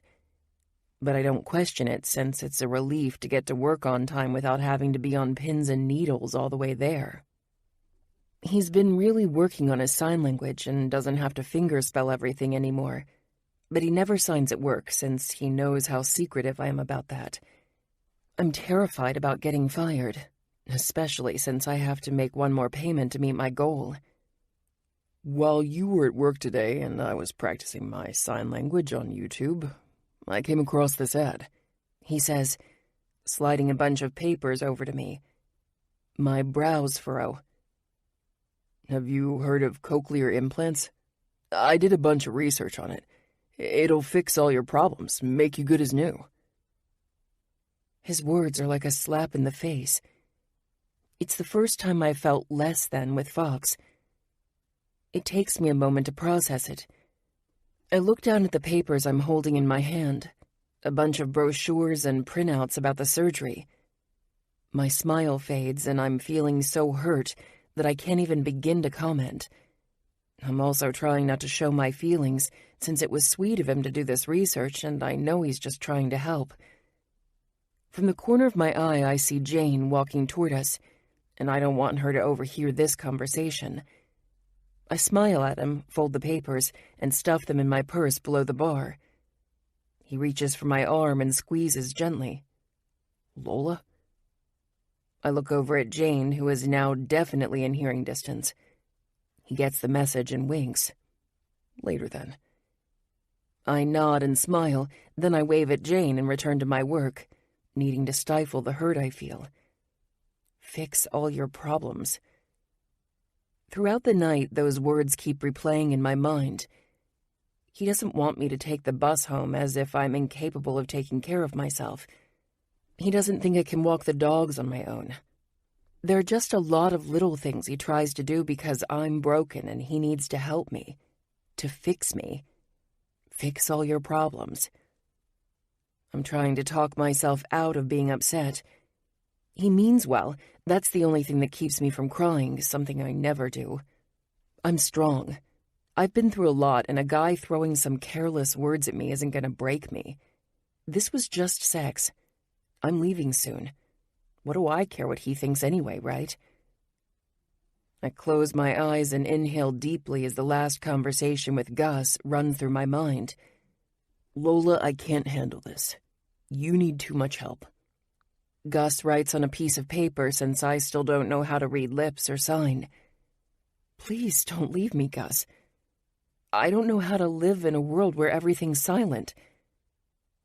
He puts a finger on his mouth, hushing me, and looks around embarrassed at how loudly I'm speaking. Sorry. I whisper, and tears are running down my face. You need to learn sign language and join that support group, and the doctors say you're depressed. He writes, That's a lot, Lola. Of course I'm depressed. I'm deaf. And now alone, it seems. I just lost my hearing, I say, sobbing. I can't lose you, too. How will I even know what the doctors are telling me? Gus, please. I'm sorry, Lola. Maybe after you've had that surgery, the doctor explained. And he hands me the brochure and the information. Call me, and we'll talk once everything settles down and you're all fixed up. I just can't deal with all this now. I'm only 20. He leans over and kisses my forehead, and I can tell by the way his lips move that he says, Goodbye, Lola. He turns and walks out of the hospital, leaving me all alone. I grab the piece of paper and the brochures, crumple them up, and throw them across the room. Fox. I don't know how to read Lola. Even after the incredible time we've had together, she's still an enigma to me. I have no idea what she's thinking, and I don't think it has anything to do with her hearing. She doesn't say half of what she wants to say most of the time. And tonight, I know she wants to say something. When I've walked by her, I've caught her looking off into space a few times. I've also caught her with her lips downturned. She's not like the rest of the bartenders who are loud and flirt incessantly, but she does smile. She smiles a lot and often, and customers like her. Tonight, she's going through the motions without any emotions, and it's scaring the shit out of me. I'm thinking she didn't like my research, but I can't even begin to understand why. Doesn't she want to hear again? Of course she does. Who would say no to having something wrong with them fixed? I've been researching things to help her, and when I found a link to a procedure that could make her hear again, I was excited to share it with her. But she didn't seem pleased. Then again, she's so secretive about her hearing, which I still think is ridiculous, and there were people around, so maybe she was quiet in order not to draw attention, or maybe I pissed her off. Damn it.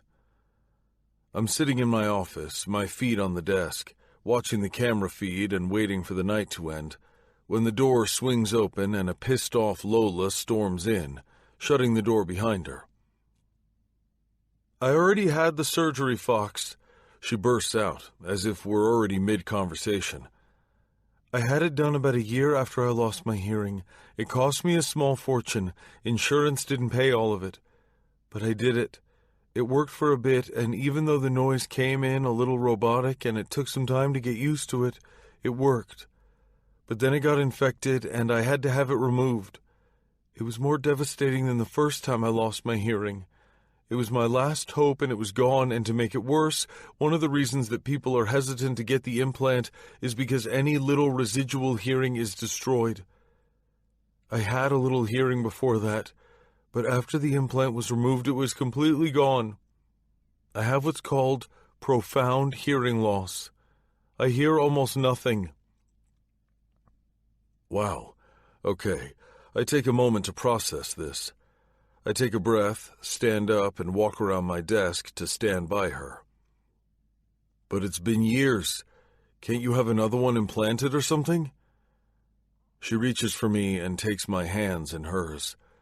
I'm not sure if she's trying to throttle me or be patient. Maybe both. I'm not going through that again. This is it, Fox. This is me. I don't need to be fixed. I understand why you'd think I'm broken, but I'm not broken, and I appreciate that you try to help, but don't. Please. This is all of me. We have a few weeks left. Let's have fun, or let's end it now, but either way, I don't want or need you to try to fix me. That's not what I meant. Yes, it was. She lets go of my hands and releases a puff of breath. It's sweet of you, but it's not happening. I will never hear again. I'm okay with it. The question is, are you? When I went deaf, I was dating a guy and he dumped me when things got too hard. It broke my heart. I'm not going through that again. I like my life now just like you like yours. Why are you trying to complicate things? She likes her life? How is that even possible? She is missing one of her 5 senses, for fuck's sake. And do I like my life? I have to stop and think about that, because of all the things she is saying, that's what actually impacts me most. I'm not sure if I can sit here and say I like my life. I mean, I'm content, but I don't love it.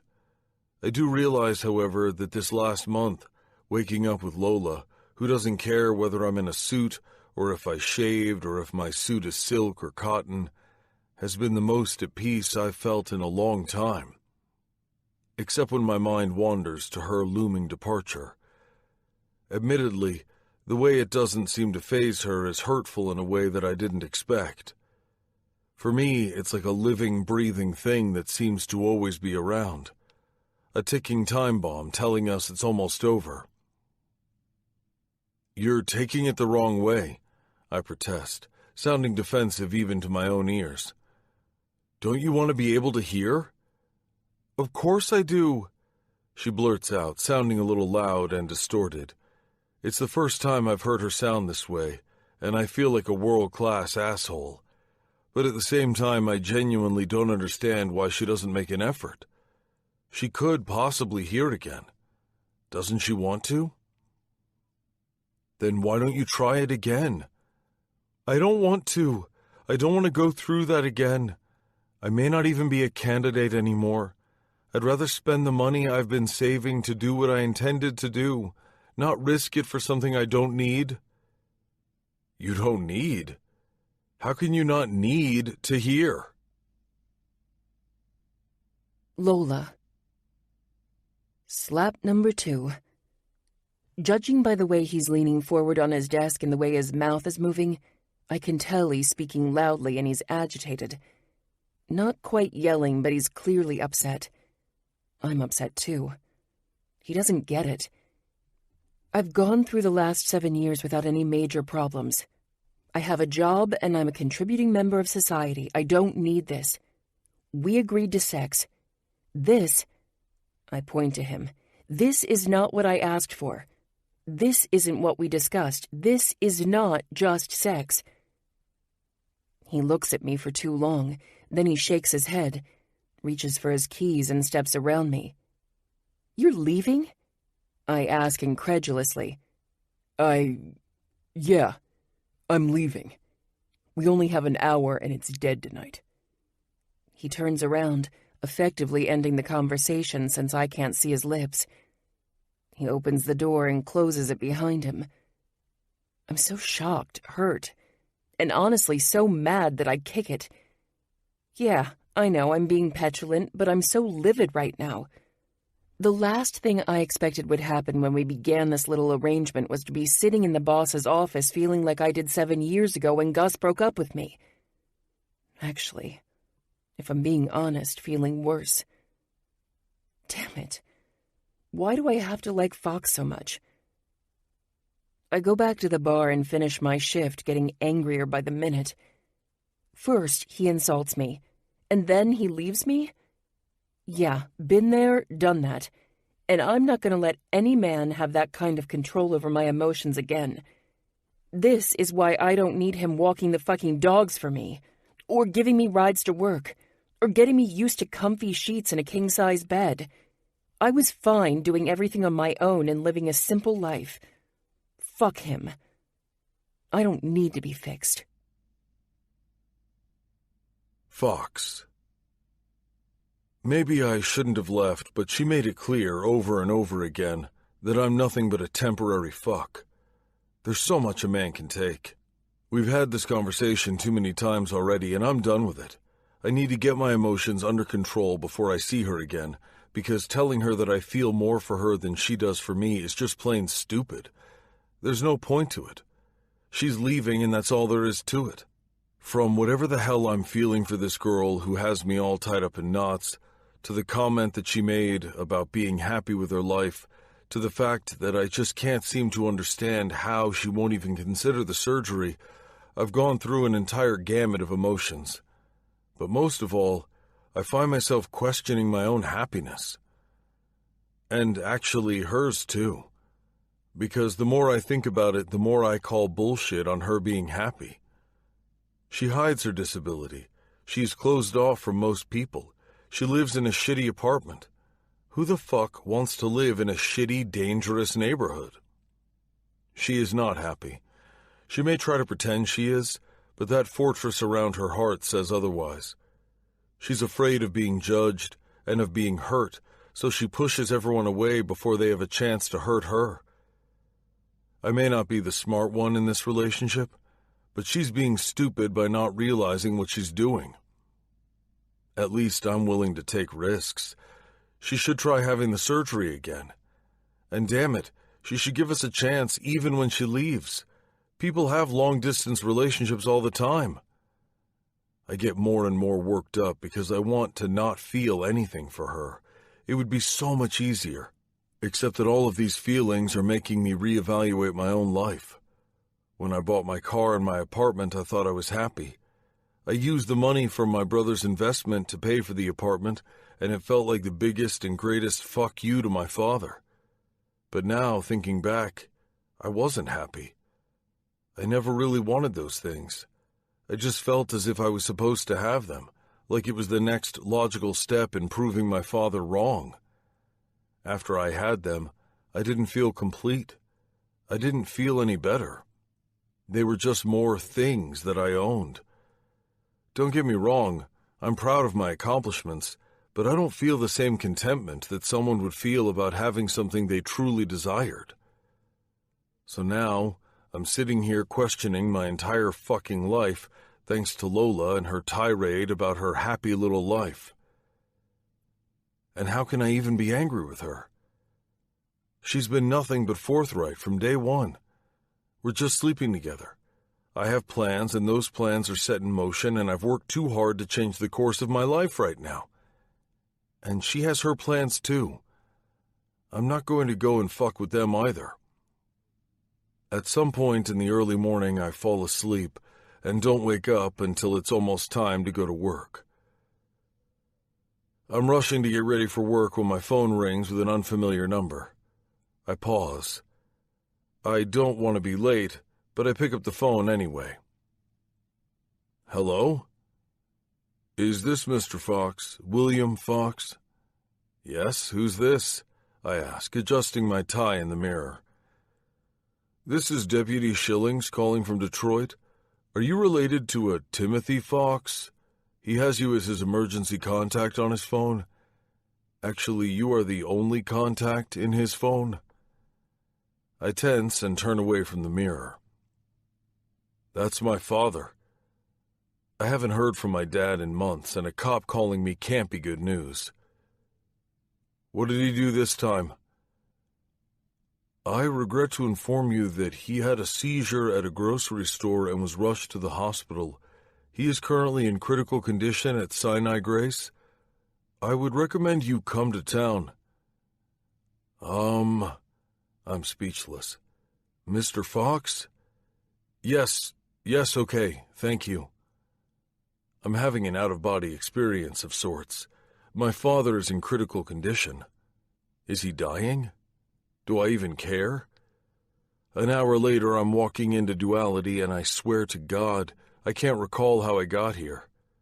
I'm on automatic pilot, unsure as to how I should take this news. The staff greets me as I walk in. I nod and head straight to the office and close the door behind me. Lola.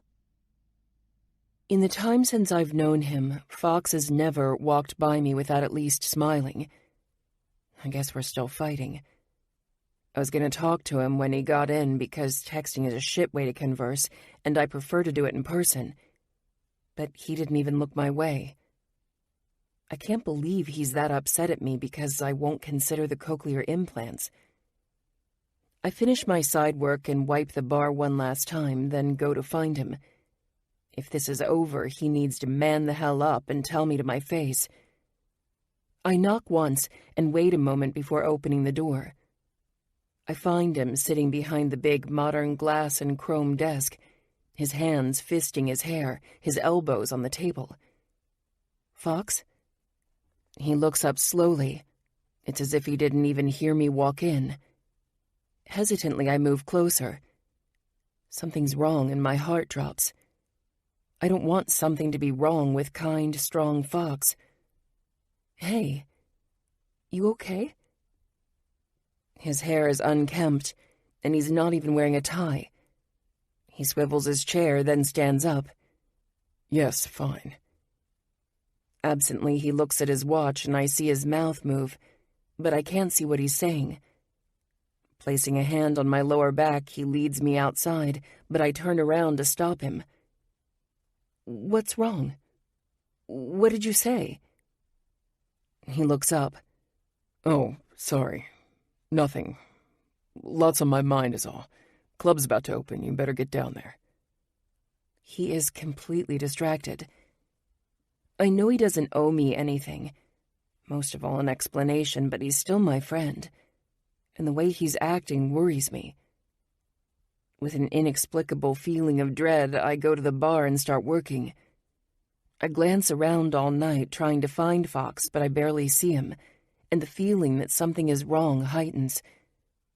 As soon as I have a moment, I'm going to find him and demand he tell me what's wrong.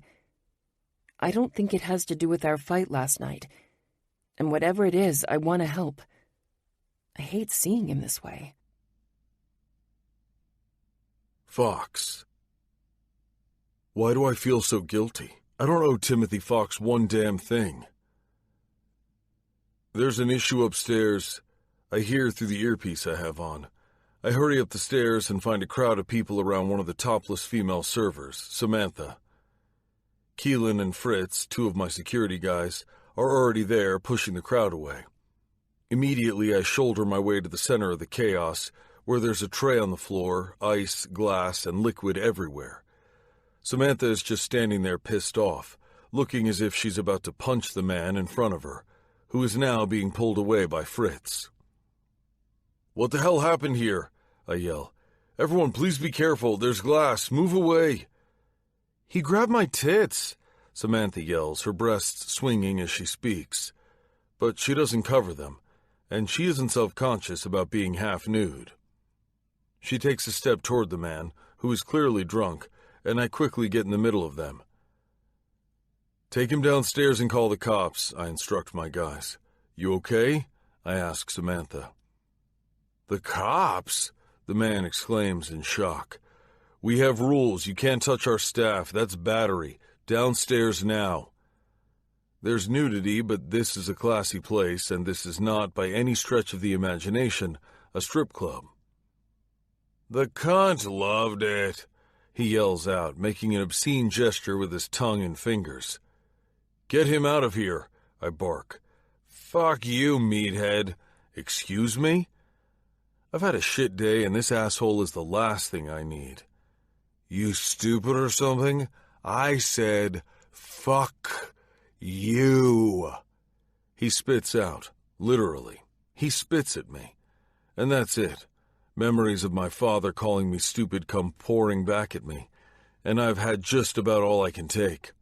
I pull my arm back and release my fist right to his face. Blood spurts out of his nose, and I feel pain in my knuckles.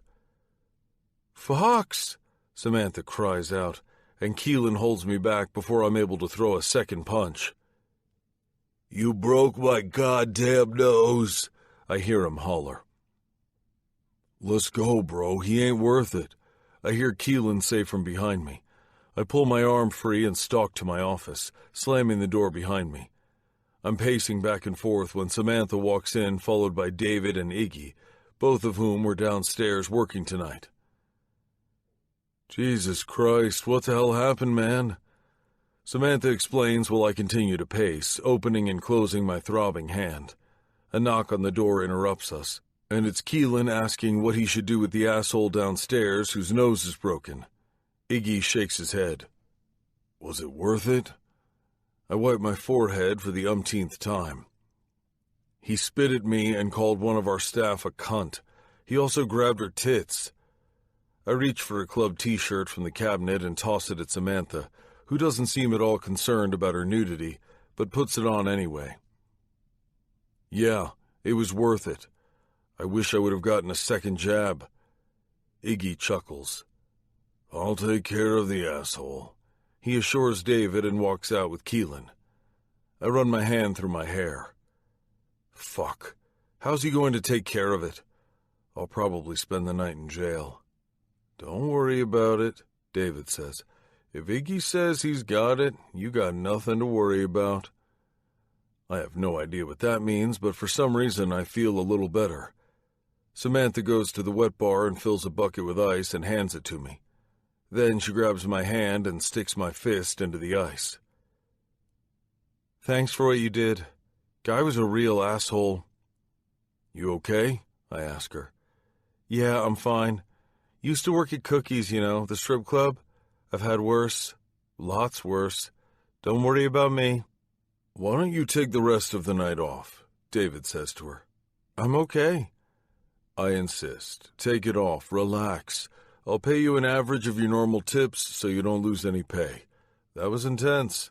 I'll have one of the guys escort you to your car, okay? Okay. Thanks, she says, as if she just got the best news instead of a total shit show. Thanks again for defending me, Fox. Hope you didn't break anything. She waves at us and leaves. Once we're alone, David glares at me as he sits down in my chair behind the desk. You could have gotten arrested. He can sue the club, I slump down on a chair in front of the desk. My job is my priority, and now that I'm finally at a place I want to be, I don't want to fuck it up. This is the second time in about a month that something my father has done has directly impacted my job. First, the anniversary of my brother's death, when I was late to work, and now tonight. There's no excuse, but the words just slip out of my mouth before I can stop them. Right before I walked in tonight, I got a call. My father's in critical care. I think he's dying. I'm sorry I fucked up. You have every right to fire me. I'm not going to fire you. Relax. Why the hell didn't you call and take a few days off? The son of a bitch doesn't deserve my vacation leave. David looks at me confused. We don't have a great relationship. I see, he says, but I can tell he doesn't really. Your head may not be with your dad, but it's not here either. You need a few days off. No, it's not a request, Fox. My head shoots up and I narrow my eyes. I already told you that you're not fired. But you do need to go cool off. Come back next week. If you feel inclined to visit your old man, great. If you want to bury your sorrows in tequila and pussy, even better. Point is, I don't want you here. You need a break, so I'm giving it to you. Look, I understand why you hit the guy. I think Nick would have done the same thing, but you're usually not that hot-headed. You're off your game, and I need your head on right.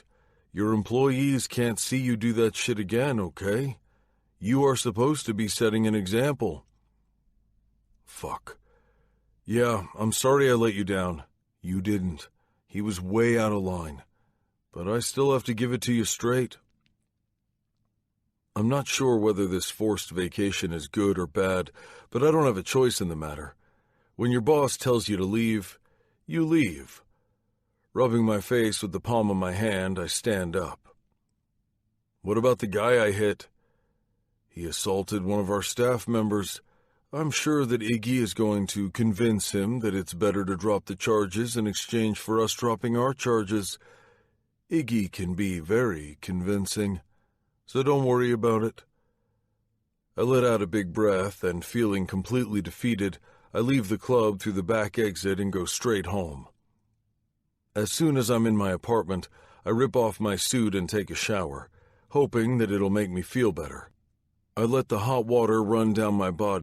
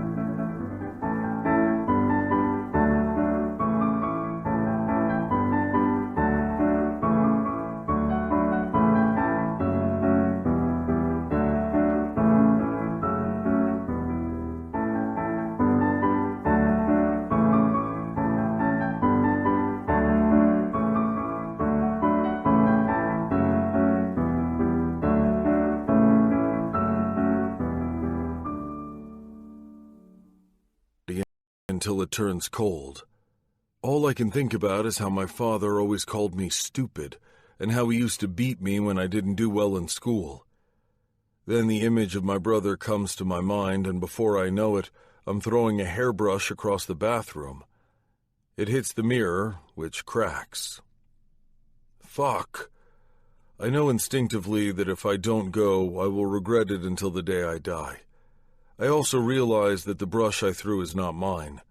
It's white and girly, and fuck, I miss the hell out of Lola.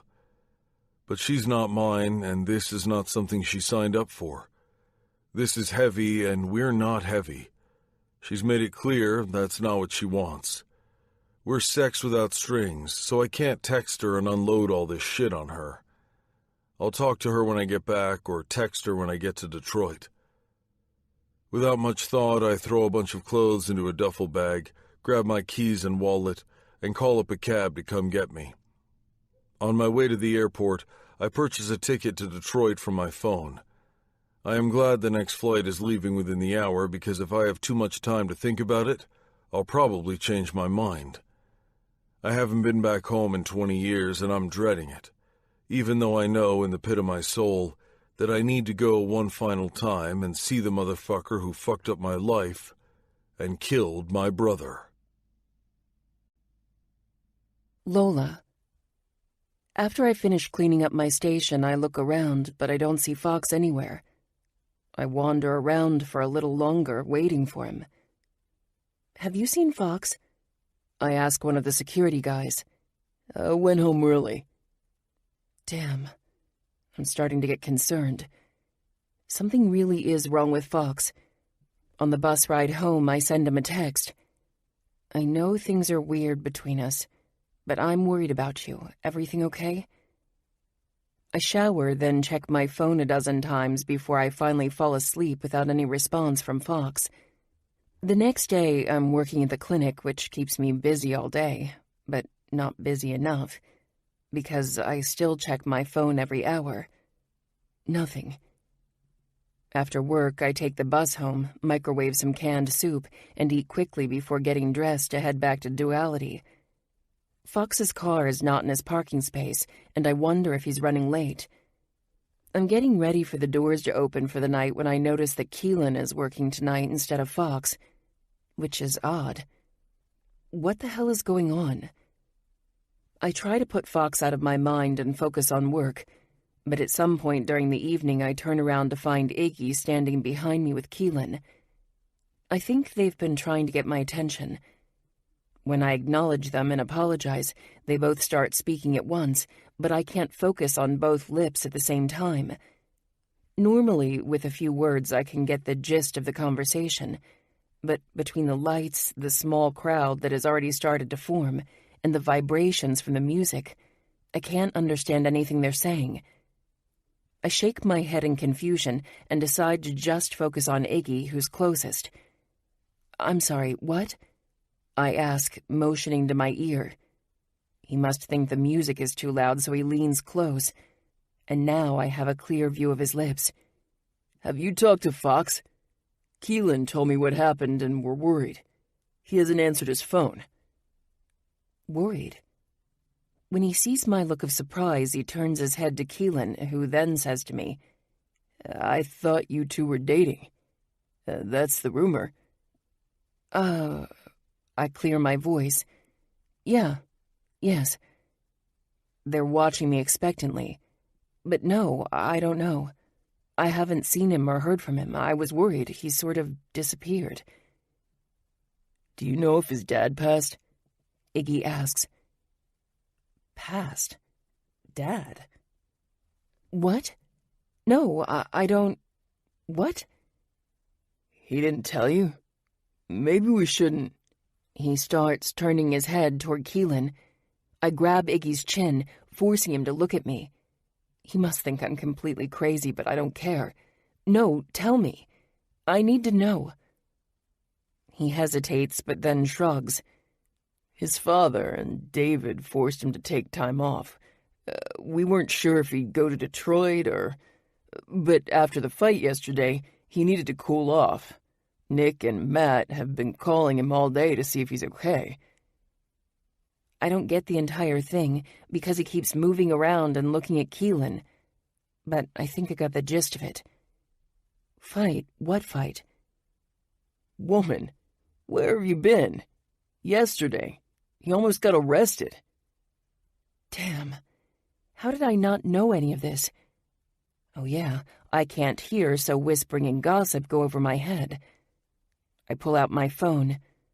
There are no messages, so I quickly text him. Where are you? I heard about your dad. Can I help? Are you in town? I look up and shrug. Nothing. He hasn't called me. Do you know where he lives? Iggy asks. Yes. Why don't you take the rest of the night off and go check on him? I'm already taking off my apron. Okay, I'll let you know. I haul ass to the bus stop and to his house, which is a shit ton of buses away. I wonder what happened with his dad. All he's told me was that his dad was an asshole, but he never elaborated. Oh, and I know his dad lives in Detroit, but I don't know where. The entire ordeal takes me 2 hours, and it's well into the middle of the night by the time I get to my own apartment. I must have taken 4 different buses since he lives across town, and there's not as many at this late hour. He didn't answer the door, and he still hasn't returned my texts. Now I'm worried. You're really worrying me, Fox. Not answering my text makes you a shitty friend because I'm worried about you. So are Keelan and Iggy, and Matt and Nick. Just send me something to let me know you're alive.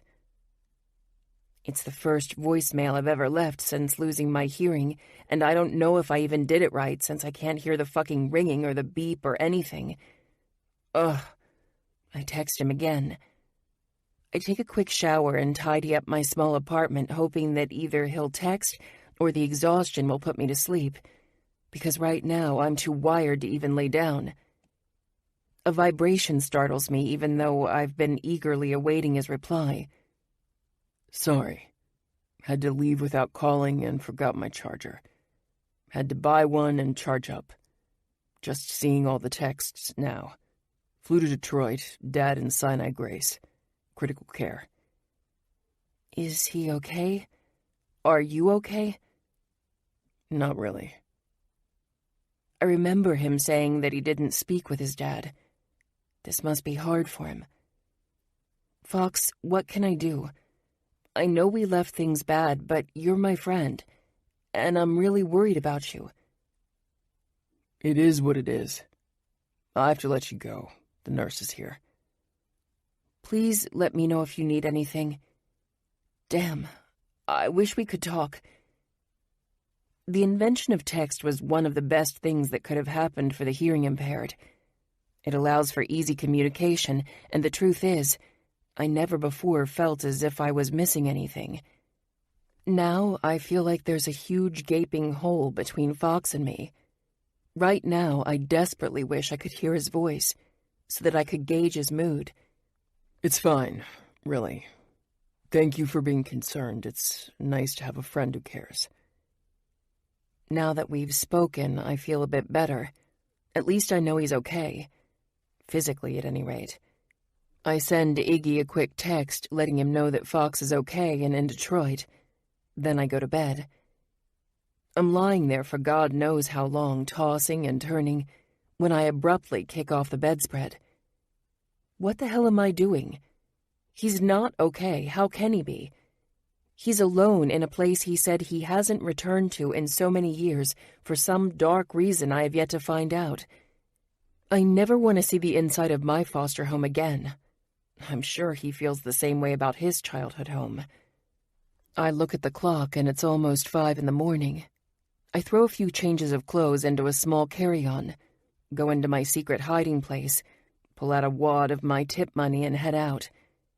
My money is so carefully accounted for, and I know this will be a huge step backward in paying for school, but screw it. Fox needs me. It's late and the buses will take forever, so I call a Lyft from my phone to take me to the airport. On the way there, I buy a ticket to Detroit, then text Keelan to let him know I need the rest of the weekend off. I'm also risking my job for him. Iggy could easily fire me for leaving him in the lurch abruptly, but I hope he understands, because I'm already at the airport, and I don't plan on turning back. Fox. I've looked at the piece of paper in front of me 100 times. The nurse wrote the address for the hospice in the smallest fucking writing I've ever seen. I want to crumple the paper, toss it into the garbage can, then pick up the garbage can and toss that into the street. All the letters look like a blob of characters smashed together. I squint and hold the paper closer to my face, as if that will make any difference. Fuck! I roar out loud, and a nurse who happens to be walking by glares at me. Sorry, I mumble, and look at the gibberish in front of me again. I shouldn't have to go through all of this for that son of a bitch. Last night I sat with him in his hospital room waiting for him to wake up. I had a bunch of things I wanted to say to him, except he never woke up and the doctors think he's not going to. I've been here for almost 2 days and there's absolutely no progress. This morning, I went to the motel across the street and paid for a room so that I could shower and sleep a few hours. Then I came back to the hospital only to find out that he's been moved to a hospice center, as per his living will. Yes, the man who couldn't be bothered with helping me with my spelling homework was organized enough to have a living will.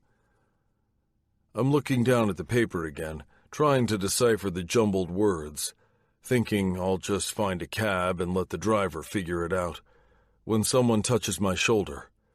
I turn around and stop in my tracks. Standing there, looking tired and frazzled but still fucking stunning, is Lola, with a rolling suitcase that has seen better days by the looks of the silver tape around one of the corners. What are you doing here? She shakes her head. I'm not sure. I thought you could use the company? I take her hand and pull her out of the way of the entrance to the hospital. I'm in shock. This woman, who won't spend money on a cab or a nice dinner for herself, hopped on a plane to travel across the country. For me? I think right there and then I fall completely in love with her. Or maybe I'm finally understanding that my frustration with her is due to the fact that I've been in love with her for a while now. Did I overstep? I can go. No. I get in front of her to stop her from moving. No, please stay. I'm just surprised to see you is all. Wow. I put a hand on my chest where my heart feels like it's going to come out of my body. God, Lola, truly, thank you. No one has ever done something like this for me. I can't resist, and I pull her to me and hold her. Her arms come around my waist and she places her cheek on my chest. Having her close to me makes everything better. She looks up at me with those big baby blues, and I'm lost. I'm gone. This woman could ask me to walk through lava for her, and I would. I cup her face with my palms and kiss her. It's unlike all the other kisses we've shared. I can't tell her how I feel because she'd undoubtedly freak out. She wants to keep pretending we're not in a relationship, but the fact that she's here, that's more of a gesture than words could ever say. Slowly our mouths meet, lightly at first. A kiss so fragile yet so intense, I want to melt into her, touch every single inch of her, smell her, feel her. I want to be consumed by Lola in every way possible. Her delicate small hand fists my shirt, and I feel the slight tremble in her body. Tenderly, reverently, I kiss her lips one last time, then her cheeks. Why are you shaking? I don't know, she says in a whisper. Nerves, maybe? I wasn't sure you'd want to see me. But you came anyway. I wanted to see you, even if you didn't want to see me. Silly girl. I kiss her one last time.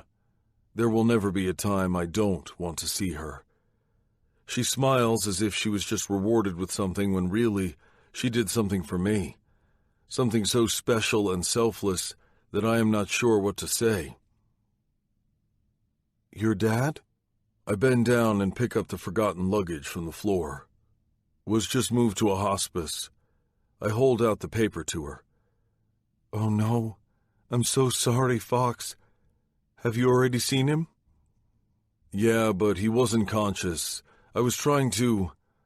I hold out the paper and squint, trying to read the words on it, but I just can't. Fuck. It's just a mess of letters. I have no idea what it says. I crumple it in my fist, and I'm about to toss it when she grabs my wrist and pries my fingers open. Hey, relax, she says softly, and takes the paper from my hand.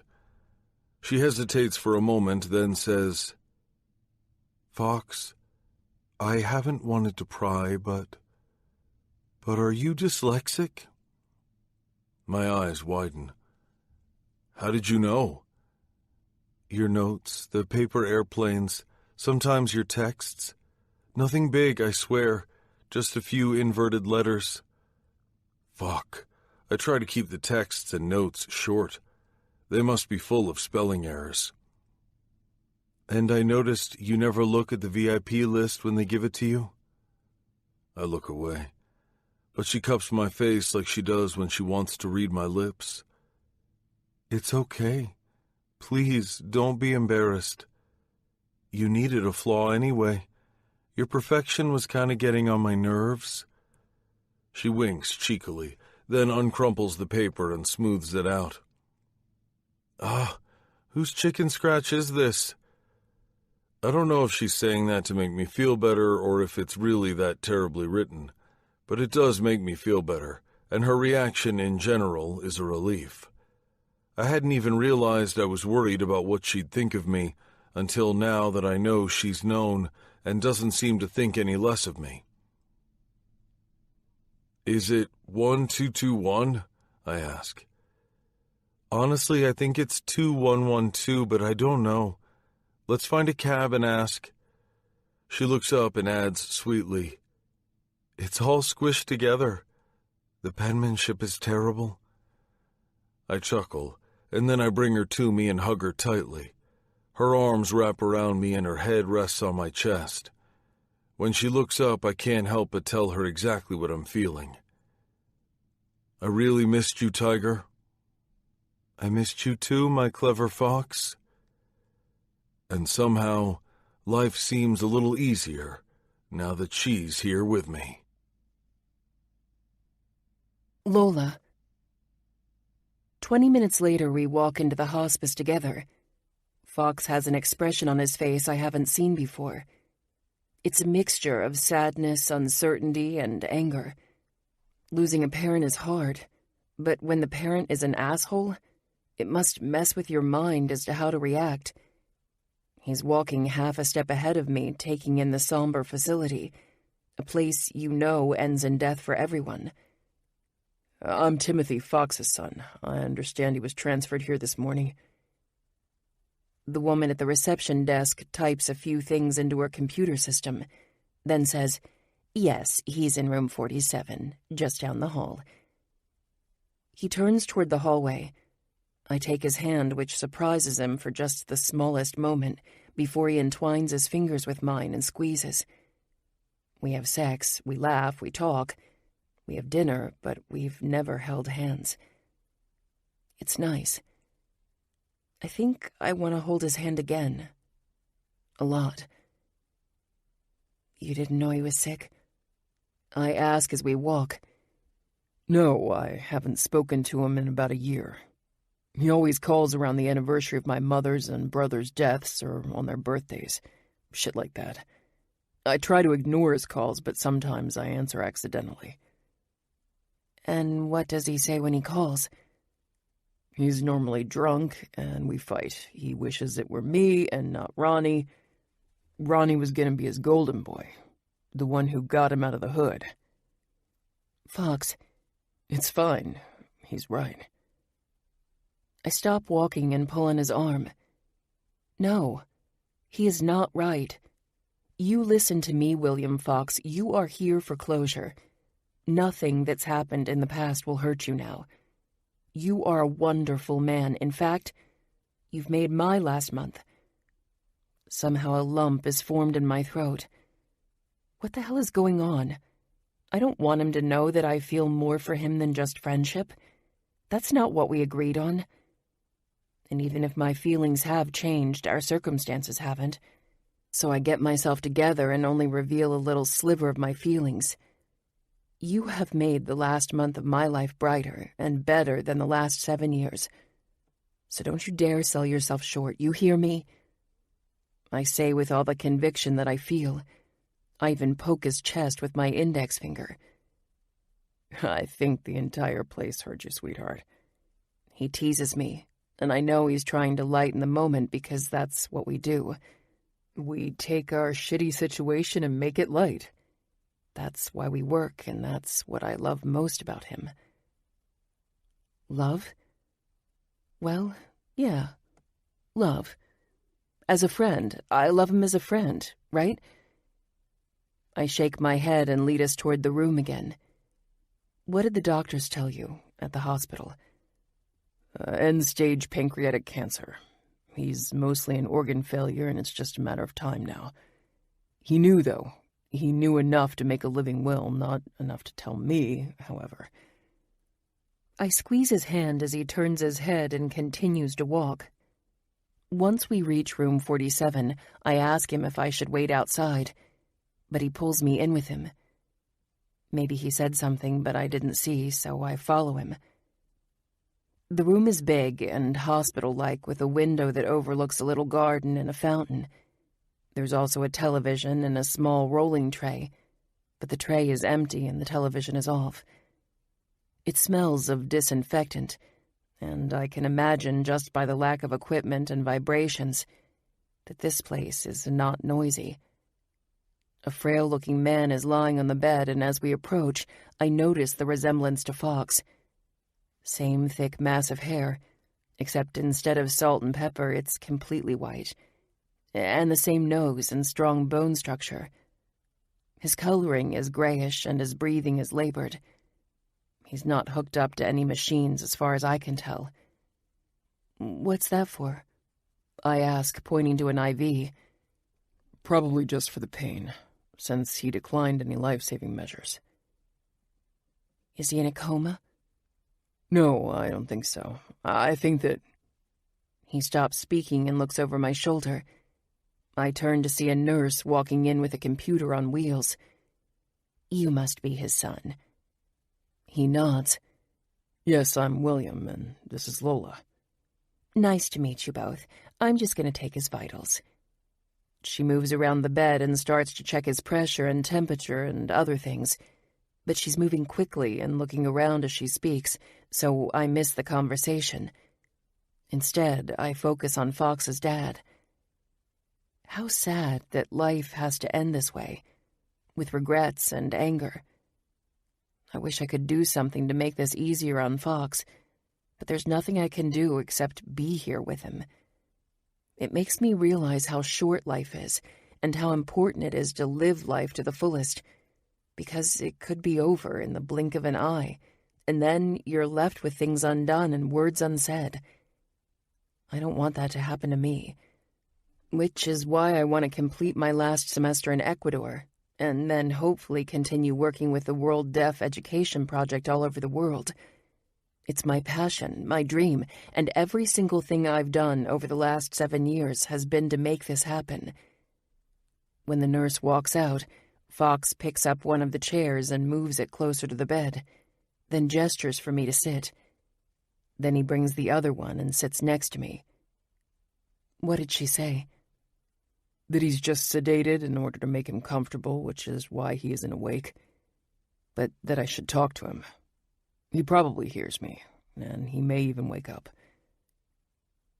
Fox doesn't talk, though. I know this without having to look at him. Again, I take his hand in mine and hold it. After a little while, he turns to me and starts to speak. Ronnie was a good kid. Looked up to me. I had a hard go of it in school. The letters always looked twisted around. My mom tried to get me help, but my dad wouldn't have it. He said I wasn't trying hard enough. Called me dumb and stupid all the time. Every time I failed a test, he kicked my ass. I hated him so much, Lola. So damn much, there were days I just wanted to kill him. Ronnie, though, he tried hard. Always did great in school, never talked back, kept to himself. Dad loved him. I loved him. I protected him when kids made fun of him, but the pressure to do good was too much. He was so afraid of not meeting my dad's expectations because he saw the consequences and he wasn't tough like me. I could take it. When my dad broke my nose, I didn't shed one goddamn tear. Wouldn't give the son of a bitch the satisfaction. But that scared the shit out of Ronnie. It got too much for him, all the violence and the pressure. And when Ma died, and it was just the three of us, it got worse. I see my big, strong fox's eyes well up. He takes a deep breath and looks away. His mouth moves, and I gently pull his face so that I can see his lips. "Sorry," he says. "One night, Ronnie drank too much. I don't even think he ever drank. Ever. Crashed right into a wall and died on the spot. Everything gone. Cops said it was an accident. I'm not so sure." I let that sink in for a moment. He's been living with all that for a long time, and I would bet he's never shared that story with anyone. Fox, honey, you know that's not your fault, right? I push my chair back and worm my way onto his lap, then wrap myself around him. I don't know if he's saying anything. I don't think he is. But all I know is that he needs a hug. Someone on his side. Someone who believes in him. I don't care where we are and who's around. I'm on his side, and he needs to know that. Now I understand why it's so important for him to be successful at his job. He's proving himself to his dad. And it makes me sad for him because that's not a way to live. He doesn't have anything for himself. It's all for show. A big fuck you to his father.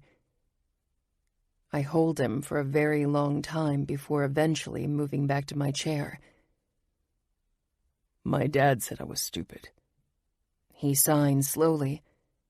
He's been signing conversations more and more lately, and he's gotten pretty good at it. "Every single day of my life. But learning this new language makes me feel smart for some reason." He subconsciously sticks out his tongue as he moves his fingers and concentrates, which I find adorable. But you have a problem, Fox. I say out loud. "I know. I didn't understand that then, but I know that now." This time he's speaking words, not signing. I see him exhale a big breath. He turns and looks at the bed, and I see his mouth move. I think he said, "I hate him," but I don't know for sure.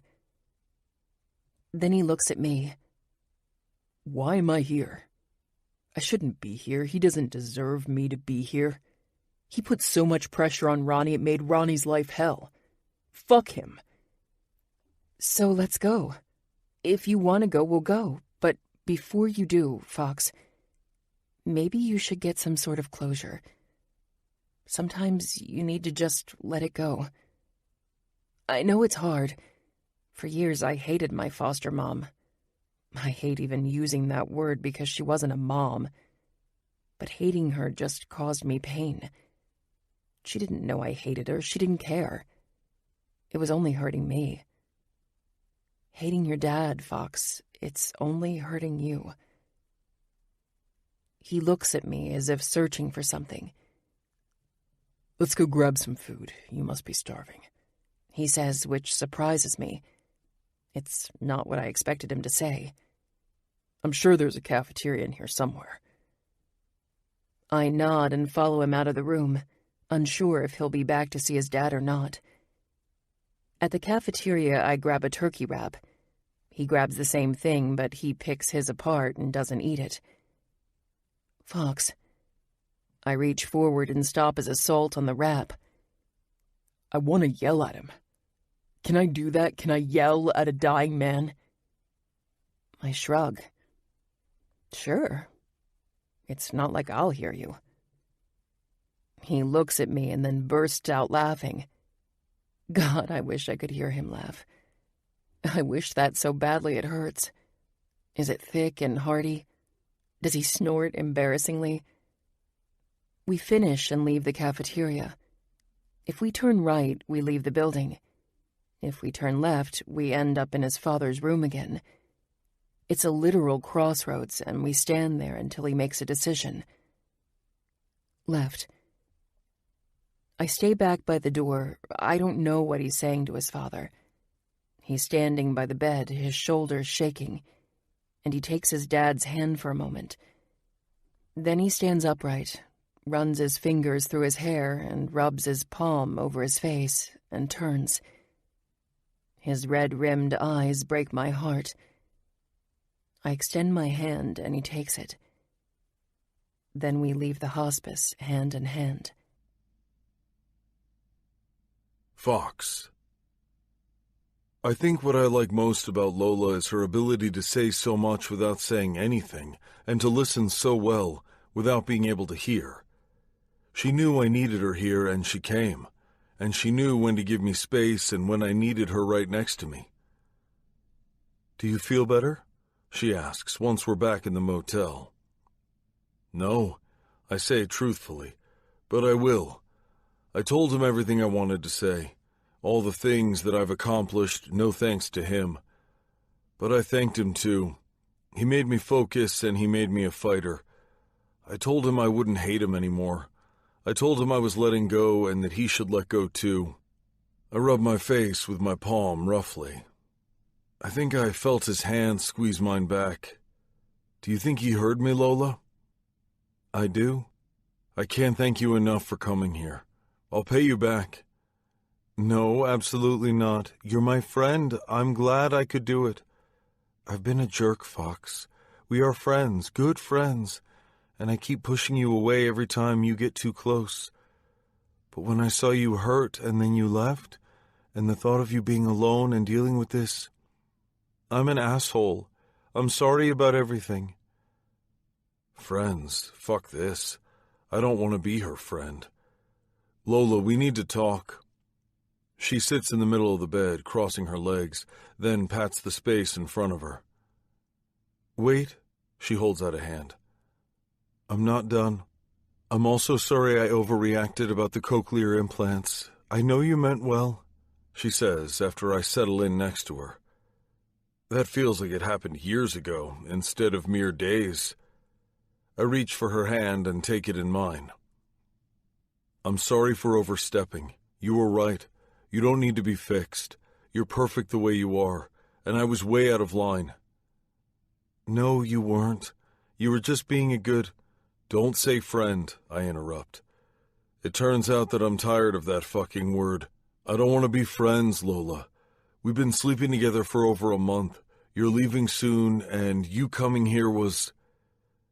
You are more than a friend to me." "What does that mean, Fox?" "I don't know."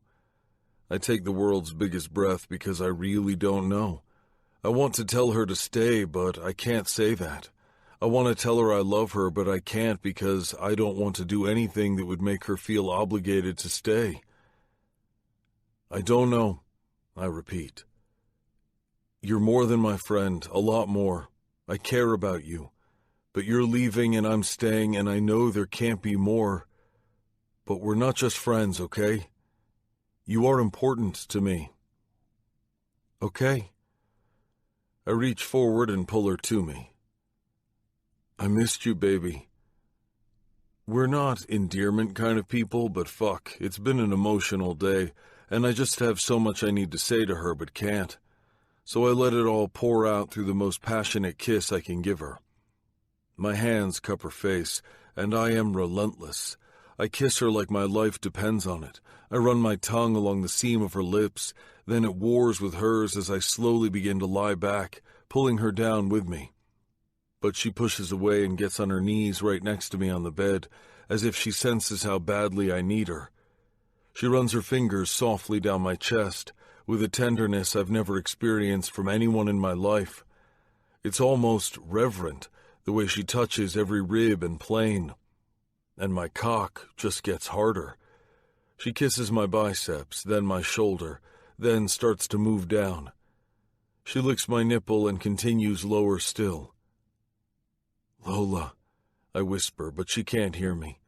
I gently tug her hair, and she looks up through those dark lashes and huge, expressive eyes. "You don't have to do this, sweetheart." "Let me take care of you," she whispers as she takes my hand off her hair and pushes it away. She doesn't want to hear my words. She wants to do this for me. Maybe for her, too. Whatever it is, when she takes my cock in her grip, any protest I have flies out the window. She moves her hand up and down a few strokes before she takes me deep into her mouth. And holy shit, it's so good I almost have to stop her so that I don't come before I've had a chance to fuck her. But she just keeps licking and sucking, deep, uninhibited. I hear the way her mouth suctions against my dick, slurping, and it's driving me crazy. Maybe she doesn't even know she's doing it. It's the sexiest noise I've ever heard. It's messy and sloppy and full of passion, which is the way sex should be. Then she does something with her tongue and tightens her grip, and I'm done. "Baby, stop," I groan. My eyes are closed and I'm about to come. "Sweetheart, Lola, stop, I'm going to come if you don't—" "Oh, God!" I yell, but it's too late. She didn't stop, and I'm coming hard and fast into her throat. I'm breathless. I'm spent. I'm completely and utterly satisfied. I let out a huge breath. "You didn't stop," I say between pants. I look down at her, and she's wiping her mouth with her forearm as she crawls back up the bed. "You wanted me to stop? Why?" "I didn't want to come in your mouth." "Oh, well, I didn't hear you." I'm such an ass. Of course she didn't. "But I wouldn't have stopped anyway. It was good, right?" I laugh. "You know it was." "Good."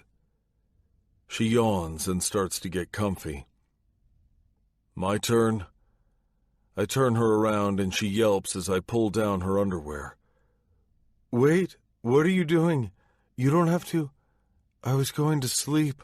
Oh my God, Fox, what are you doing?" I sit her right on my face. If I'm being honest, I'm too tired to move. And also, I enjoy eating her this way. I swat her ass so that she shuts up since she can't see my lips. The second my tongue makes contact with her clit, she grabs the headboard and stops any protest. Lola sitting on my face is probably the best fucking thing that I've ever experienced in my entire life. I eat like a man starved, and when her hips start moving and she starts seeking out her own pleasure, it takes all my willpower not to grab my cock and fuck myself while I lick her. I don't remember the last time I've been able to get hard that quickly after coming. With my tongue on her clit and my fingers inside of her, she comes way too fast, crying my name over and over again. I'm sure most of the motel knows what we're doing right this very second. Not that I give a damn. I love when she loses control like this. Afterward, Lola's body is curled around me and nothing has ever felt so right. When the phone rings in the middle of the night, I know who it is before I get it. I sit up at the edge of the bed as the nurse tells me that my father has passed away. Lola is clinging to me, peppering sweet kisses on my back. I can feel her tears and her soothing hand as she tries to comfort me, and even though she can't hear the conversation, she knows what is being discussed, just like I knew who it was when the phone rang. We dress and head back to the hospice early in the morning. My father had all the arrangements prepared. He didn't want any service, and he asked to be cremated, which was already arranged. So the only thing I had to do was provide my address so that the ashes could be sent to me. And just like that, I'm on a plane back to Miami. Nothing has changed, yet it feels like everything's different. Chapter 9. Lola. Today I'm in a terrible mood. I don't know why. It's been a week since Detroit, and I'm leaving for Ecuador in a little over 2 weeks. I've saved all my money, and tomorrow I can finally pay off my tuition. I met my goal. I'm having amazing sex every single day, and Fox and I have reached a good place. I like him, he likes me, and we'll figure out the rest later. I should be ecstatic, but I'm not. My lease for my shitty apartment is up, and I'm moving in with Fox. He's been great, and the death of his father did not affect him as much as I thought it would. I kept thinking an old wound would open and all the pent-up anger and resentment would come pouring out, but it hasn't. He hasn't said much about it, but he hasn't been devastated about it either. Anyway, tomorrow I'm supposed to move into his apartment. Like I said, I should be in a great mood. Tonight, Duality's packed, and I'm serving a bunch of bros for a bachelor party. There's nothing I hate more than bachelor parties. The men always act like entitled pricks, as if they were let out of their cages for the first time. And today I'm covering for another bartender, so I'm working on the second floor. Luckily, since it was a last-minute call-in, I didn't have to wear the skimpier second-floor uniform. But with all the nudity, the jugglers, the lights, and the music blasting, I'm flustered if I'm being honest. And today, for some reason, I'm feeling a little overwhelmed. "Hey, another round!" One of the bachelor party guys yells at me. I can tell by the way his mouth opens wide and his chest heaves. I give him a thumbs up and start mixing some shots when a hand slams down on the counter, not only startling me, but causing the shots to actually spill over a bit from the force. Surprised, I look up. "Are you fucking deaf? I said vodka, not tequila." I look down at the already mixed shots. "No, you said another round." I protest as I push the 7 shots to the edge. He looks over his shoulder. I think he's saying something, judging by the expressions on the other men's faces, but I can't see his lips. They glance over his shoulder at me and laugh. I have no idea what they're talking about, and it's pissing me off. "Hey! Hey!" I yell. $56. The guy, the instigator, who I bet is the best man, leans over. "You fucked up my drinks, and then you expect me to pay for it?" He laughs. "I'll make you a deal. I'll pay for it if you take a shot with me." As a bartender, I'm used to taking shots with the customers. I try not to because I have a remarkably low tolerance for alcohol. But if it gets these assholes to take their drinks and leave, I'll do it. Or at least pretend to. I mix myself the same shot, watering it down substantially. The 7 men gather around, and we all tip it down at the same time. "What's your name?" the instigator asks. I lean forward and smile fakely. $56. "Tell me your name." "For $56. He turns back, and the group is laughing again. I've long ago come to terms with being excluded, but tonight I'm not having it. In fact, I'm pissed. I'm pissed at having to work all the time. I'm pissed at not being able to hear. I'm pissed that I have to take 2 buses home and finish packing. I'm just pissed. I slam my hand on the bar.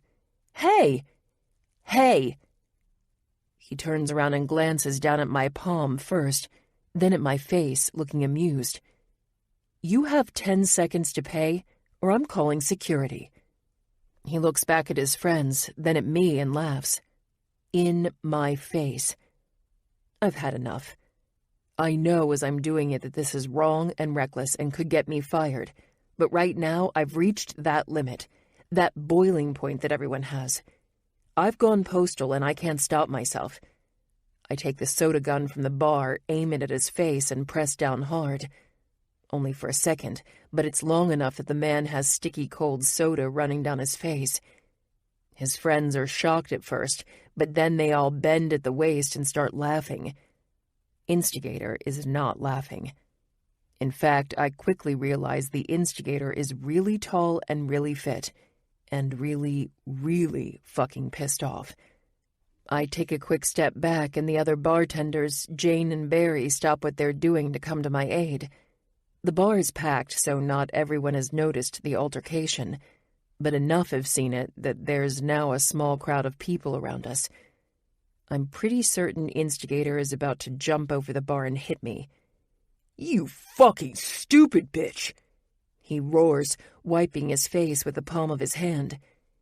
$56, asshole! I yell right back.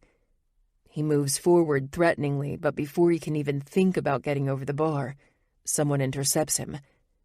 Fox has Instigator by the collar and is pulling him away. He yells something at me, but I don't know what he's saying since he's pushing a flailing, pissed-off man away. "You're crazy, girl. You better go," Jane says when I turn to look at her. I shake my head at her confusion. "Fox wants you in his office. Now." Damn it. I hope he doesn't fire you, girl. That was pretty epic. Shit. I hope he doesn't fire me either. But if he did, I would totally understand. Although I would do it again, in a heartbeat. The guy was an asshole. Fox. Lola is either crazy or a total badass. I haven't decided which of the two yet. I storm into the office and slam the door behind me. You could have gotten hurt. She's sitting in my chair behind the desk, looking out the window into the club. She whips her head toward the door. She didn't hear what I just said, but must have felt me near because she swivels the chair around. Am I fired? I don't know. Maybe. Probably not. I don't think I have the authority to do that. But you should be. David's here tonight. I'm not sure whether he saw what happened. I'm sorry. I don't know what got into me. What the hell happened? I had been doing my rounds when I got paged to the bar about an altercation. The last person I'd have thought would be involved was Lola. Sweet, don't make waves, Lola. I think the move is getting to me. Or that I'm leaving soon, I don't know. They were laughing at me. I don't like it when people laugh at me. One sec, babe, I say, my nostrils flaring and heat rising in my face. I speak into the mouthpiece. Fritz, don't let the guy leave. The one that had issues with Lola upstairs. What? What are you going to do, Fox? Nothing, don't worry about it. I should have done more than kicked him out of the bar. I should have broken his face. I hope he hasn't left yet, because that's exactly what I intend to do when I finish this conversation with Lola. Okay, well, maybe he wasn't laughing at me. He could have just been laughing in general, but... She stands and starts to pace. I've always ignored what people say or do around me. I usually just try to disappear into the crowd. Today I got frustrated and acted out. She lets out a loud breath before continuing. You're stressed. Everyone has bad days. Plus, you sleep a combined total of 20 hours a week. You're tired and cranky. That's what's wrong with you. You think? No, I think I just need to finish packing and get a handle on things at home. I have so much to do, and I'm running around between your house and mine. I'm feeling out of sorts. Maybe, but you're also exhausted, and you're running yourself ragged, I say. You have an hour left. Why don't you lay down here on the couch, and as soon as I'm done, I'll drive you home. And before you argue, I'll say this. I have to do something, or else the staff will think I'm playing favorites. So, you're off the clock. She crosses her arms and pouts. This is the little tiger I love. The one who gets moody and feisty sometimes. Stop being cute. I take her hand in mine, bring my lips to her wrist and kiss her, then lead her to the couch. I'll come get you when I'm done. If anyone asks, I yelled at you. Got it, boss. I leave her in the room and go deal with the asshole who fucked with my girl. Lola. We're not at my house, I say with a yawn. Nope. You said you have tomorrow morning off, and honestly, I'm too tired to take you home tonight. I'll take you home tomorrow, and you can have a sex break from me. Anyway, you need to pack to move in here, so 2 birds, 1 stone. It's only like 10 more minutes, and I have so much to do at home, Fox. He yawns, and we both glance at his dashboard. It's almost 5 in the morning. I've been running on empty for a long time now, and the idea of sleeping in that big fluffy bed and waking up late with Fox next to me sounds like a dream. But it's 10 more minutes we can sleep. I'll keep my hands to myself, I promise. There was nothing you were going to do tonight anyway. Your bed is awfully comfortable. He smiles and opens the door to his car, knowing that there's no way I'm going to not sleep here. You can shower first, then bed, he says as soon as he opens the front door and leads me inside. It's amazing how easily we've fallen into a routine, and how comfortable I am at his house. We text and talk daily, and we see each other at work. This is definitely more than we originally bargained for. Originally, I thought we'd have sex and go our separate ways each night. I didn't expect sleepovers. I didn't expect carpooling and dinners and learning how to sign. It feels so good to have someone. A good, non-judgmental kind friend. A friend I want to see naked and touch, and... A tap on my shoulder startles me. You okay? Yeah, sorry. Shower. Quick. I say stupidly. I already know where everything is, so I open the closet and pull out a towel for each of us. Then we both strip and jump in at the same time. He lathers my hair while I run the soap down his body. Then I rinse off my hair and he washes my body as I wash his hair and beard. It's not at all sexual, it's completely convenient and expeditious. And when the hell did we become these people? But I'm too exhausted to question it. When I step out, I wrap around myself the thickest, fluffiest towel I've ever held, and stand in front of the foggy mirror where I can see my too thin silhouette.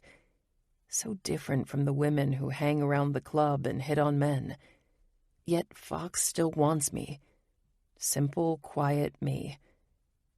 I couldn't tell him the difference between a knockoff perfume and brand name, mostly because I've never had anything like that. And even though I'm self-conscious about my hearing, I'm not one of those women who thinks she's too thin or not pretty enough. I'm okay in my skin. If I could have my hearing back, I'd want for nothing. But there's something about Fox that does make me question things. I don't know what it is. It's not something he's necessarily done because he's been fantastic. He's accommodating and sweet. He doesn't make things awkward or make me feel disabled. He just goes about living and throws little paper airplane notes at me when I'm lost in thought or reading a book and... Fuck. I have real feelings for Fox. Deep, soul-crushing feelings for him. I grab one of his brushes and run it through my hair, then step out of the bathroom. I pull a t-shirt from one of his drawers and slip it on. He's done with the shower too, and as he enters his room, his eyes roam my body, leaving a wake of goosebumps. Don't even think about it, mister. Sleep, you promised. Relax, Tiger. I have no idea what you're talking about. I roll my eyes as I slide into his bed. He turns off all the lights, and then my back is pressed against his front, and he's spooning me, and shit. This doesn't at all feel like casual fun sex anymore. Did it ever? Fox. I'm more in tune with Lola's body than I've ever been with anyone before. The light is shining in through the window blinds, and we've been in bed all day. Since she can't hear me and she doesn't speak often, I constantly have to read her. The way she moves, the way her breath hitches, the way her muscles contract. I absolutely love that I can make her wild with pleasure. But for the past few days, she's been off. I can tell by the way she let loose on that guy at the club last night and the way she keeps turning her face to look at me. It's as if she's anxious and doesn't want to miss anything I may say. I need her to be here with me, not in her head. Stop thinking so much. She nods. That's another thing. She's not talking much, and she's back to short sentences. She's retracting, and I don't know why. Please talk to me. Your voice is beautiful. She rolls her eyes. I've never had a woman roll her eyes while I was inside of her. Jesus Christ, this woman is something else. I wrap my fist around her hair and pull, forcing her eyes open. Say something. Anything. I thrust hard at every word. That feels so good. Yeah? I dig my knees into the mattress and move in hard, her head hitting the headboard. Yes, she cries out. Fox, don't stop. Never.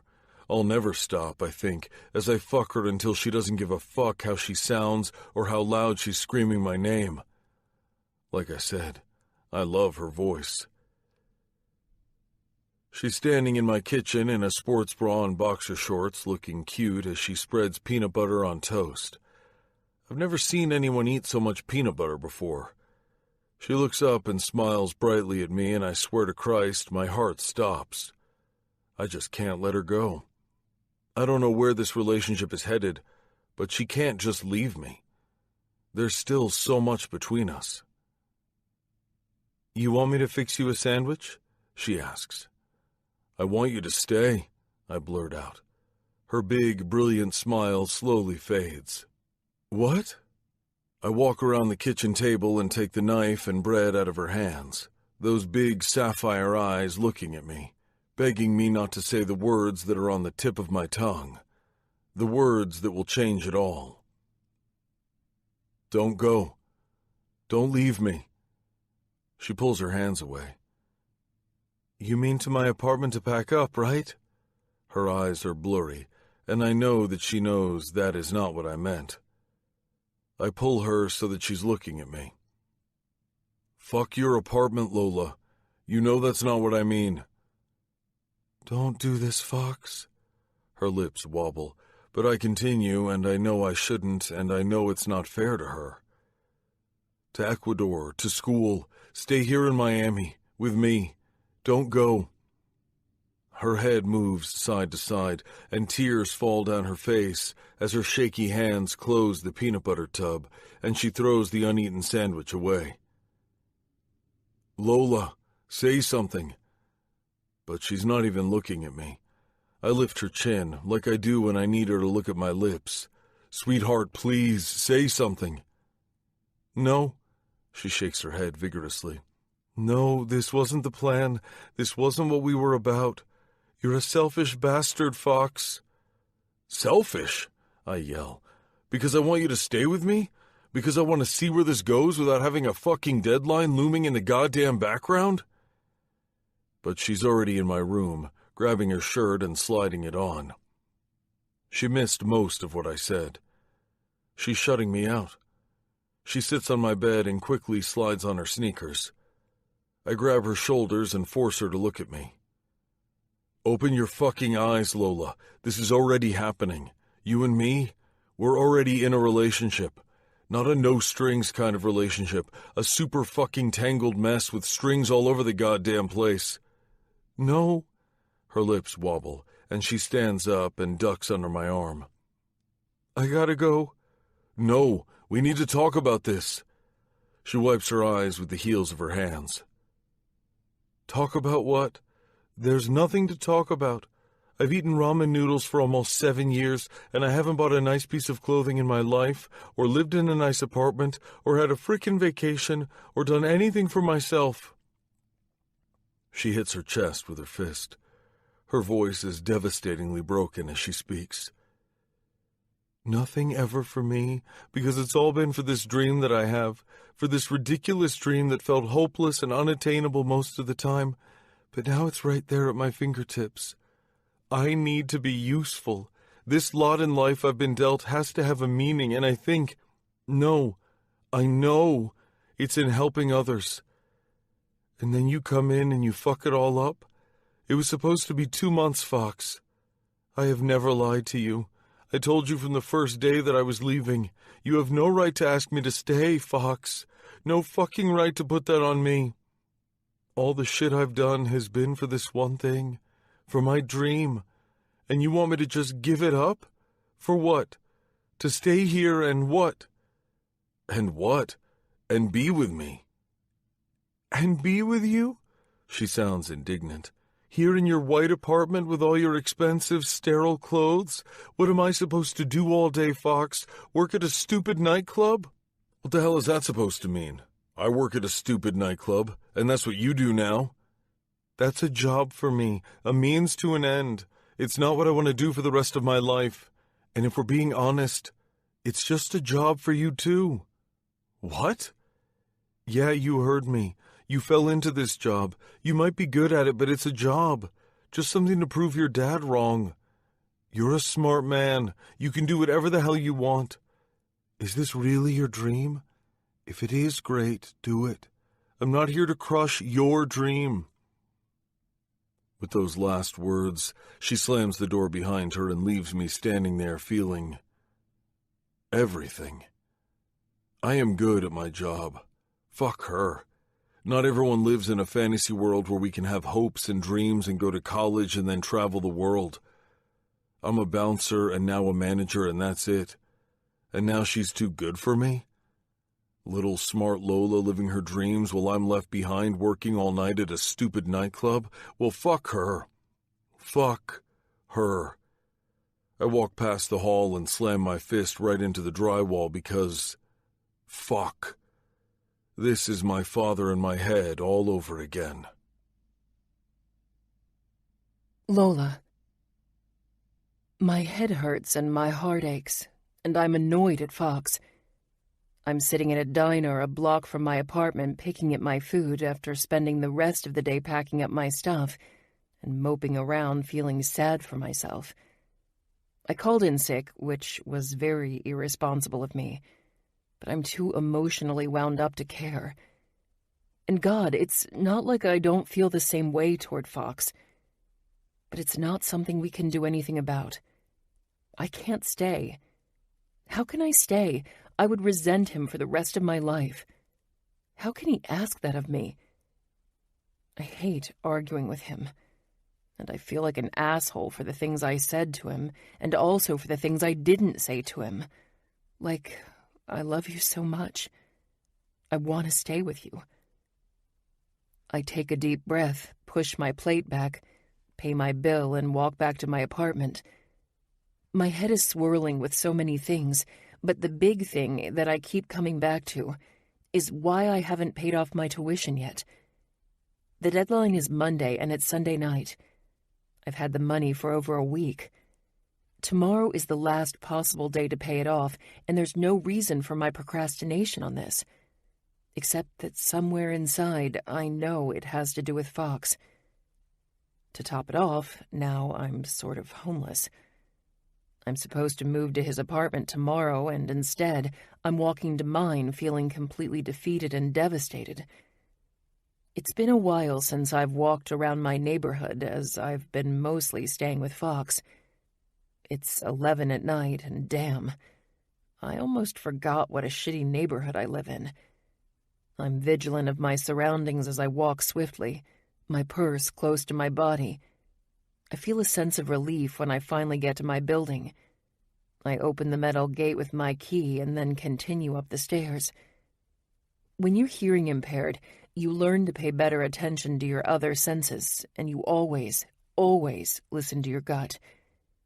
So when I feel vibrations coming from behind me, the hairs on my neck stand.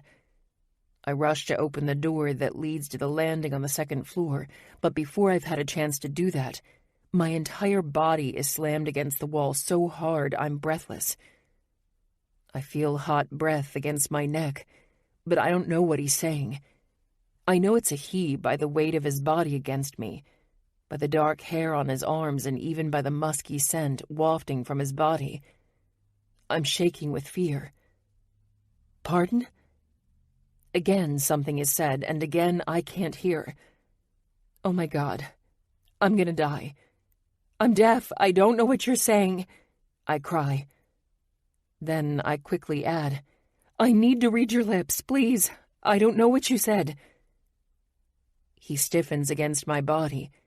His grip on my hair tightens and a small whimper escapes my lips as he contemplates what I've just said. Maybe he hadn't intended for me to look at him. Maybe he thinks I'm lying. I have no idea. But somewhere deep inside, I'm hoping I'm too much trouble to mug or kill or rape or whatever it is he intends to do with me. I'm shaking with fear. I have to be the world's worst mugging victim, since he'll have to speak right into my face and I'll have to undeniably take a good look at him. Maybe he'll let me go and find an easier victim. But no such luck. He jerks me around and pulls me by my hair, my head tipping back in the process. I can see his lips moving, but at this angle I can't see at all. My chin is quivering. I don't know what you're saying. Please, I swear. I can't hear. I'm deaf. He lets go of my hair a bit, and now I'm focused on his face. Hazel eyes that sit too close together. An upturned nose with a slight tilt, as if it's been broken a time or two. Cracked lips, a dimple on his chin. His cheekbones are hollow, and there are a few open sores on his face, and his blonde hair is dirty. Your money, now. This time it's clear. I always wear my purse across my body out of habit. It's easier for me to sign. I can't hand it to him unless he lets me go. Take it. I try to give him my purse, but he's holding me tightly. He yanks so hard I tumble forward onto my hands and knees, my head hitting the edge of the steps as the strap breaks apart. Ow! He must have said something, but I'm rubbing my head in pain. To get my attention, he kicks my side, and I yelp and look up at him. Move and die, he says, pointing a dirty, jagged knife at me. As he unzips my purse, he starts throwing things out. There's not much in there. My earbuds, a lipstick, my wallet. I always have my phone in my pocket so that I can feel the vibration. He opens the wallet and takes out all the cash. I know there's not much there, maybe $40 or so. I just want to get away from this man. I hope that's enough. He pulls my ponytail up, forcing me to my feet. My eyes water from the prickle in my scalp. You work at that club, I've seen you, he says, and I realize he must live in the building. Where's the rest of it? There's no more. Suddenly I feel the sharp sting of his palm against my face. He's talking again, but I don't know what he's saying because my eyes are watering from the slap, and I can't see his lips clearly. He shakes me then. I can tell he's on something by the way he's scratching his arms and the way his eyes are so glazed over. He pulls me by my elbow with one hand, and with the other he's holding my keys. I know that if I get locked inside my apartment alone with this man, he'll hurt me more than he already has. I'm so much smaller than him, and he has a knife and is clearly out of it. He pushes me back against the wall, my head hitting the concrete, making me see cross-eyed for a second as he looks around. At this time, there's no one in this hall. I can see the cars from the street driving by, but I can't talk because he wraps a hand around my throat and squeezes. All I can make out is, phone. But I can't answer. I can't say anything because he's choking me.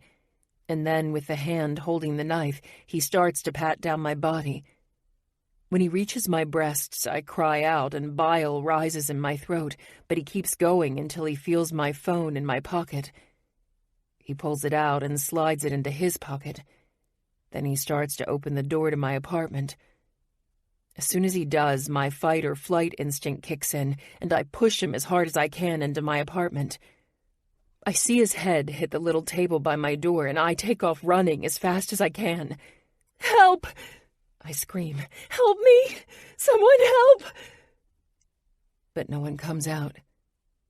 I don't know if I'm yelling loud enough or too loud, but once I'm downstairs, I run and run until I'm suddenly in a gas station. Help! Help! Fox. I can't believe she called in sick. She's not sick. She's pissed at me.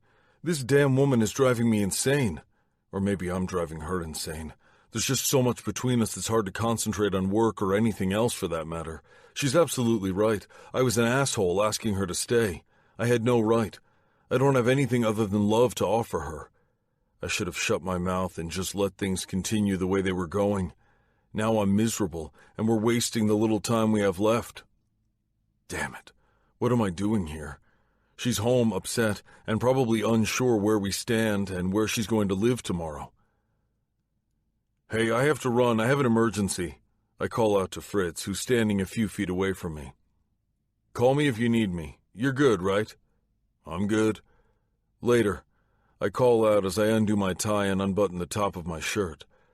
Once I'm in my car, a car I thought I loved, I think about how ridiculous I've been. Who gives a fuck what my father thinks? I'm proud of who I am, and Lola's proud of who I am, and I feel as if I've let her down by not supporting her. Because she has an actual dream, and I just have a point to make to my now-deceased father. And I've made my point. I'm not stupid. I have money saved. I have a car, an apartment, and a job. People trust me and depend on me. I've made something of myself. But that's not a dream. I can't live off of that for the rest of my life, can I? I sit in my car, and for the first time in my entire life, I have an actual epiphany. If everything went to shit tomorrow and I lost my car, my house, my job, would it really matter? Hell no. The only thing that would really hurt me would be losing Lola. She is the only real thing. She is what matters. The job I like, the car I like, the apartment I like, the money I like, but the girl I love. And I don't care if she's leaving. We need to figure out a way to work it out. I can do a long-distance relationship. We can work something out, but we can't just give up. And she can't just shut me out and pretend she doesn't feel the same way. Because if I'm being selfish, then so is she. She's being closed-minded and not seeing that plans change, people change. She's changed me, and now she has to fucking live with the repercussions of that. Because I'm not going anywhere, even if she is. Wherever she lives, I'm still going to be hers, and she's going to be mine. I dial her number and the phone rings and rings, but there's no answer. I dial again and again, but still nothing. As I get closer to her neighborhood, I make an instant decision. I don't care what she says. I'm not letting her live in that shithole one more day. She's moving in with me until she's leaving for Ecuador, and when she comes home, home will be with me. I'm almost at her apartment when a police cruiser passes me with its sirens blaring. And then another one. The cruiser makes a sharp turn into a gas station across from her building. She's definitely not coming back here. I turn into her complex, park, then climb the stairs 2 at a time. When I reach her apartment, her front door is open. Huh.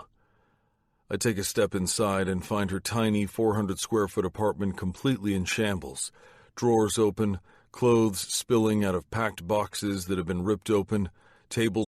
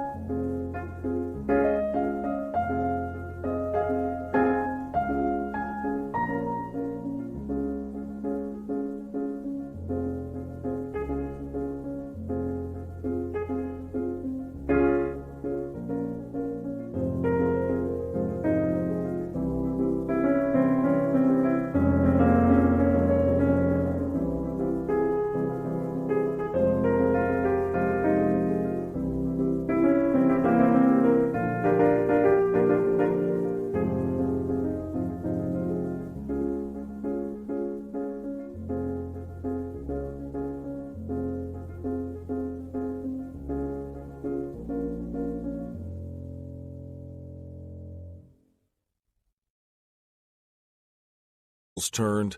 Even her mattress is upside down. I'm shaking as I look around. I know better than to call for her, since she wouldn't be able to hear me. I dial her number. Nothing. I text her. Call me now, 911. I'm freaking the fuck out when 3 police officers with their weapons aimed at me yell from the front door, "Hands where we can see them!" Taken completely by surprise, I put my hands up. "Where's Lola?"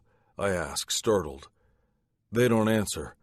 Instead, they approach me carefully as if I'm about to assault them, and before I know it, I'm handcuffed and being led downstairs.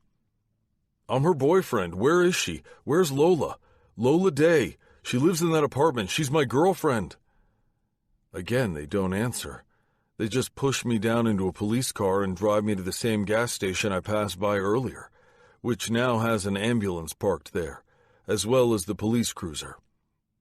I have no idea what the hell is happening, except that I need to know where Lola is. "Don't move," the 2 officers warn before exiting the vehicle. "Let me out. I need to know what happened to my girlfriend. I want a lawyer." I'm yelling anything and everything I can think of as they walk off, leaving me alone in the car. I'm frantic and kicking the door with my legs when I glance out the window. The 2 officers are standing by the ambulance talking, and then they're pushed aside as Lola runs to the car.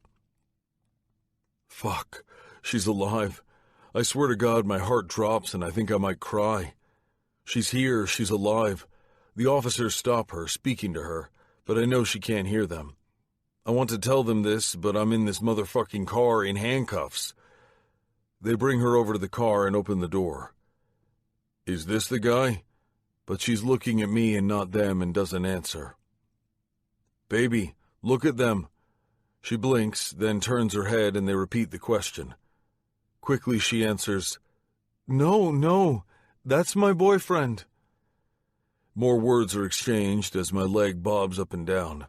Finally, I'm escorted out of the car and the handcuffs are removed, and then I'm holding my little Lola in my arms. "What happened?" I pull away to examine her. She has an egg-sized bump on her head and dried blood on her lips and a bruise forming on her cheek. I want to murder someone. "Who did this?" "I don't know." Her lips tremble and she's shaking, even though there's a blanket around her. "I was walking up the stairs and someone grabbed me. He lives in my building, I think."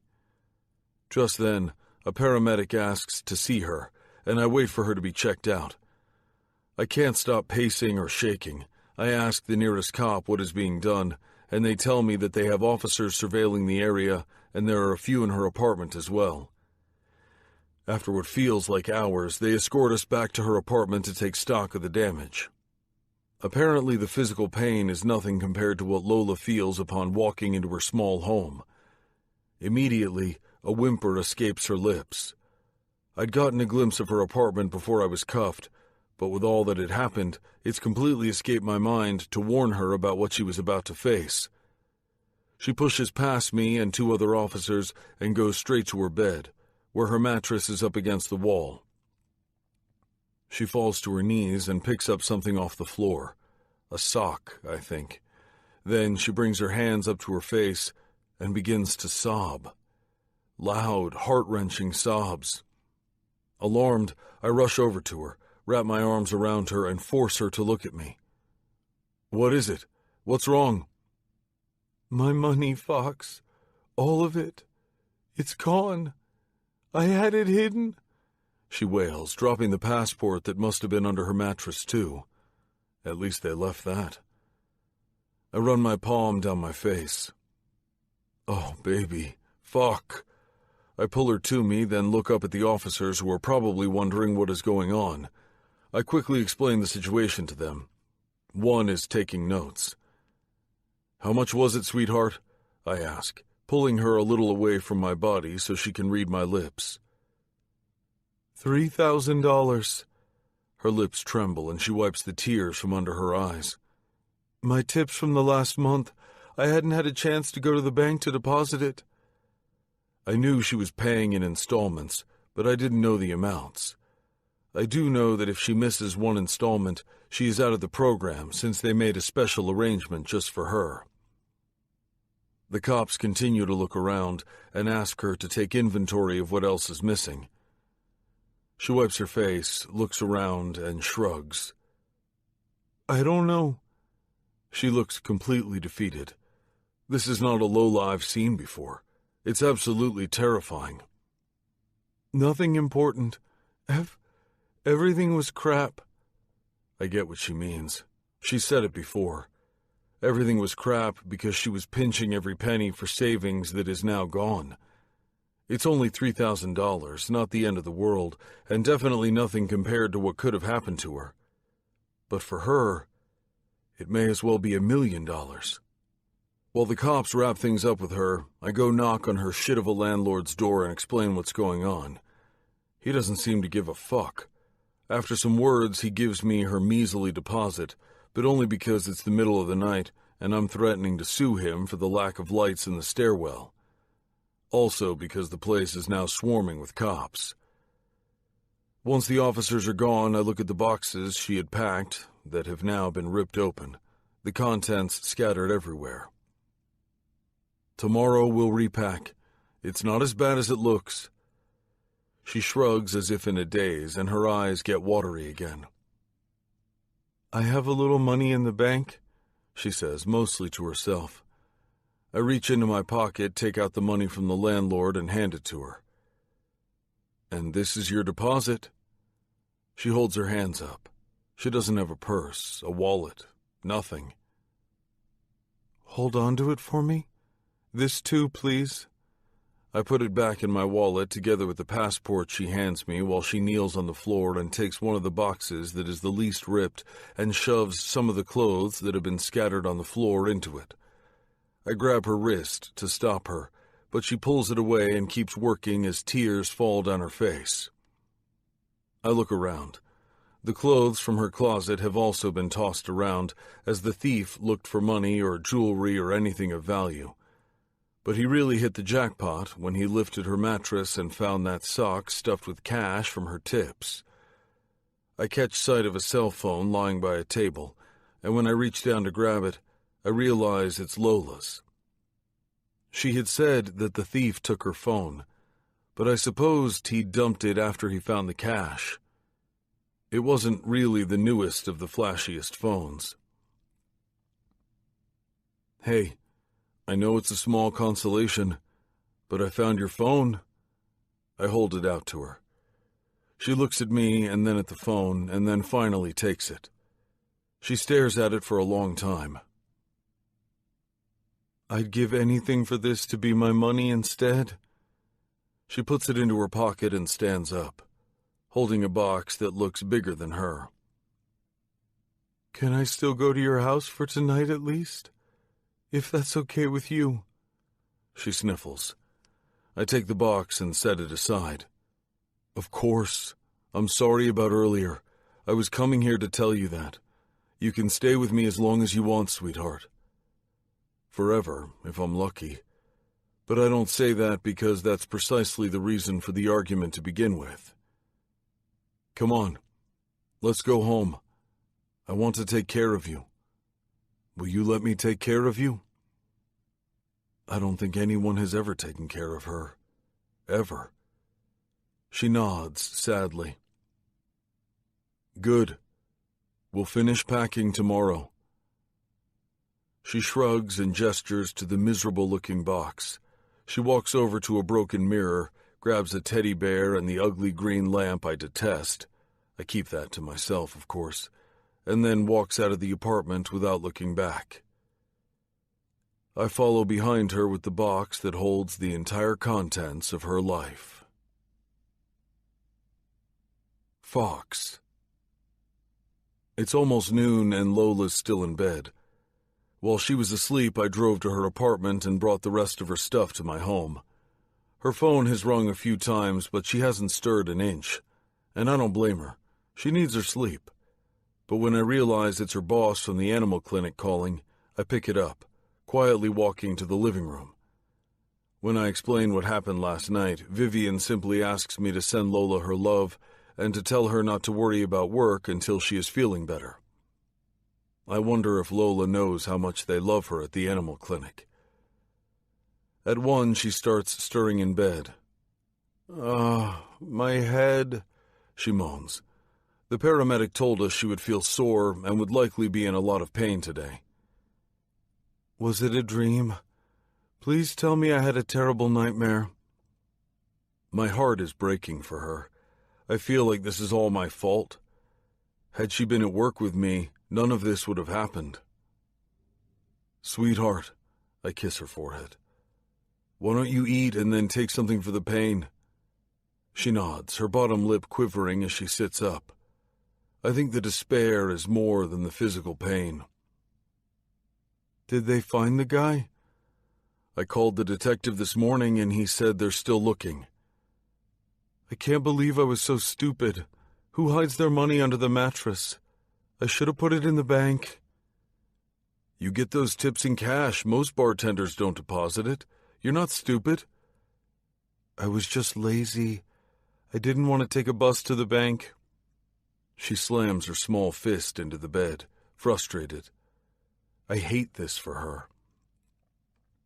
Right now, you need to get better so you can deal with everything else. I need you to eat and take your pain meds. I ordered Chinese and Cuban. Wasn't sure what you'd want. I also made you a PB&J. PB&J, please. I knew that she'd choose the PB&J. I wonder if it's out of habit or if she truly likes it. I come back a moment later with her sandwich, a soda, and a pill. She eats it all, takes her medicine, then turns around and folds herself back into the covers. Fuck. I can't take this side of her. She's the strongest person I know. I guess I'm staying in Miami and working at a nightclub after all, she says with a humorless laugh. I think she says it mostly to herself, but it finishes tearing my heart apart. How is it that yesterday, just 24 hours ago, that's what I wanted, and now there is nothing I want less for her? No, she's not meant to be here in Miami. She's meant to be traveling the world teaching.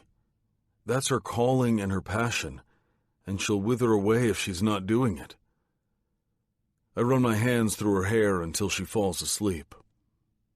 Once she's out, I take her phone and scroll through it until I find the number for her financial aid counselor. Luckily, the man answers and I explain what happened last night and what I plan to do about it.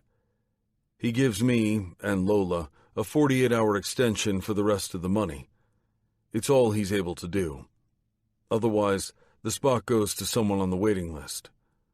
Also, I find out that aside from the $3,000 she owes for the internship, she is in debt with student loans for about $20,000, which seems to include her undergrad as well as the master's program. The man explains that all of this will be deferred while she's away, and she doesn't have to worry about any of it for a long while. I, however, wish she didn't have to worry about it at all. I can't wait to see her walking down the aisle to get her diploma when the semester is over. Which means I have 2 days to get Lola's cute little ass a $3,000 seat on that trip to Ecuador. Chapter 10.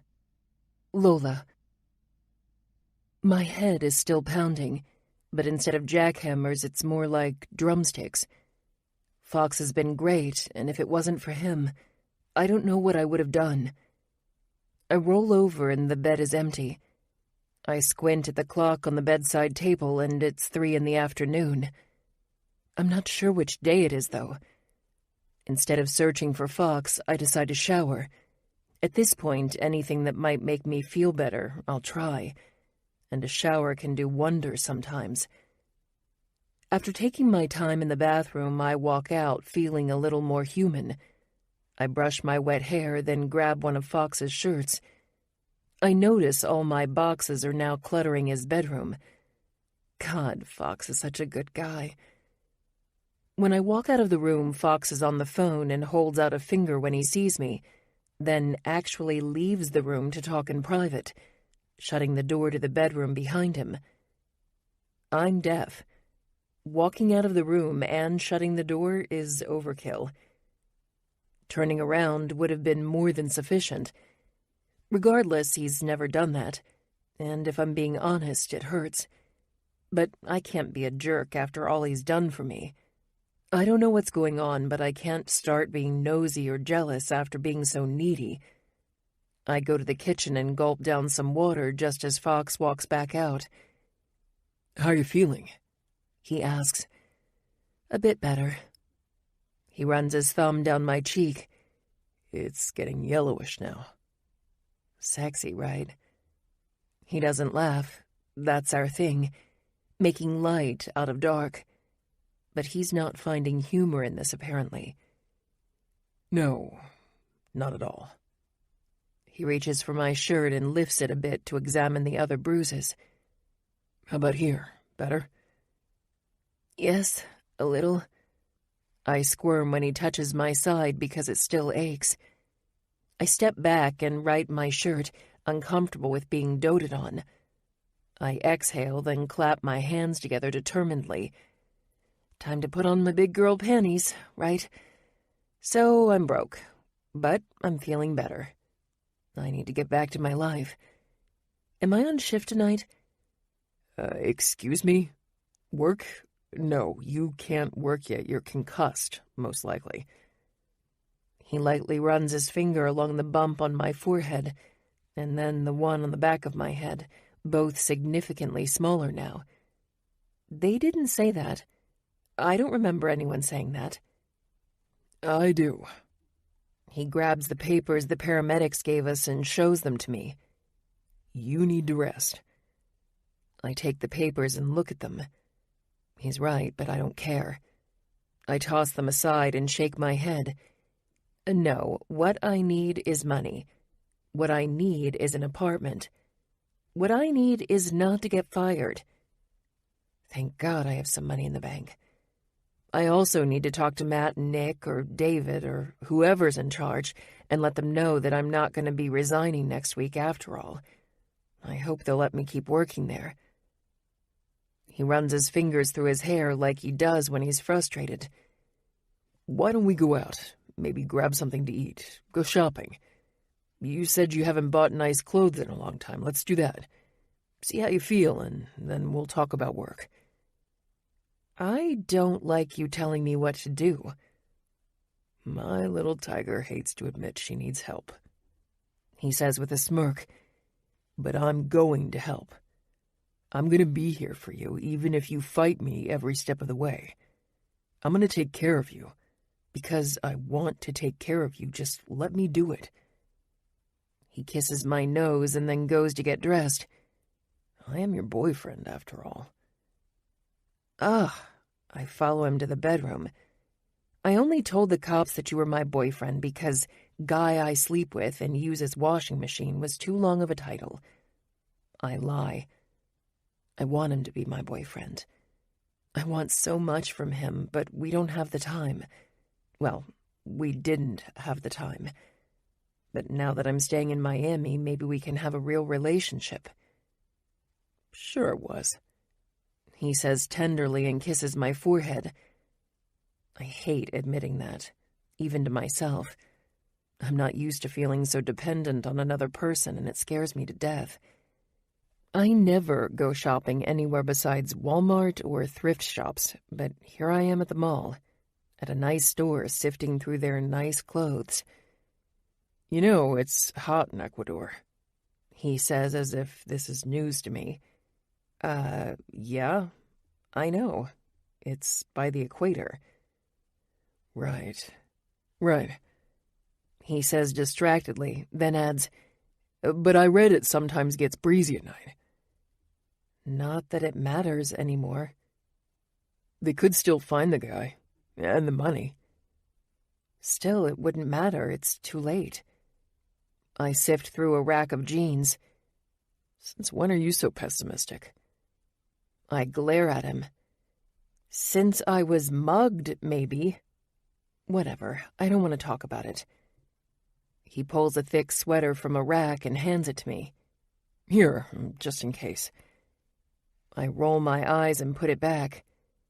On the off chance that the guy is caught in, let's say the next minute or two, and he has all $3,000 on his person, and I can make it to school to pay for my spot, I'm sure I can find a better sweater than that in the box of clothes I brought from my ransacked apartment. Don't worry. He grabs another sweater and a bunch of shirts. You're going to take one single sweater for 3 months. I think you need a couple. I shrug. What's the big deal, I think. It's not like I'm going, and even if I were to go, why is he harping on the sweater thing? What would you pack, exactly? If you were going to go, that is. I try to recall the letter that came with my welcome package when I gave the initial deposit to hold my spot. T-shirts, shorts, jeans, comfortable clothes. Light, easy to wash, re-wearable stuff. So what's with that dress you have in your hand? I shrug. I don't know. It's nice, right? I haven't bought anything indulgent in a long, long time. And now that I'm not planning for anything specific, why not? I look through the shirts he's handed me. Some are nice, mostly my style, but they're all clearly for the trip, which he doesn't seem to understand I'm no longer going on. His phone must have rang because he holds up a finger, much like this morning, and starts talking. But he's facing a bit to the side, so I can't see his lips, and I don't know what he's saying. I put some of the shirts back, but decide to keep a few things, since I'm in such need of clothes anyway. I move on to another rack to find some jeans and a few pairs of shorts. When I feel a tap on my shoulder, I turn. Something came up, he says. I start, not sure whether to put back my pile of clothes or what. He takes everything from my hands, including the sweater I do not need or want, and the shirts that he'd originally chosen, walks to the cashier and dumps it all in front of her. Wait, no. I start to protest. Stop. I have money in my checking, but I also have to look for a new apartment, and I have to replan my entire life. I don't want to spend a fortune on clothes. But before I can even finish my sentence, he's handing the cashier his credit card. Wait! What the hell, Fox? What are you doing? I need to run, babe. But I don't need all of that. He's talking, but he's not looking at me, so I get on the tips of my toes and not so gently squeeze his chin, forcing his face my way. What? Say that again. I demand, annoyed. You can pay me back later if you're going to be difficult about it, and return what you don't want or what doesn't fit, but I need to run. We can just come back. There's no time for that. No time? I have nothing but time now. He's being crazy, but the clothes are already in bags, and then he's grabbing my hand and pulling me out of the mall. What the hell is the rush? Iggy called. I have to go in for about an hour. Oh. Well, it's work. Okay. We get to the apartment, but he doesn't even get out of his car. Leaning over the center console, he presses his lips swiftly against mine. He gave me an extra key, so I take my bags out of the car. See you in about an hour, okay? Try everything on. Okay. Seriously, babe, try it all on. See what fits, what doesn't. Make a list of whatever else you need. Then he drives off. Need? Need for what? What the hell is happening? Fox. I'm at the parking lot of Iggy's hotel with Iggy and some guy I've never met, Amir. You sure you want to do this? You're going to lose about 10 grand on this deal, Iggy says to me. Don't try to talk him out of this. It's practically brand new, Amir says, checking out the interior of my car. Even the mileage is low. I've only had it about 6 months, and I just go from work to home. I say from a few feet behind him, as I watch him inspect my yellow Corvette, the one I flaunted around town thinking I was hot shit with my cool car. Now I realize I'm just an asshole who threw away money on a stupid, uncomfortable car I never even liked that much. It was my father's dream car. He had models of different Corvettes all along the living room.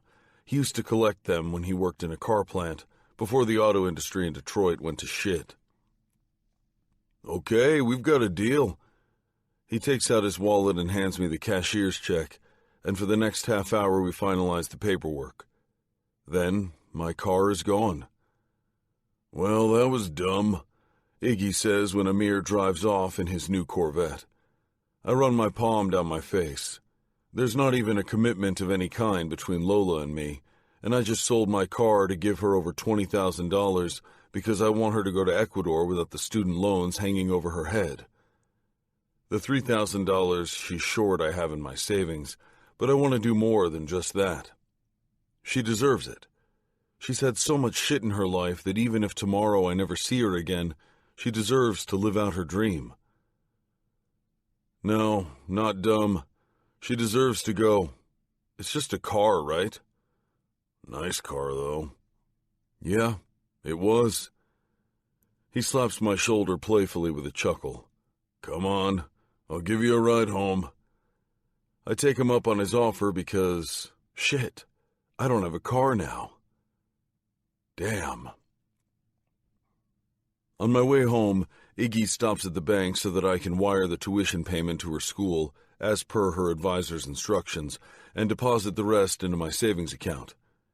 She will never accept me paying off her student loan, so I'll have to be sneaky on how to find the information and send it off.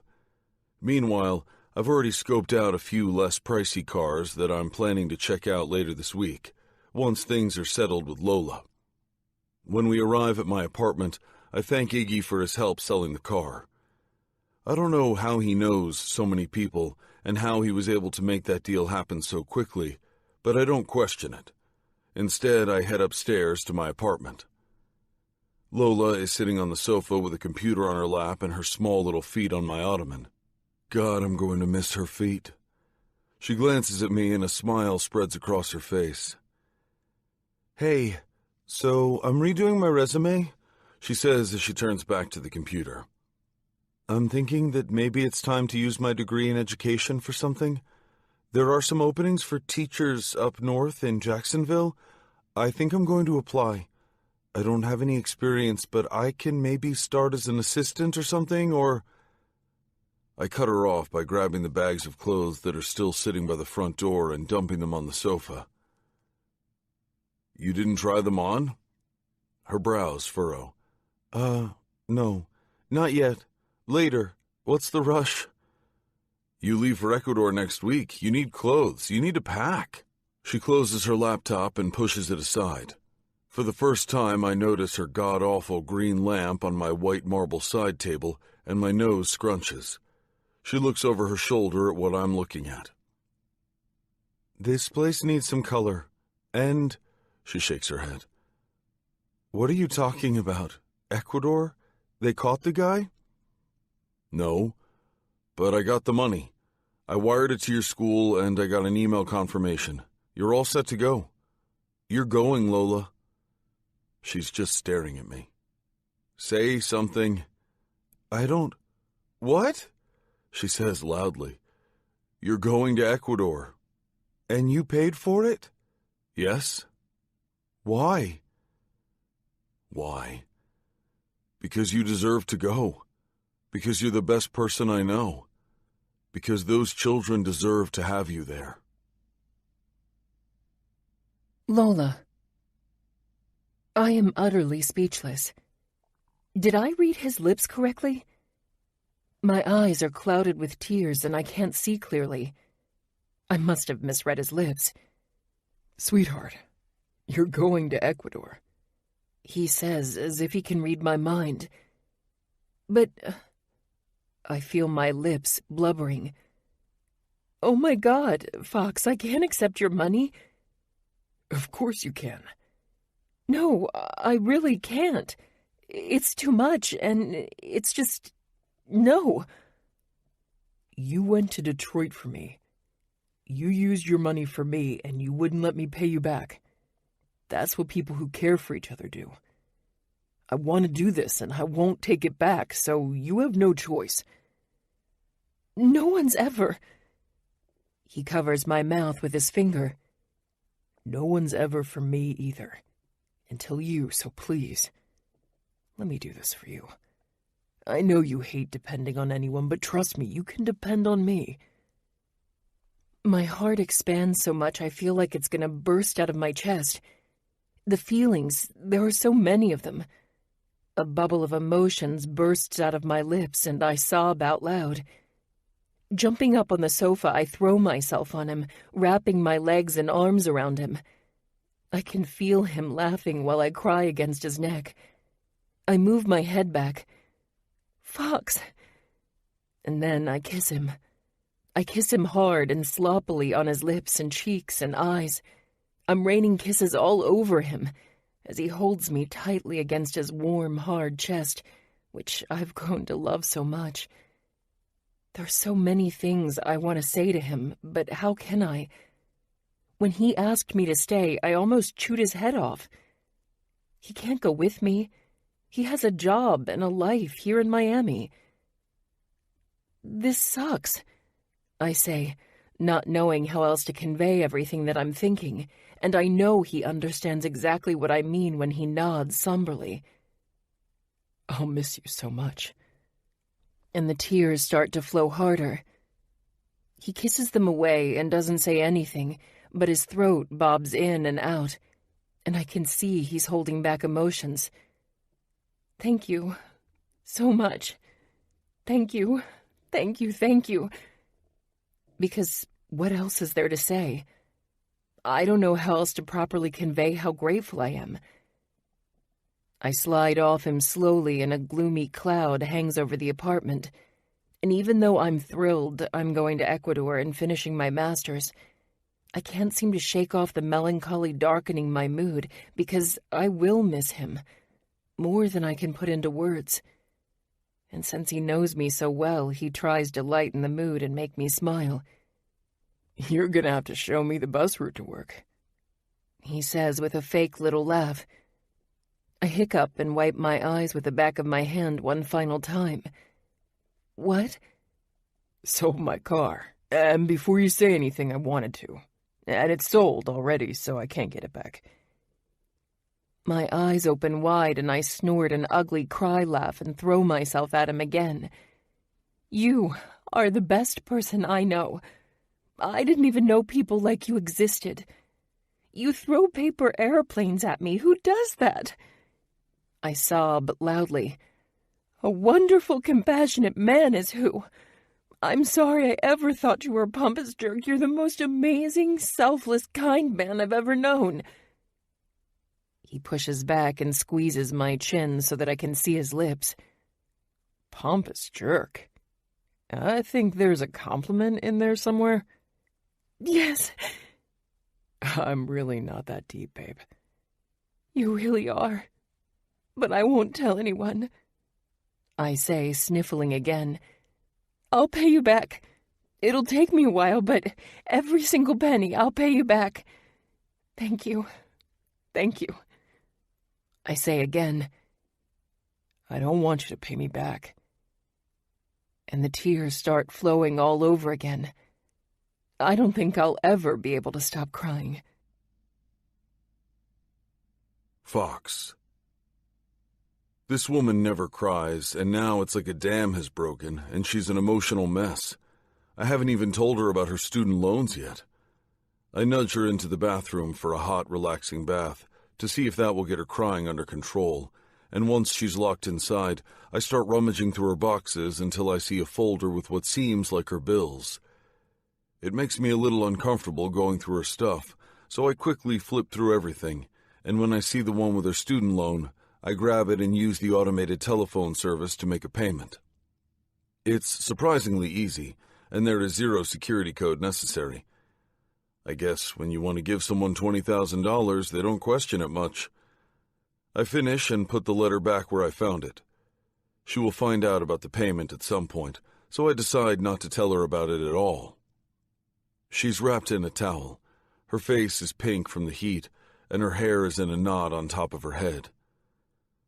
"Sorry about losing it. You overwhelmed me," she says. "No problem. You can be vulnerable with me, Lola. You don't have to be scared to cry or be sad. I would never think less of you. I know. I'm just not used to it is all. I understand. I kiss her on the forehead and then sit on the bed. So, as I was saying, you need to try on all those clothes. I had a wink, hoping I'll get to watch her model everything for me. She walks out and comes right back in with the bags of clothes and dumps it all on the bed. I wish I could make you half as happy as you make me. This is not a fair relationship, you know, she says. You've given me more than you know. I've got nothing to give you, Fox. That's not true. You flew to Detroit when I needed you. You understand me when I don't even understand myself. Trust me, we're more than even. I kiss her lips hungrily. And you let me give you endless amounts of orgasms. She rolls her eyes. I'm pretty selfless that way. We have a week to go. I propose we get in as many selfless moments as possible. What do you think? I'm all for that plan. Fuck, baby, you've made me insatiable. What am I going to do without you here?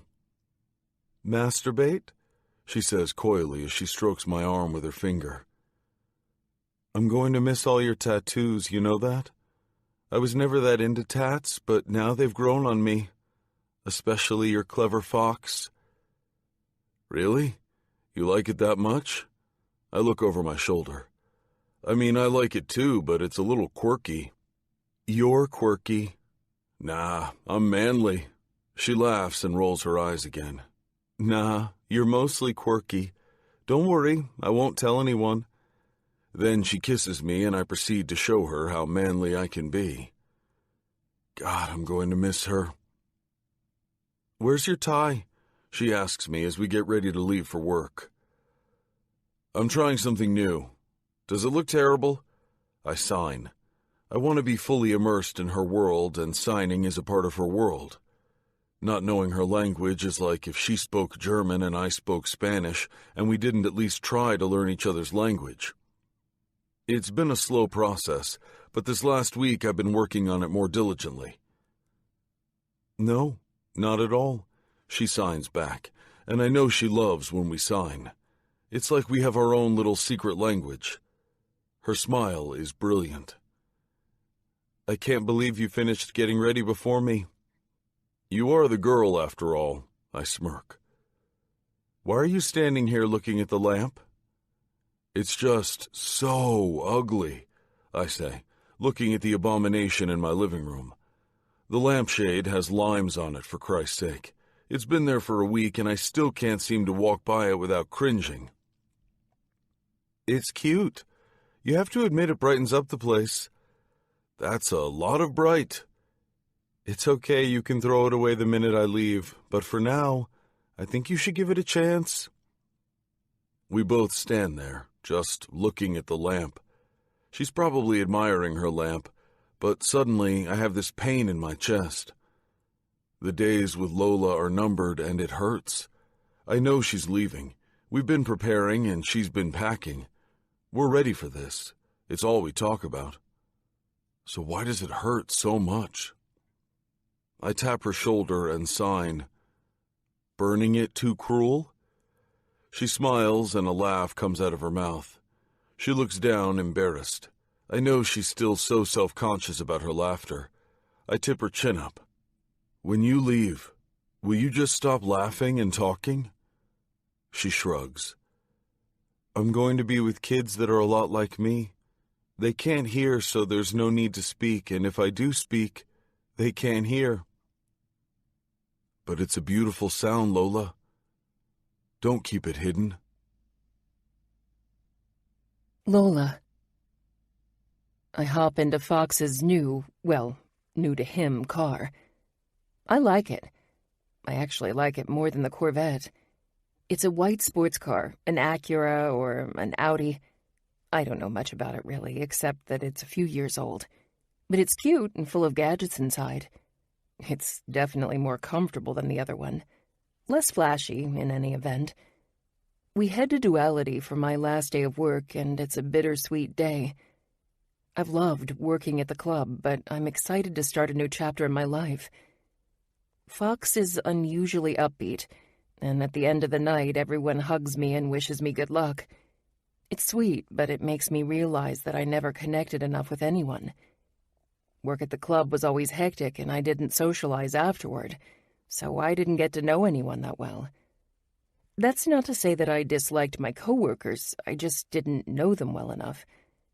And that bothers me. You okay?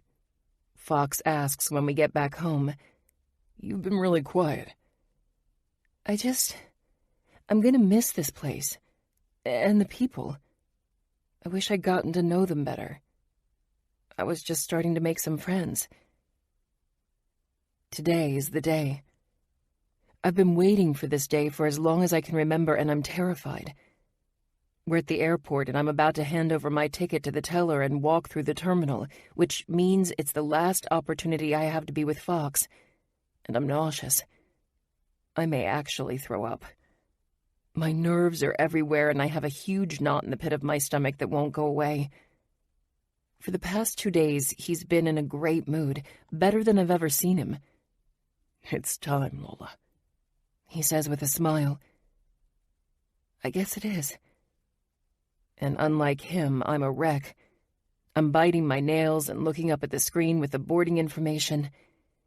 Okay, yeah, so this is it. He smiles and says, You ready? Passport, documents, tickets? I'm all set. And as strong as I've been trying to be, my lips wobble as I say it. I wrap my arms around him and hold him tightly, as if it's the last time I'll ever see him. Which it may very well be.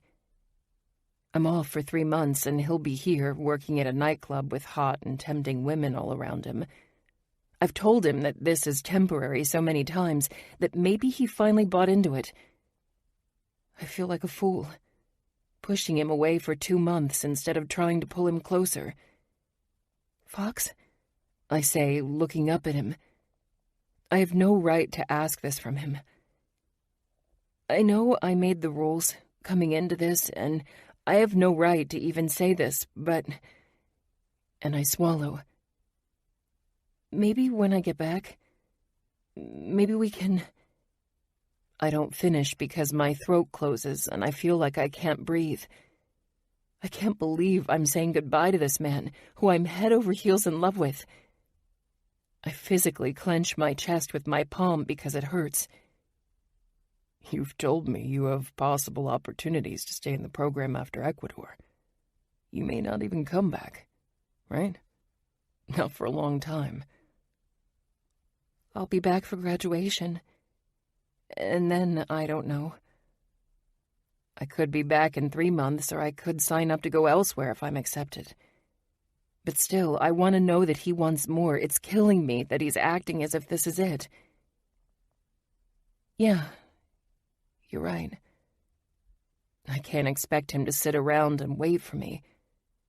Text me when you land, he says. I wipe under my eyes. Okay. Again he smiles, and suddenly it pushes me over the edge. Oh my God! What the hell is wrong with you? I shove his shoulder. Are you happy that I'm leaving? Why do you keep smiling at me? I've been crying for the last 3 days. I feel like my heart is breaking. I'm this close to canceling everything and staying, and you just keep smiling. Creepily, I'll add. He runs his palm down his face, and that stupid smile is gone. Because of that. Right there. What you just said, you have to go. And I don't want my feelings to get in the way of you leaving. I'm thoroughly confused. What is he saying? He grabs the straps of my backpack and pulls me forward with such force I almost fall. Of course it's fake, woman. I can't even breathe. You're leaving, and you're ripping my heart out and taking it with you. That's how much it fucking hurts. I can see the way his throat bobs, and I bet the lump in his throat is as thick as mine. Thank you. for being miserable, too. I thought I was being crazy. He shakes his head, and I think his eyes are misty, too. You are fucking crazy, but you're my kind of crazy. I don't know how I'll survive without you, but I will. And so will you, okay? I want you to have fun. Enjoy every single moment of it. Try to text or email as much as possible, and before you know it, you'll be back. And you'll be graduating, and then we can talk. Okay?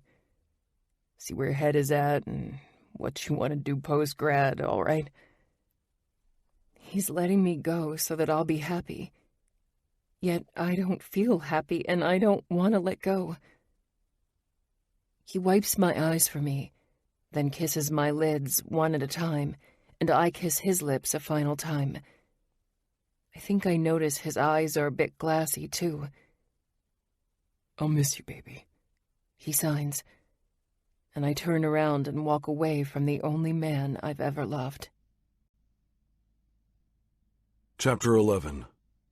Fox. Lola has been gone for a week, and I am so fucking miserable people literally turn and walk away from me when I'm near. I'm at Duality, listlessly scanning the room when Iggy, David, Nick, and Matt walk in laughing. Nick spots me and signals for me to follow them. "What's up, bosses?" I ask once we're all inside the office. "Sit." Nick gestures to an empty seat while David and Matt go to the wet bar and pour themselves a drink. "We just came from dinner," Nick begins. "The girls are drinking in the VIP section. They're going to be trouble, I bet." "Tell me about it," David smiles. "My wife could use some fun, so I'm not complaining." "I'll keep an eye on them. So what's up?" I repeat. "Iggy was supposed to be just a silent partner, but as you've probably noticed, there's nothing silent about him," Nick mocks.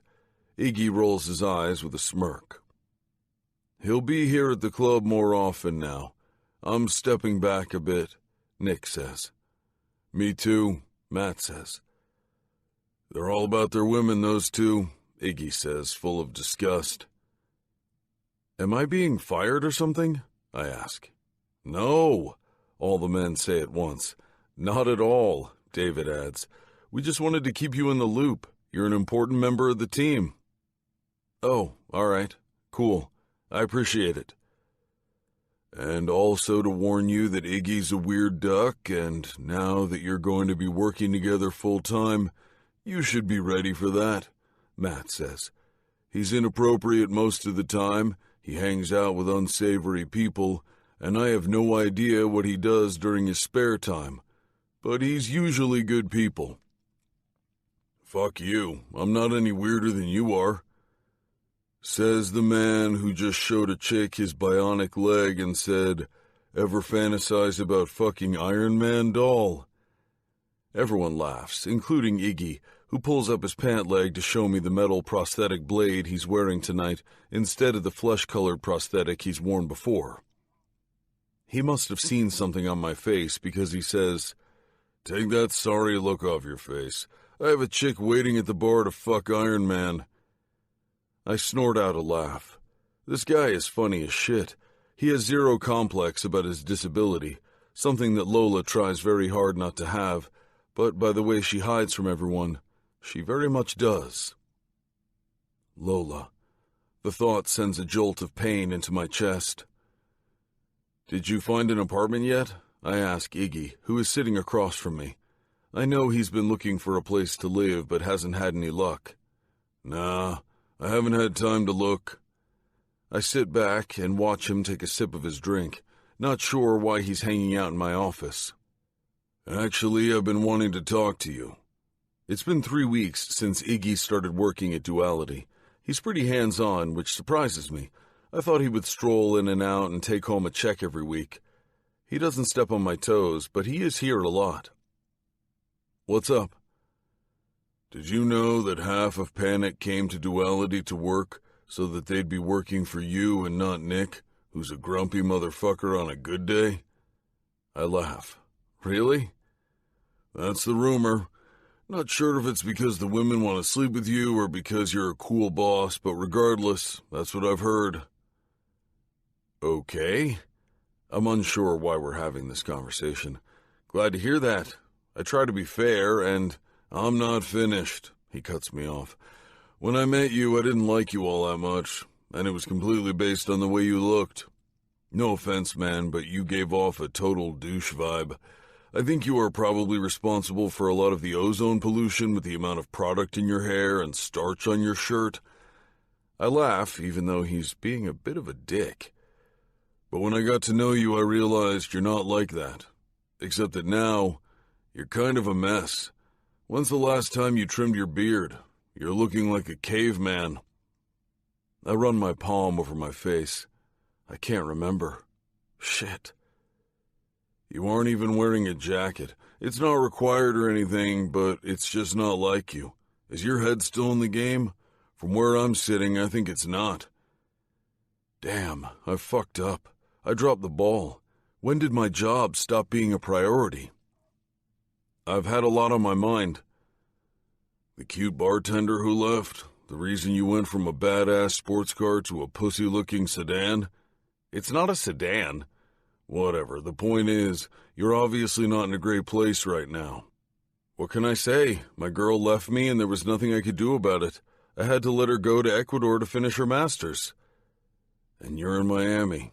You didn't ask her to stay? I couldn't. Well, I did, but it was selfish of me. It would have been a dick thing for me to do again. This is her dream, and she's over there happy, doing what she loves. And you're here, miserable. This is where my job is. Your job or your career? He stands up and pats my shoulder hard. I'd think about walking away from a woman for a career, and even then, I'd probably still follow her. But for a job? Fuck no. I'd be sweating my balls off in Ecuador with her. But that's just me, man. Jobs come and go. Good women come once in a lifetime. Trust me on that one. I let out a breath. I've worked so hard for so long. I'm finally exactly where I want to be. You're exactly where you want to be? You sure about that?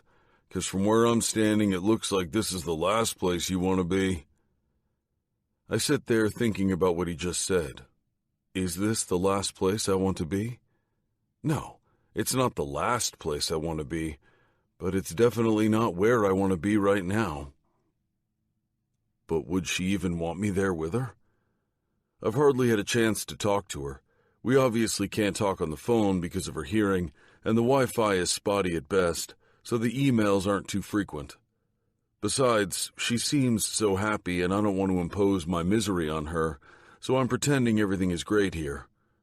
But fuck, it's not great. It sucks. I'm miserable and I hate every single thing about this. Listen, we want you here. You're an asset. But man to man, you gotta do what you gotta do.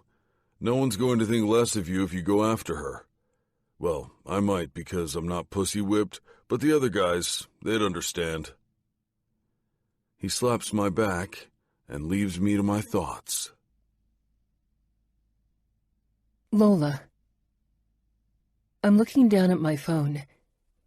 I haven't heard from Fox in a week, but I also haven't had Wi-Fi in a few days. I miss him so much, and I just want to see his face. I hold my cell phone up and walk around the camp as if somehow that'll help the reception, but I have no service at all. I've been having issues with my phone, too. Simon says. He's another intern. Ugh.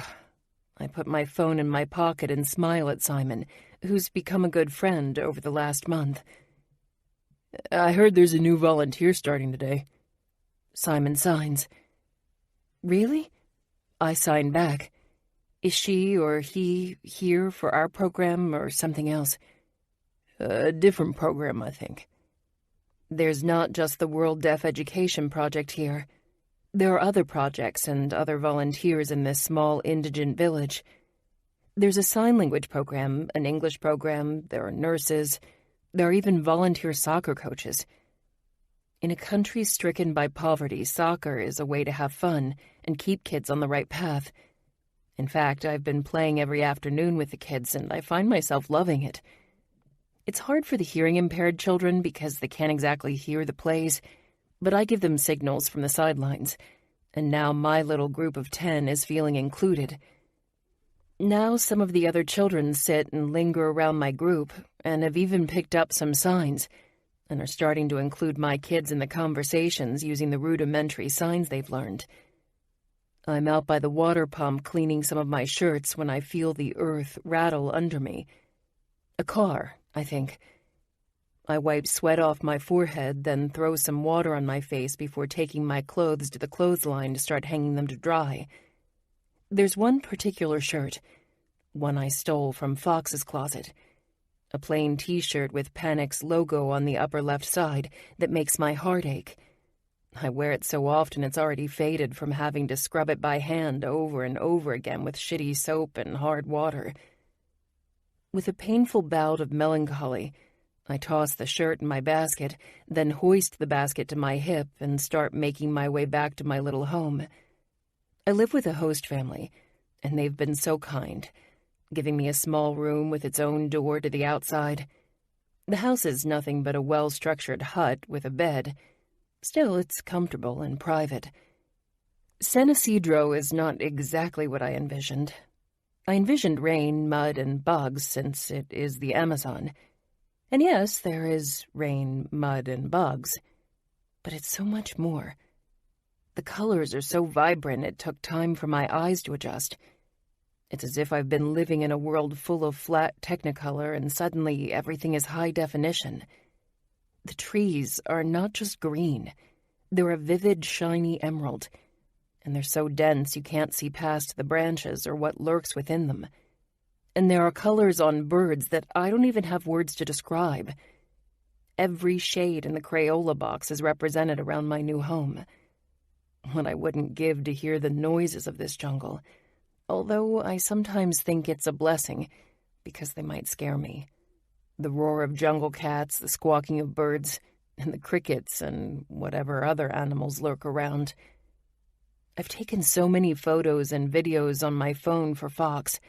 I want him to see the toucan that lives in a tree by my room, and to show him Carlitos, a little boy who was born with a cleft palate and a hearing impairment, that kicks ass in the soccer games, and has stolen my heart with his sweet smile. But I'm not sure if he received them. It's not like in the United States. I've received a few texts from him as well, but there's a world between us. And even with all the technology in our hands, I feel the distance intensely every morning when I wake up, or when I see something I know Fox would love, or at night, when I go to sleep alone. I grew too used to Fox, and now I don't know how to live without him. Well, I know how, I just don't necessarily want to. My eyes, well, they've been doing that lately, and I sniffle and awkwardly try to wipe my face with my shoulder as I round the corner to the village. I see a dilapidated white and yellow bus, the same one that brought me here, parked, and a group of villagers surrounding it. Then, as the crowd parts, I catch sight of a tall figure, and I almost lose my footing when his eyes meet mine. My breath catches, and my heart starts to beat wildly. Instead of rushing to me like I want him to, he reaches into his pocket and tosses a paper airplane my way. It lands right in my basket. I sniffle and smile as the entire village looks at me. Now he's walking toward me, gesturing at the plane. I open it awkwardly with my one free hand. Having the love of my life on the other side of the world sucks. My chin wobbles. I agree. It does suck. He's close now, but he has another paper plane which he tosses toward me. The kids from the village laugh as it loops up high, then crashes to the ground. One of the kids picks it up and hands it to me. I open it. I couldn't fit my washer and dryer on the plane.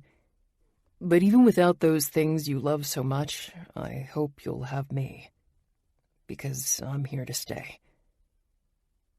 With a very, very watery laugh, I nod, and when I look up, he has his thumb, index finger, and pinky up, and his ring and middle finger down. Palm facing me, and he moves it back and forth slightly. The sign for I love you. For a second, he just stands there, and I wonder if I'm seeing a mirage. He can't be real. Handsome, well-dressed fox in a little village in Ecuador wearing cargo shorts and a white tee. It can't be possible. But then I come back to reality and drop my basket and run full speed to Fox, who braces himself and opens his arms wide. I collide with him, jumping onto him and wrapping my legs around him. I love you too, so much. I should have told you before I left. I sob. You're here. Oh my God, Fox. Is it really you? I can't stop touching his face. My clever Fox, he's here. For me. It's you. You're here. He wipes a tear from my face. We're standing in the middle of the village, and he's carrying me like I'm a spider monkey attached to him. You're crying. I know. I sniffle again. I'm so happy to see you. I missed you so much. I quit my job. Oh my God! What? I know I'm yelling, but I can't seem to give one single fuck about how I sound right now.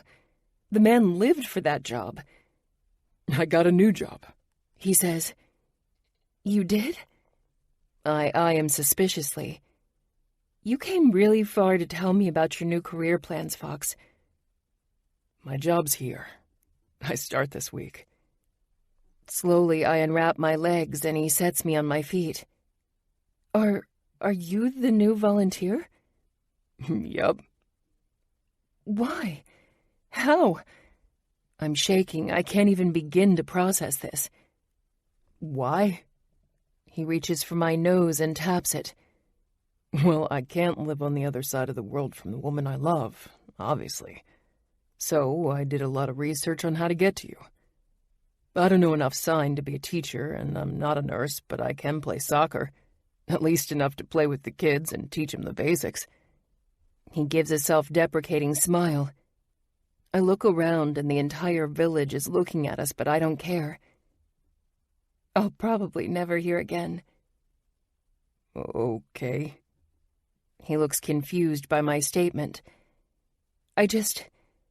This is a big commitment, you coming here. Quitting your job for someone with all my baggage. Being with you is a privilege for me, not the other way around. You make life better and you have no baggage. I don't ever want you to say that again. His gaze is completely serious. I'll probably never read perfectly. Who cares about that? You're perfect to me. I say, cupping his face in my hands. I'm the one who you have to accommodate your life for.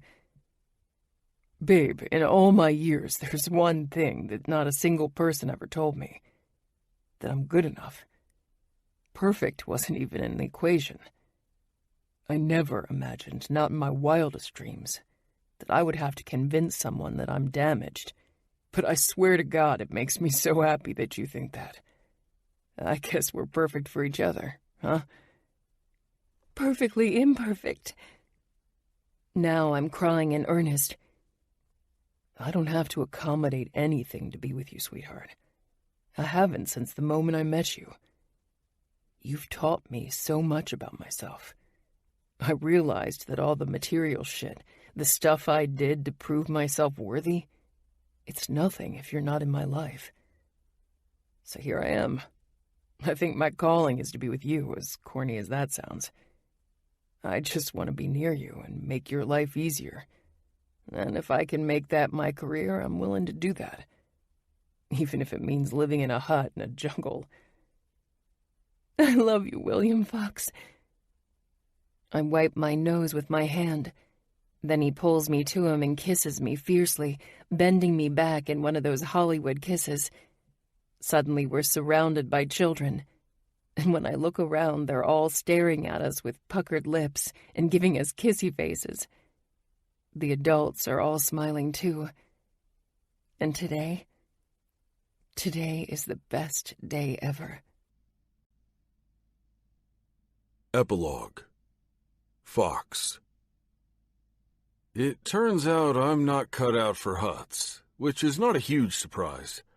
But I endure it because the upside is that I get to sleep close to a naked Lola every night. Mostly because the bed is the size of a cot and it's 100 degrees outside.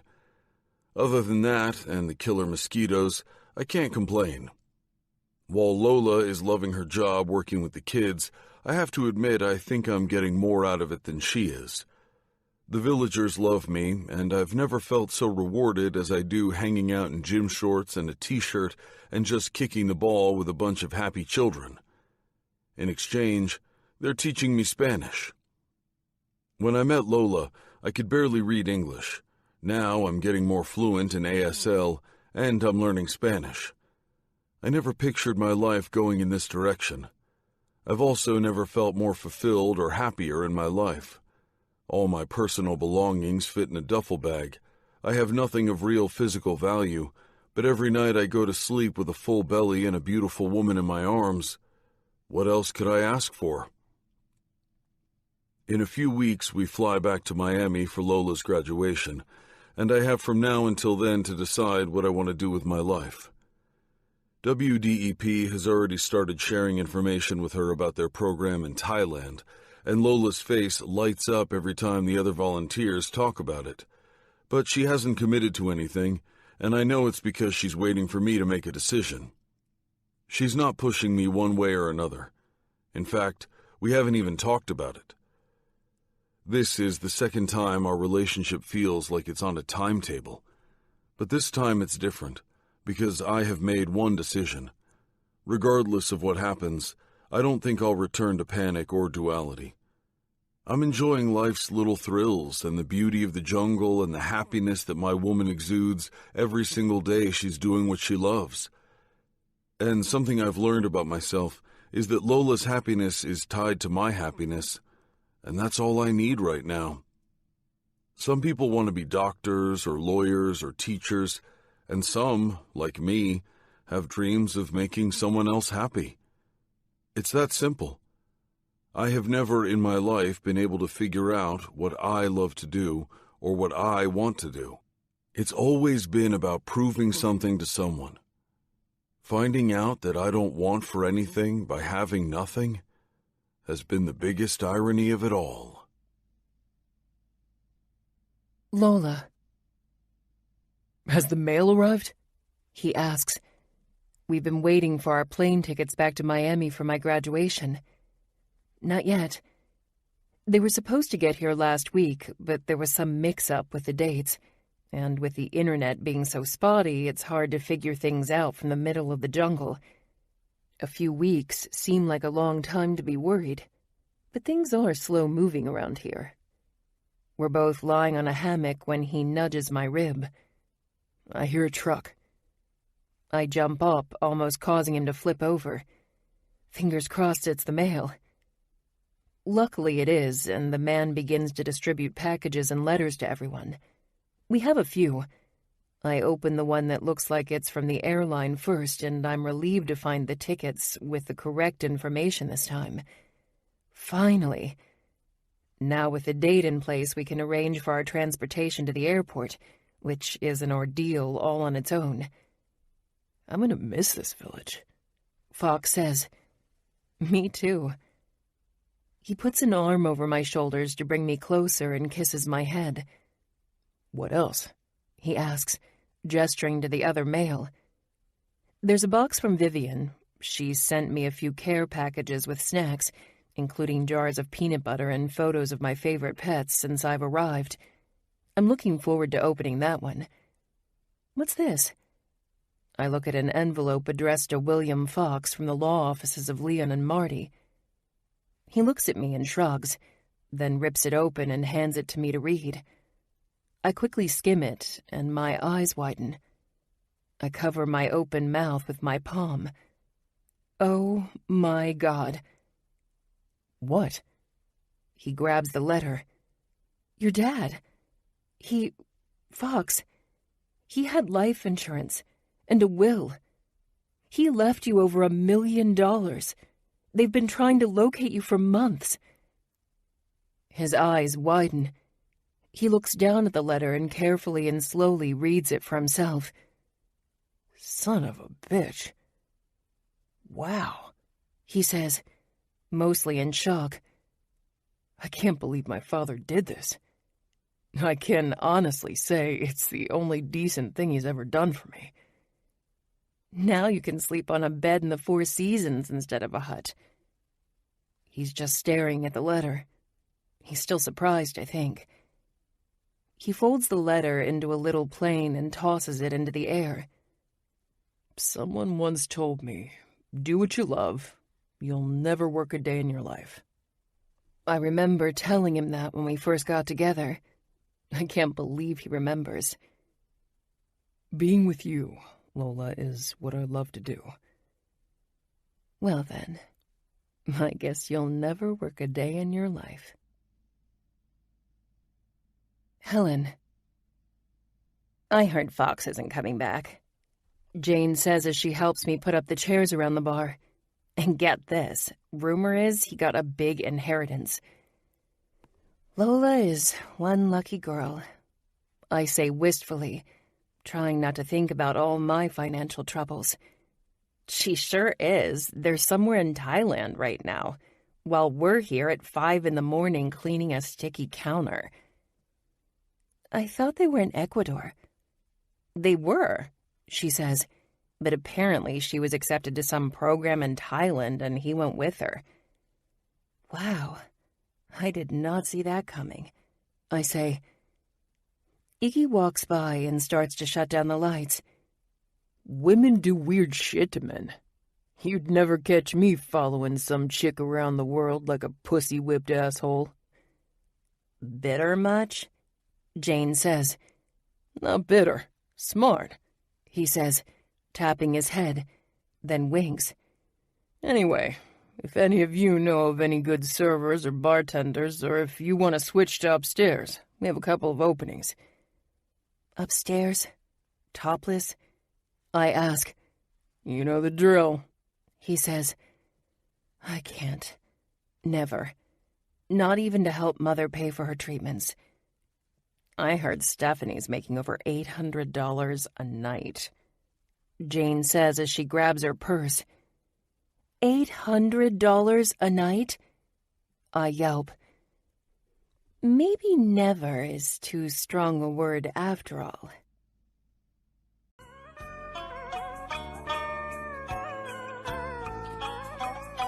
Bác Nhã con ơi, trở mái chèo. Thuyền rồng rước khách khỏi nạn eo. 100 năm chưa có bằng một đức. Tận nẻo trong gai khá lửa đèo.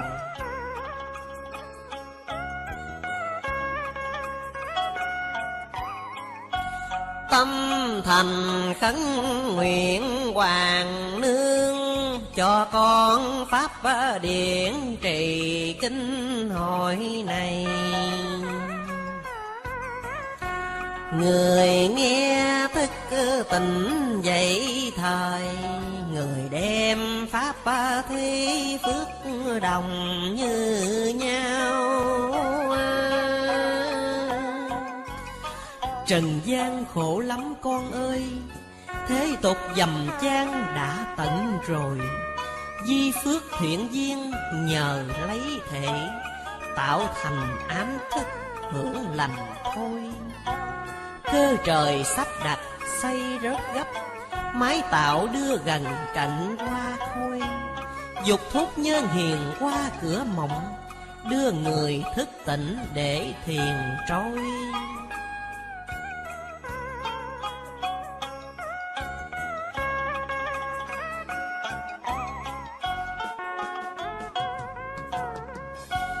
Ngày nay mùng 1 tháng 10 này, lời mẹ hứa dạy thời với con. Ngày nay bổn phận làm tròn mẹ đêm, bản ngọc lầu son mẹ đề. Ngày sau cửa thánh giữa kề đổ cho ba tánh trở về đường tu.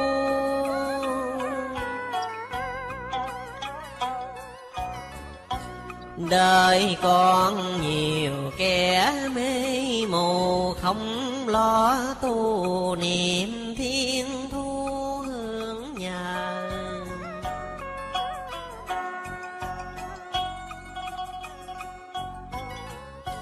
Cuộc đời như thế cuộc cờ, ráng lo tu niệm kịp giờ qua sông. Người tu phải ráng bền lòng, giàu cho cực nhọc bền tâm tu hành. Cần trao một tấm lòng thành, tòa sen chính phẩm để anh chờ con. Dầu cho tâm trí hao mòn, mẹ đây tựa cửa lầu son mẹ chờ. Chờ cho bá tánh hết khờ, đem thuyền bát nhã bên bờ ngồi trong. Chờ cho con trẻ một lòng, đưa qua bỉ ngạn thẳng sông thiên đàng.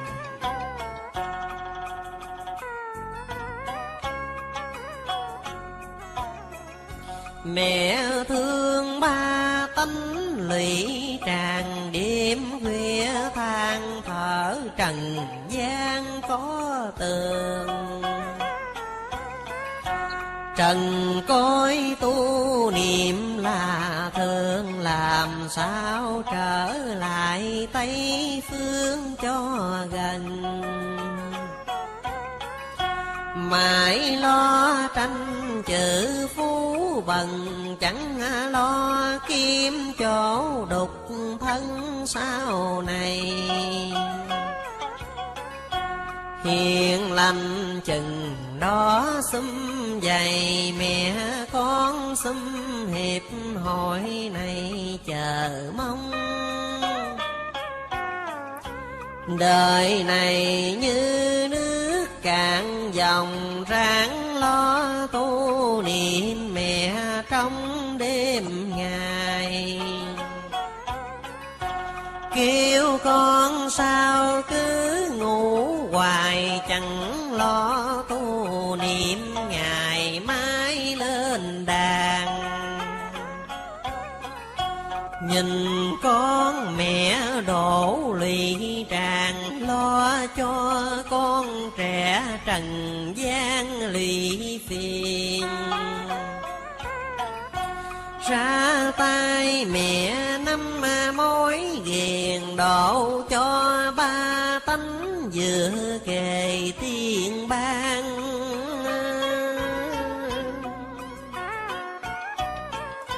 Chữ tô chớ có phụ phàng, làm tròn bổn phận thiên đàng mới lên. Bơ con phải ráng chí bền, có căn mới được vừa nền Phật tiên. Tu tâm phải ráng cần chuyên, nghe lời mẹ dạy cầm tiên hầu gần. Mẹ thương cho trẻ cõi trần, lòng còn ngu muội lập thân không tròn. Mẹ khuyên lời nói đã mòn, con người không nghĩ lòng son mẹ rầu.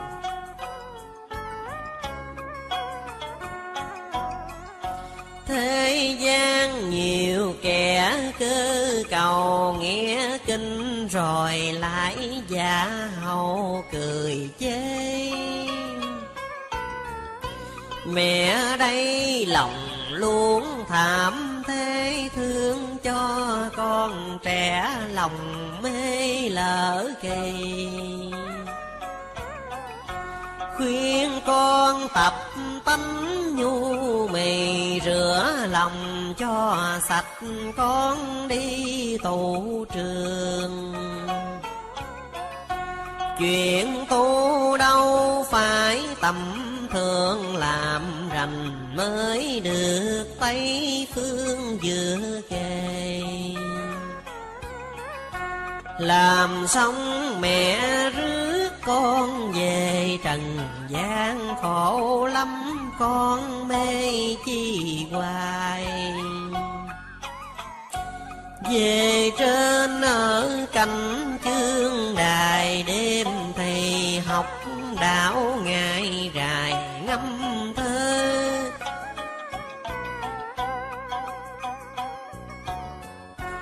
Tu mau cho gấp kịp giờ, ngồi trên tiên cảnh mẹ chờ thành công.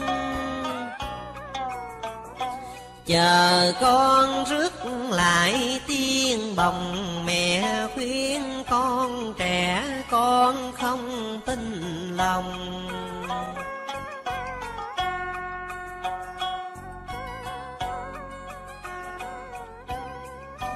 Gần đây cuộc thế nào nồng, chừng con tình trí khó trong kiếm mà. Mẹ nay đi đổ mỗi nhà, đổ cho con trẻ tinh mà tu tâm. Thấy con lì nhỏ tuôn dầm miệng, thì thiện niệm mà tâm không lành. Người tu tâm tánh cho rành, rồi đây mẹ độ cõi thanh được về.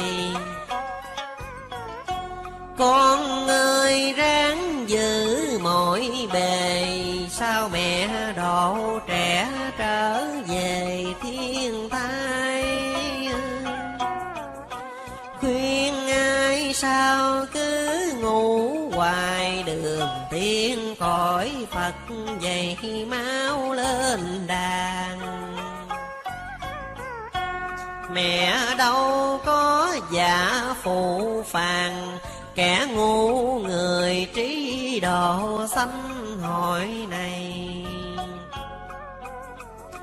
Độ mau chớ có trễ chạy, ai khôn trở lại đài mây đằng gần. Ngu thời kẻ sợ người tần, rủ nhau hội họp lập thân cho tròn. Mẹ đây sang cạnh lầu son, đem thuyền bát nhã rước con đem về. Cuộc đời nay khổ nhiều bề, ham chi mà lại bỏ bê đạo lành. Rèn tâm giữ tấm lòng thành, mới mong trở lại cõi thanh là nhà.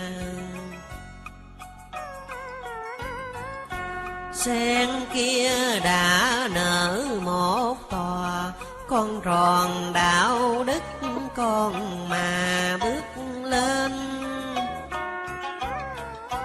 Cầu cho con trẻ giữ bền, ngày sau con đặng giữa nền tiên ban. Thương con lụy đổ đôi hàng, thấy con trần thế gian nan muôn phần. Ra kinh mẹ dạy mấy lần, sao không thức tỉnh lập thân kịp kỳ.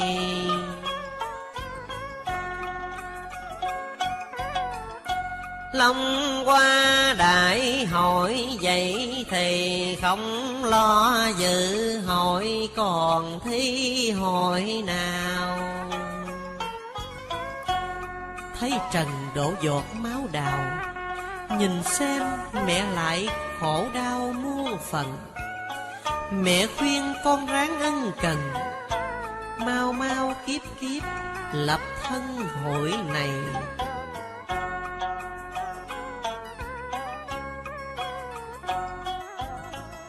Mẹ khuyên con ráng ân cần, mau mau kiếp kiếp lật thân hội này.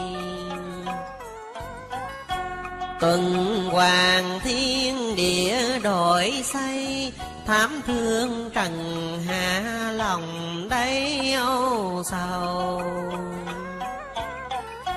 Thế gian nhiều kẻ chưa rầu, nghe kinh rồi lại buổi đầu chê bai. Ngày nào về cẩm thiên thai, con nghe mẹ gọi ngày mai con về.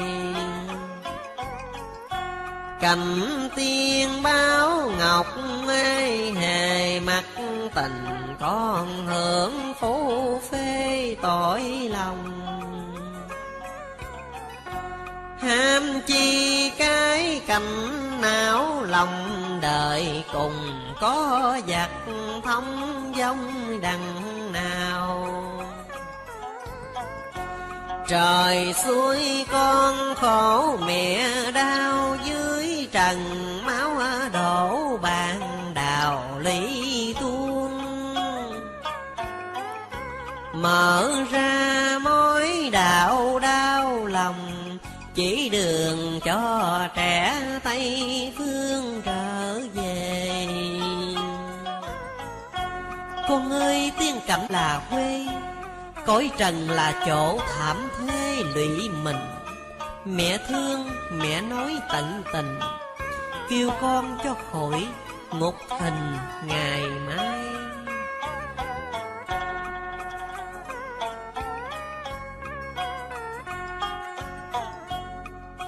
Con chưa thấy cảnh thiên thai, ráng tu cho trọn ngày mai hưởng liền. Con ơi tỉnh thất lạ tiền, Quỳnh Nhung thanh lệ lái thuyền đưa con. Mẹ ngồi trên chốn lầu son, mẹ chờ thanh lệ đưa con rước liền. Con ơi cuộc thế nào phiền ham chi, chẳng chịu cõi tiếng quay về. Rồi đây canh khổ hậu kề, ráng tu cho kịp trở về mẹ trong. Trở về cánh cổ thông dông, ở chi trần thế long đông muôn phần. Mẹ thương mẹ mới ân cần, lo cho con trẻ lập thân kịp kỳ. Long qua mở hội tràng thi, khuyên con ráng chí mà thi hội này.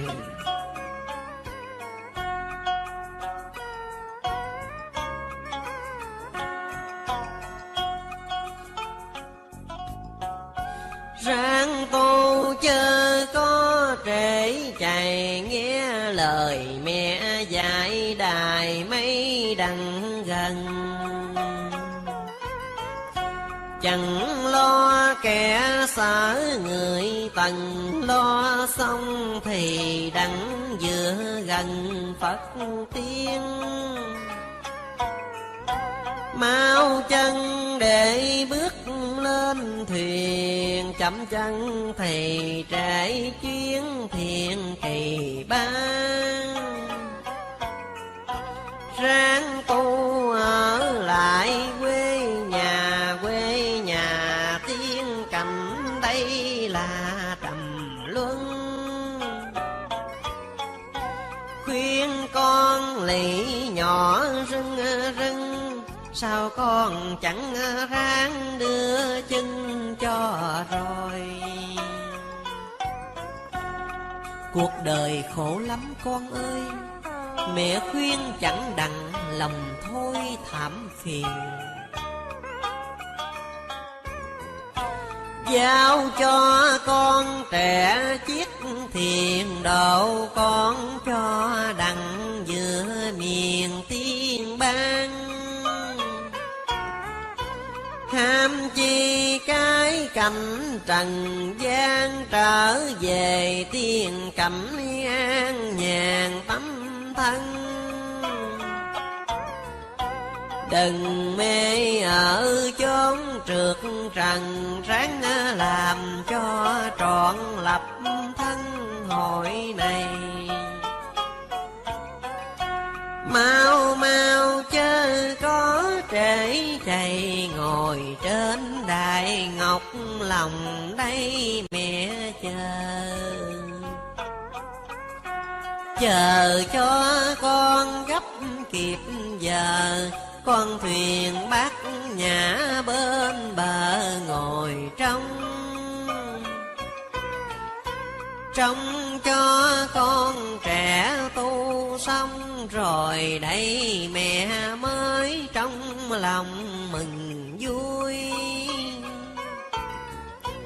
Độ con khỏi cánh ngầm ngồi, con mau trở lại chung vui mẹ mừng. Mình duyên lành một chiếc thuyền, độ cho ba tánh khỏi miệng trần ai. Ai khôn trở lại chương đài, ai ngu ở lại trần ai ly mình. Mẹ đây trở lại thiên đình, mừng cho thanh lệ trọn tình công phu.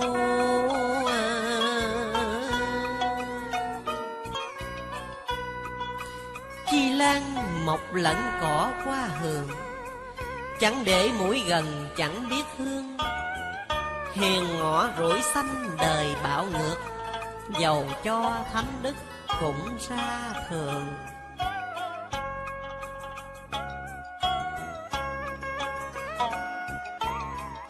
Mẹ mở đạo tiên, mẹ chỉ rành kỳ ba khuyên trẻ bước cho nhanh. Kẻo trễ chuyến đò kỳ mạt pháp, ngàn năm còn khó gặp đạo lành. Rèm tâm gắn chặt lời mẹ dạy, sửa chí từ bi vẹn mới thành. Tận thế cùng đời khai đại đạo, thượng quân nhung tốt trở về cành.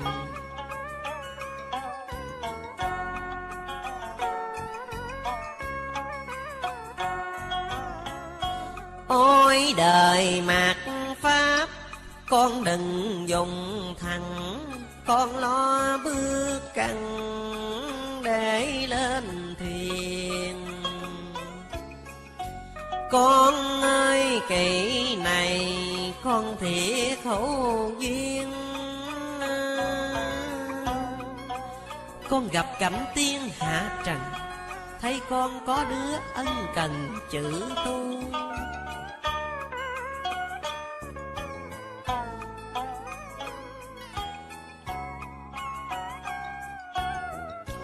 Có con cùng dạ mê mù, làm sao trở lại thiên thu mẹ hiền. Mạng lo trọng tước cao quyền, đem thân trần thế gian lao miệng trầm lưng. Con quên lòng mẹ bưng khuâng, vì con mà mẹ lì rưng đôi hàng.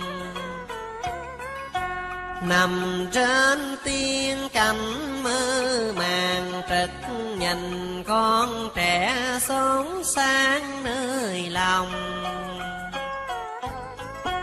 Thấy con trần thế long đong, mẹ khuyên con ráng chí công tu hành.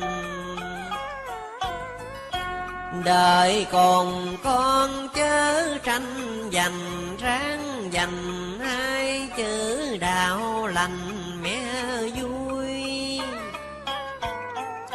Làm xong cho khỏi ngậm ngùi, làm sao mẹ khỏi sụt sùi vì con. Thương con mối đạo con còn, làm xong bản ngọc lầu son danh đề. Đem con cửa thánh giữa kề, cho con thoát khỏi sông mê hội này. Chữ tu gắn chi chớ chạy, ráng tu kịp hỏi rồng mây mẹ chờ. Chữ tu gắn chi chớ chạy, ráng tu kịp hỏi rồng mây mẹ chờ. Chữ tu còn đứa mê mờ, mẹ thương mẹ dạy làm ngơ nổi gì.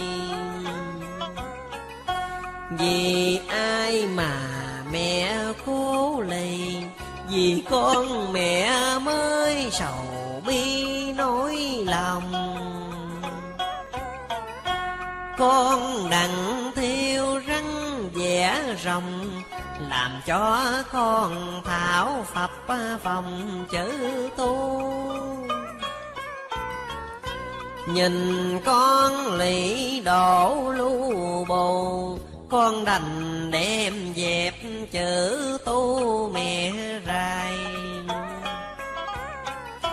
Nghe lời tà mỹ mỉa mai, mau mau trở lại bồng lái cho gần. Kỳ ba độ hết cõi trần, ai khôn thì khá lập thân kịp cây. Sao con mê ngủ dậy thì, kỳ thi đại hội không đi tụ trường. Chữ tu cho nó là thường, làm sao trở lại Tây phương kịp giờ. Làm xong quỷ kéo ma trì, mẹ cho nó thử con thì làm sao.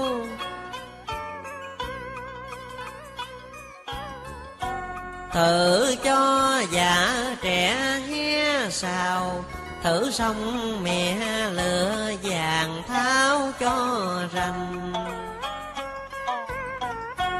Vàng kia mẹ lại để dành, ngày cùng đặng có cõi thanh đem về.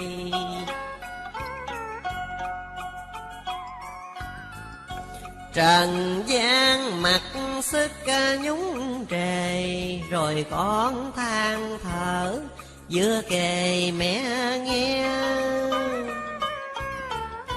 Nực cười miệng thế chẳng nghe, không tu còn lại chê dè đạo cao. Đến ngày thấy giọt máu đào, chừng đó thì mới chịu ngao ngán lòng. Bây giờ giả lại phập phồng, nghĩ mẹ tà mị trong lòng chẳng tin. Thương con mẹ mới thiệt tình, vì yêu con dạy bạch minh chỉ rành. Mẹ không phụ trẻ cho thành kỳ tám, mẹ mở đạo lành cho con. Khuyên con tâm trí hao mòn nhiều, con sao lại lạc lòng chẳng tin. Kỳ ba mẹ lửa hữu tình, dặn con ráng nhớ công trình mẹ khuyên. Một là con kiến thiền mộ đạo, hai con tuân lời tam giáo dạy rành, ba con ráng giữ lòng thành, bốn khuyên con trẻ nhọc nhằn ráng tu, năm con cố gắng chí tu, sáu lo tu niệm ngao du ít gì.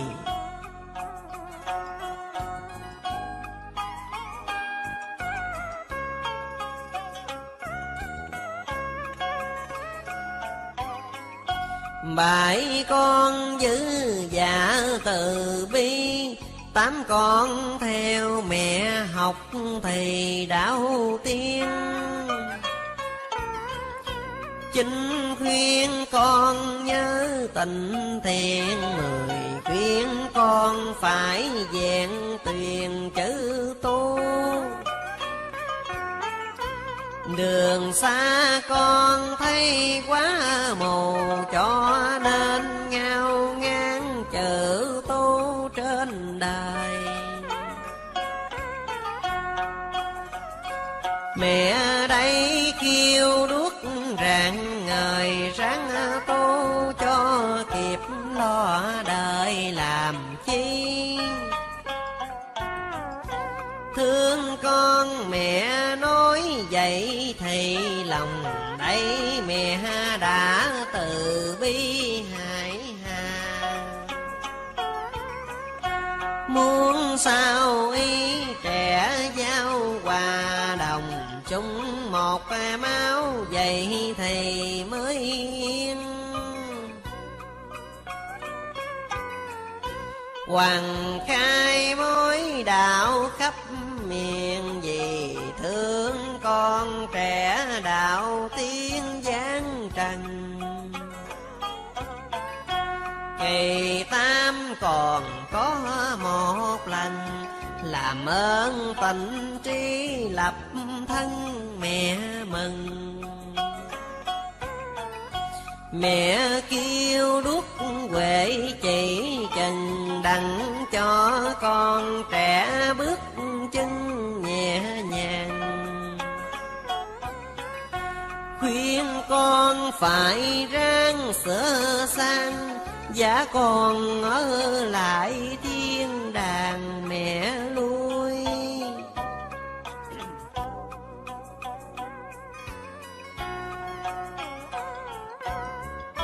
Lửa đèo lửa thế độ nhân sanh, khó dễ mẹ cho hiểu ngọn ngành. Ám muội thì nhiều, mưu tri ít, đường tiên chẳng bước đỏ con đành. Diêu cung hạ bút ký thơ đề, trì tâm nhớ trẻ hé màn quê. Kim khai đại hội ngồi trong trẻ, mẫu nhắn con sao không thấy về. Mở giọng khuyên con lòng tan nát, đạo lành con gắn bỏ đường mê. Năm canh tỉnh giấc nhìn đời mộng, nhâm dần mẹ xuống thảm cùng thế. Nhâm dần lê dân lận đận, khai đạo ra chỉ dần con đường. khuyên con để bước cho nhanh, đua nhau đặng có tranh giành đường tu. Cuộc đời như bóng phù du, sớm còn tôi mất công phu lỡ làng. Trong con để bước lên thoáng, mẫu gai cành quê đưa sang qua bờ. Thấy con phận gái còn khờ, con ơi nên nhớ mẹ chờ nghe con. Đường tu gắn chí cho tròn, con nên nhớ mẹ lầu son mỏi mòn.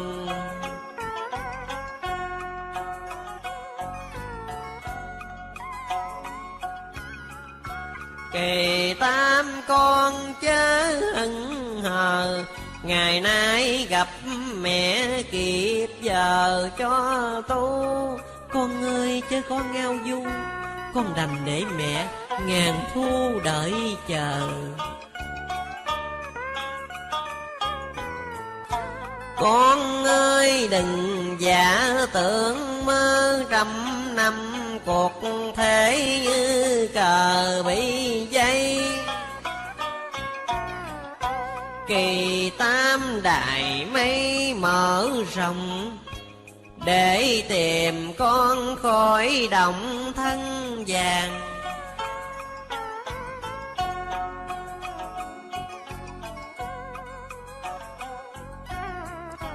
Tòa sen chớm nở đôi đàn, chờ con trở lại tiên ban mẹ chờ. Đường tu gặp cảnh đắng đo, con nên gắn chi tầm cho tận đàn. Làm xong mẹ rước lên thoàng, con nên nhớ mẹ lầu vàng đợi trong. Làm con phải ráng hết lòng, đường tu mở rộng ngồi trong con lành.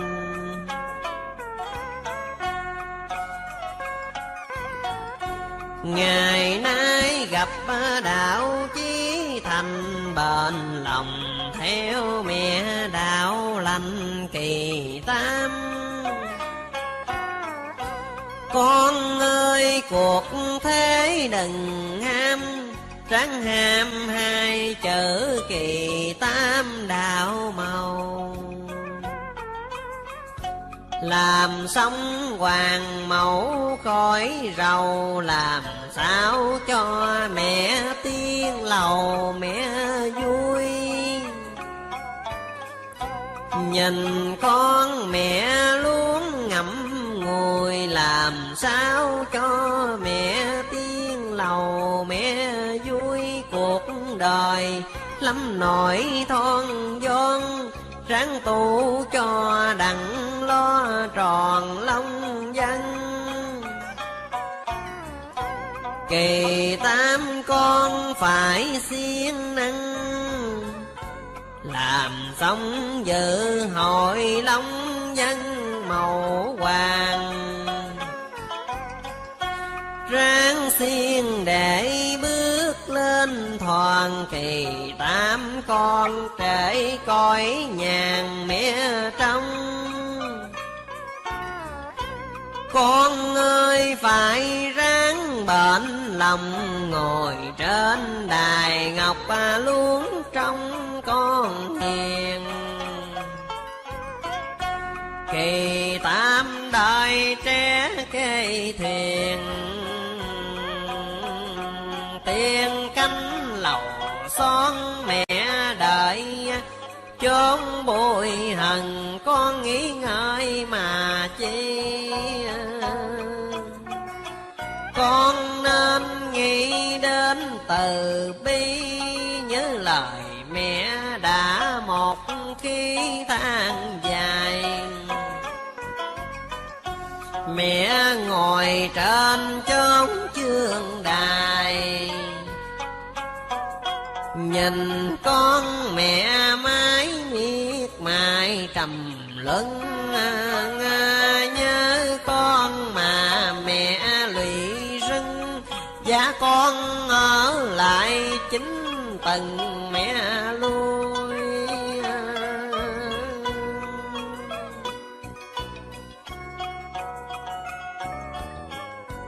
Kỳ tam xuân tay cứu phàm gian, bạch ngọc quỳnh kim cũng chẳng màng. Chiều lỵ đối phen đem thoát tột, nghĩ không đổ lỵ phải cười kham.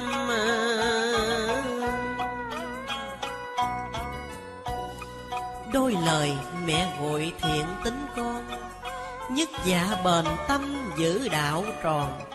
Một kiếp phù sinh là giả tạm, siêu phàm nhập thánh chốn cung son. Thị đời bóng xế còn chi đấy, ước đặng cõi nhàn khỏi thon vong. Trẻ ráng thương dùm lời mẹ dạy, con ơi con hỡi bớ là con.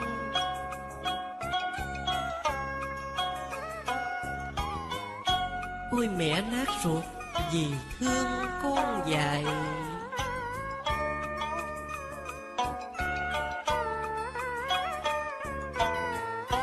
Khuyên con nhẫn nại cho rồi, vì đời lọc lửa trao dồi tiện tâm.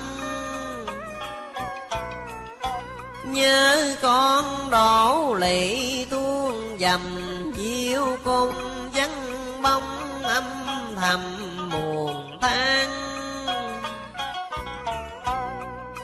Nhắc đến dầm chan lệ ưa, nhớ con rồi mẹ chan chứa lệ sầu. Dìu con quay gót quay đầu, đời con cho khỏi thảm sầu kỳ ban.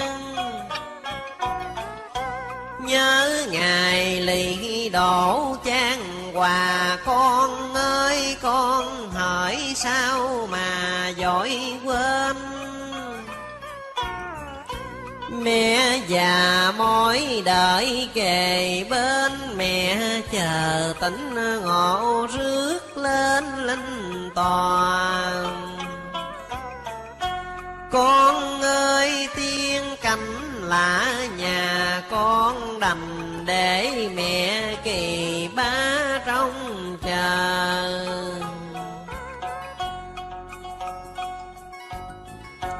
Thương con lớn dại nhỏ khờ, mẹ không đành dạ lặng lơ phụ phàng. Con ơi tiên cảnh lạ nhàn, mẹ ngồi mẹ rước lên thoảng bớ con. Đêm nằm đổ lỵ cung son, mẹ thương lập hỏi rồi con trễ cây. Long qua mẹ mở trường thi, con nào hổ chí dự thi hỏi này. Nhớ con tao thức đài mây, muốn sao con dạy lầu tây con về.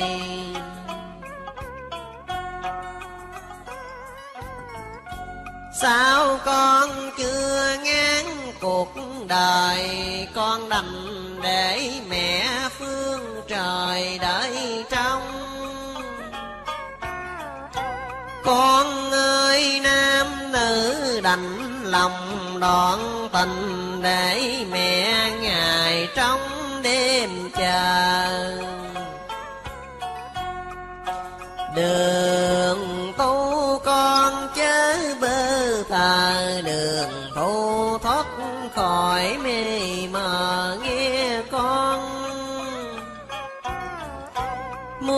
gần mẹ chiều thế tột, muôn thoát đời con phải dục thất tình, lưới trời cao rộng tinh tinh, trong con mãn nguyện ngọc kính đem về.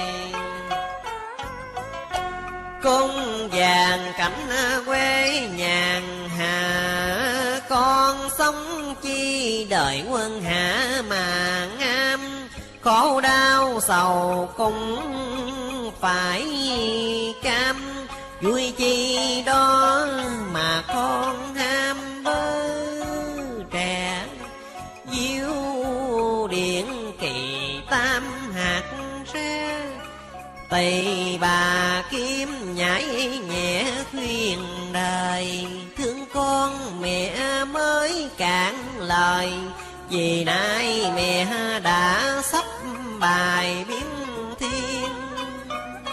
Thi hội mẹ đã lựa tuyển, lựa con hiền dẫn về kiển tiên đài, nhớ con lệ nhỏ tuôn dài, cho nên mẹ mới hoằng khai mối đạo. Lựa đặng trai hiền gái thảo, sao con đành tâm phủi đạo mẹ hiền. Nhớ con lạy mẹ bình yên, thương con trên chốn màn tiếng đau lòng. Nhớ là nhớ cánh long đông, thương là thương trẻ khó mong quay về, cho nên mẹ mới giữa kề ngày khuyên đêm nhột con về mẹ vui. Nhìn con và mẹ ngầm ngồi đành đem dốc ngọc chôn vùi biển khơi. Thương con mẹ lỡ con thời lỡ xong rồi mẹ lập đời con vui. Mẹ thương con quá con ơi, con đành để mẹ ngồi đợi ai thương ngày con gặp đắng cay. Muốn con thoát khỏi trần ai cho rồi. Con ơi con hỡi con đành để mẹ đứng ngồi nhớ thương. Ngày nào dự hội đông phương, sáng đi mẹ rước đài chương con vào. Trầm hương phượng phất ngạt ngào, con vào mẹ thưởng hồng đào cho con. Quá thương mẹ mới chiều loàn, lo cho con trẻ lầu son thanh nhàn. Cực lòng mẹ chẳng buồn than, miễn con mẹ đặng lên thoàn mà thôi. Ngày đêm con ráng trao dồi chữ tu của mẹ là ngôi thiên đàng. Thương con đổ lụy đôi hàng, cho nên mẹ mở kim thoàn kỳ ba. Diêu cung lì đổ chan hòa, con ơi nhớ mẹ vậy mà không con. Nhớ rằng mẹ khóc đài son, nhớ ngày lập hội xa con dại khờ. Tu hành con mãi u ơ, ngày nào con đặng kịp giờ thành công. Con đành để mẹ gắn công, con đành để mẹ lụy hồng đổ tu. Ngày nay mẹ quá đổi buồn, buồn cho con mẹ luôn toàn mẫn mê. Buồn là thấy cảnh thảm thế, ráng tu mẹ rước con về nghe con. Ngày mai mẹ đã lo tròn, giá con ở lại lầu son mẹ về. Tâm chí thành, lòng con đã kính, nguyện đem lời vàng của mẹ để muôn nơi linh tử nghe cùng, hiểu được lời mẹ dạy, gắn công tu niệm, màn quê cảnh cũ quay về Đài Liên. Miễu ngũ hành Tây thành phố Bình Trưng Tây ở xứ quận 2, rằng nay con mẹ tâm thành hùng chung ân tâm bộ kinh màu hoàng, khuyên đời tu niệm trần hoàng để cho ba tánh xa gần cùng nghe. Duyên lành hỏi đủ dây thời, minh duyên quê nhân ghi lời chân kinh. Phước đầy quả mang duyên thành, xin để hồi hướng xa gần ứng chung. Nguyễn Thị Tài tuổi thời 68, người tâm thành hiệp với cháu con. Tâm thành dân mẹ hôm nay, chứng lòng cho trẻ trần ai thinh cầu. Nguyễn Thị Lan hoàng dân con mẹ, người họ Hồ tuổi chẳng 52. Bùi Anh Kiệt tuổi 45, Lê Thị Trúc Hộ Hoàng Nghĩa, Nguyễn Thị Kim Duyên, Nguyễn Văn Kiên tâm thành cấn đao. Ân tông kinh này cầu phước bá gia, cố chi lại với gì ba, tâm thành chi viết ghi ra lời vàng. Hỡi trong linh tử cõi trần, nghe lời kính kệ phát tâm tu hiền. Thời kỳ mạt pháp đừng gì chớ tiền danh, lại buộc ràng tâm thân.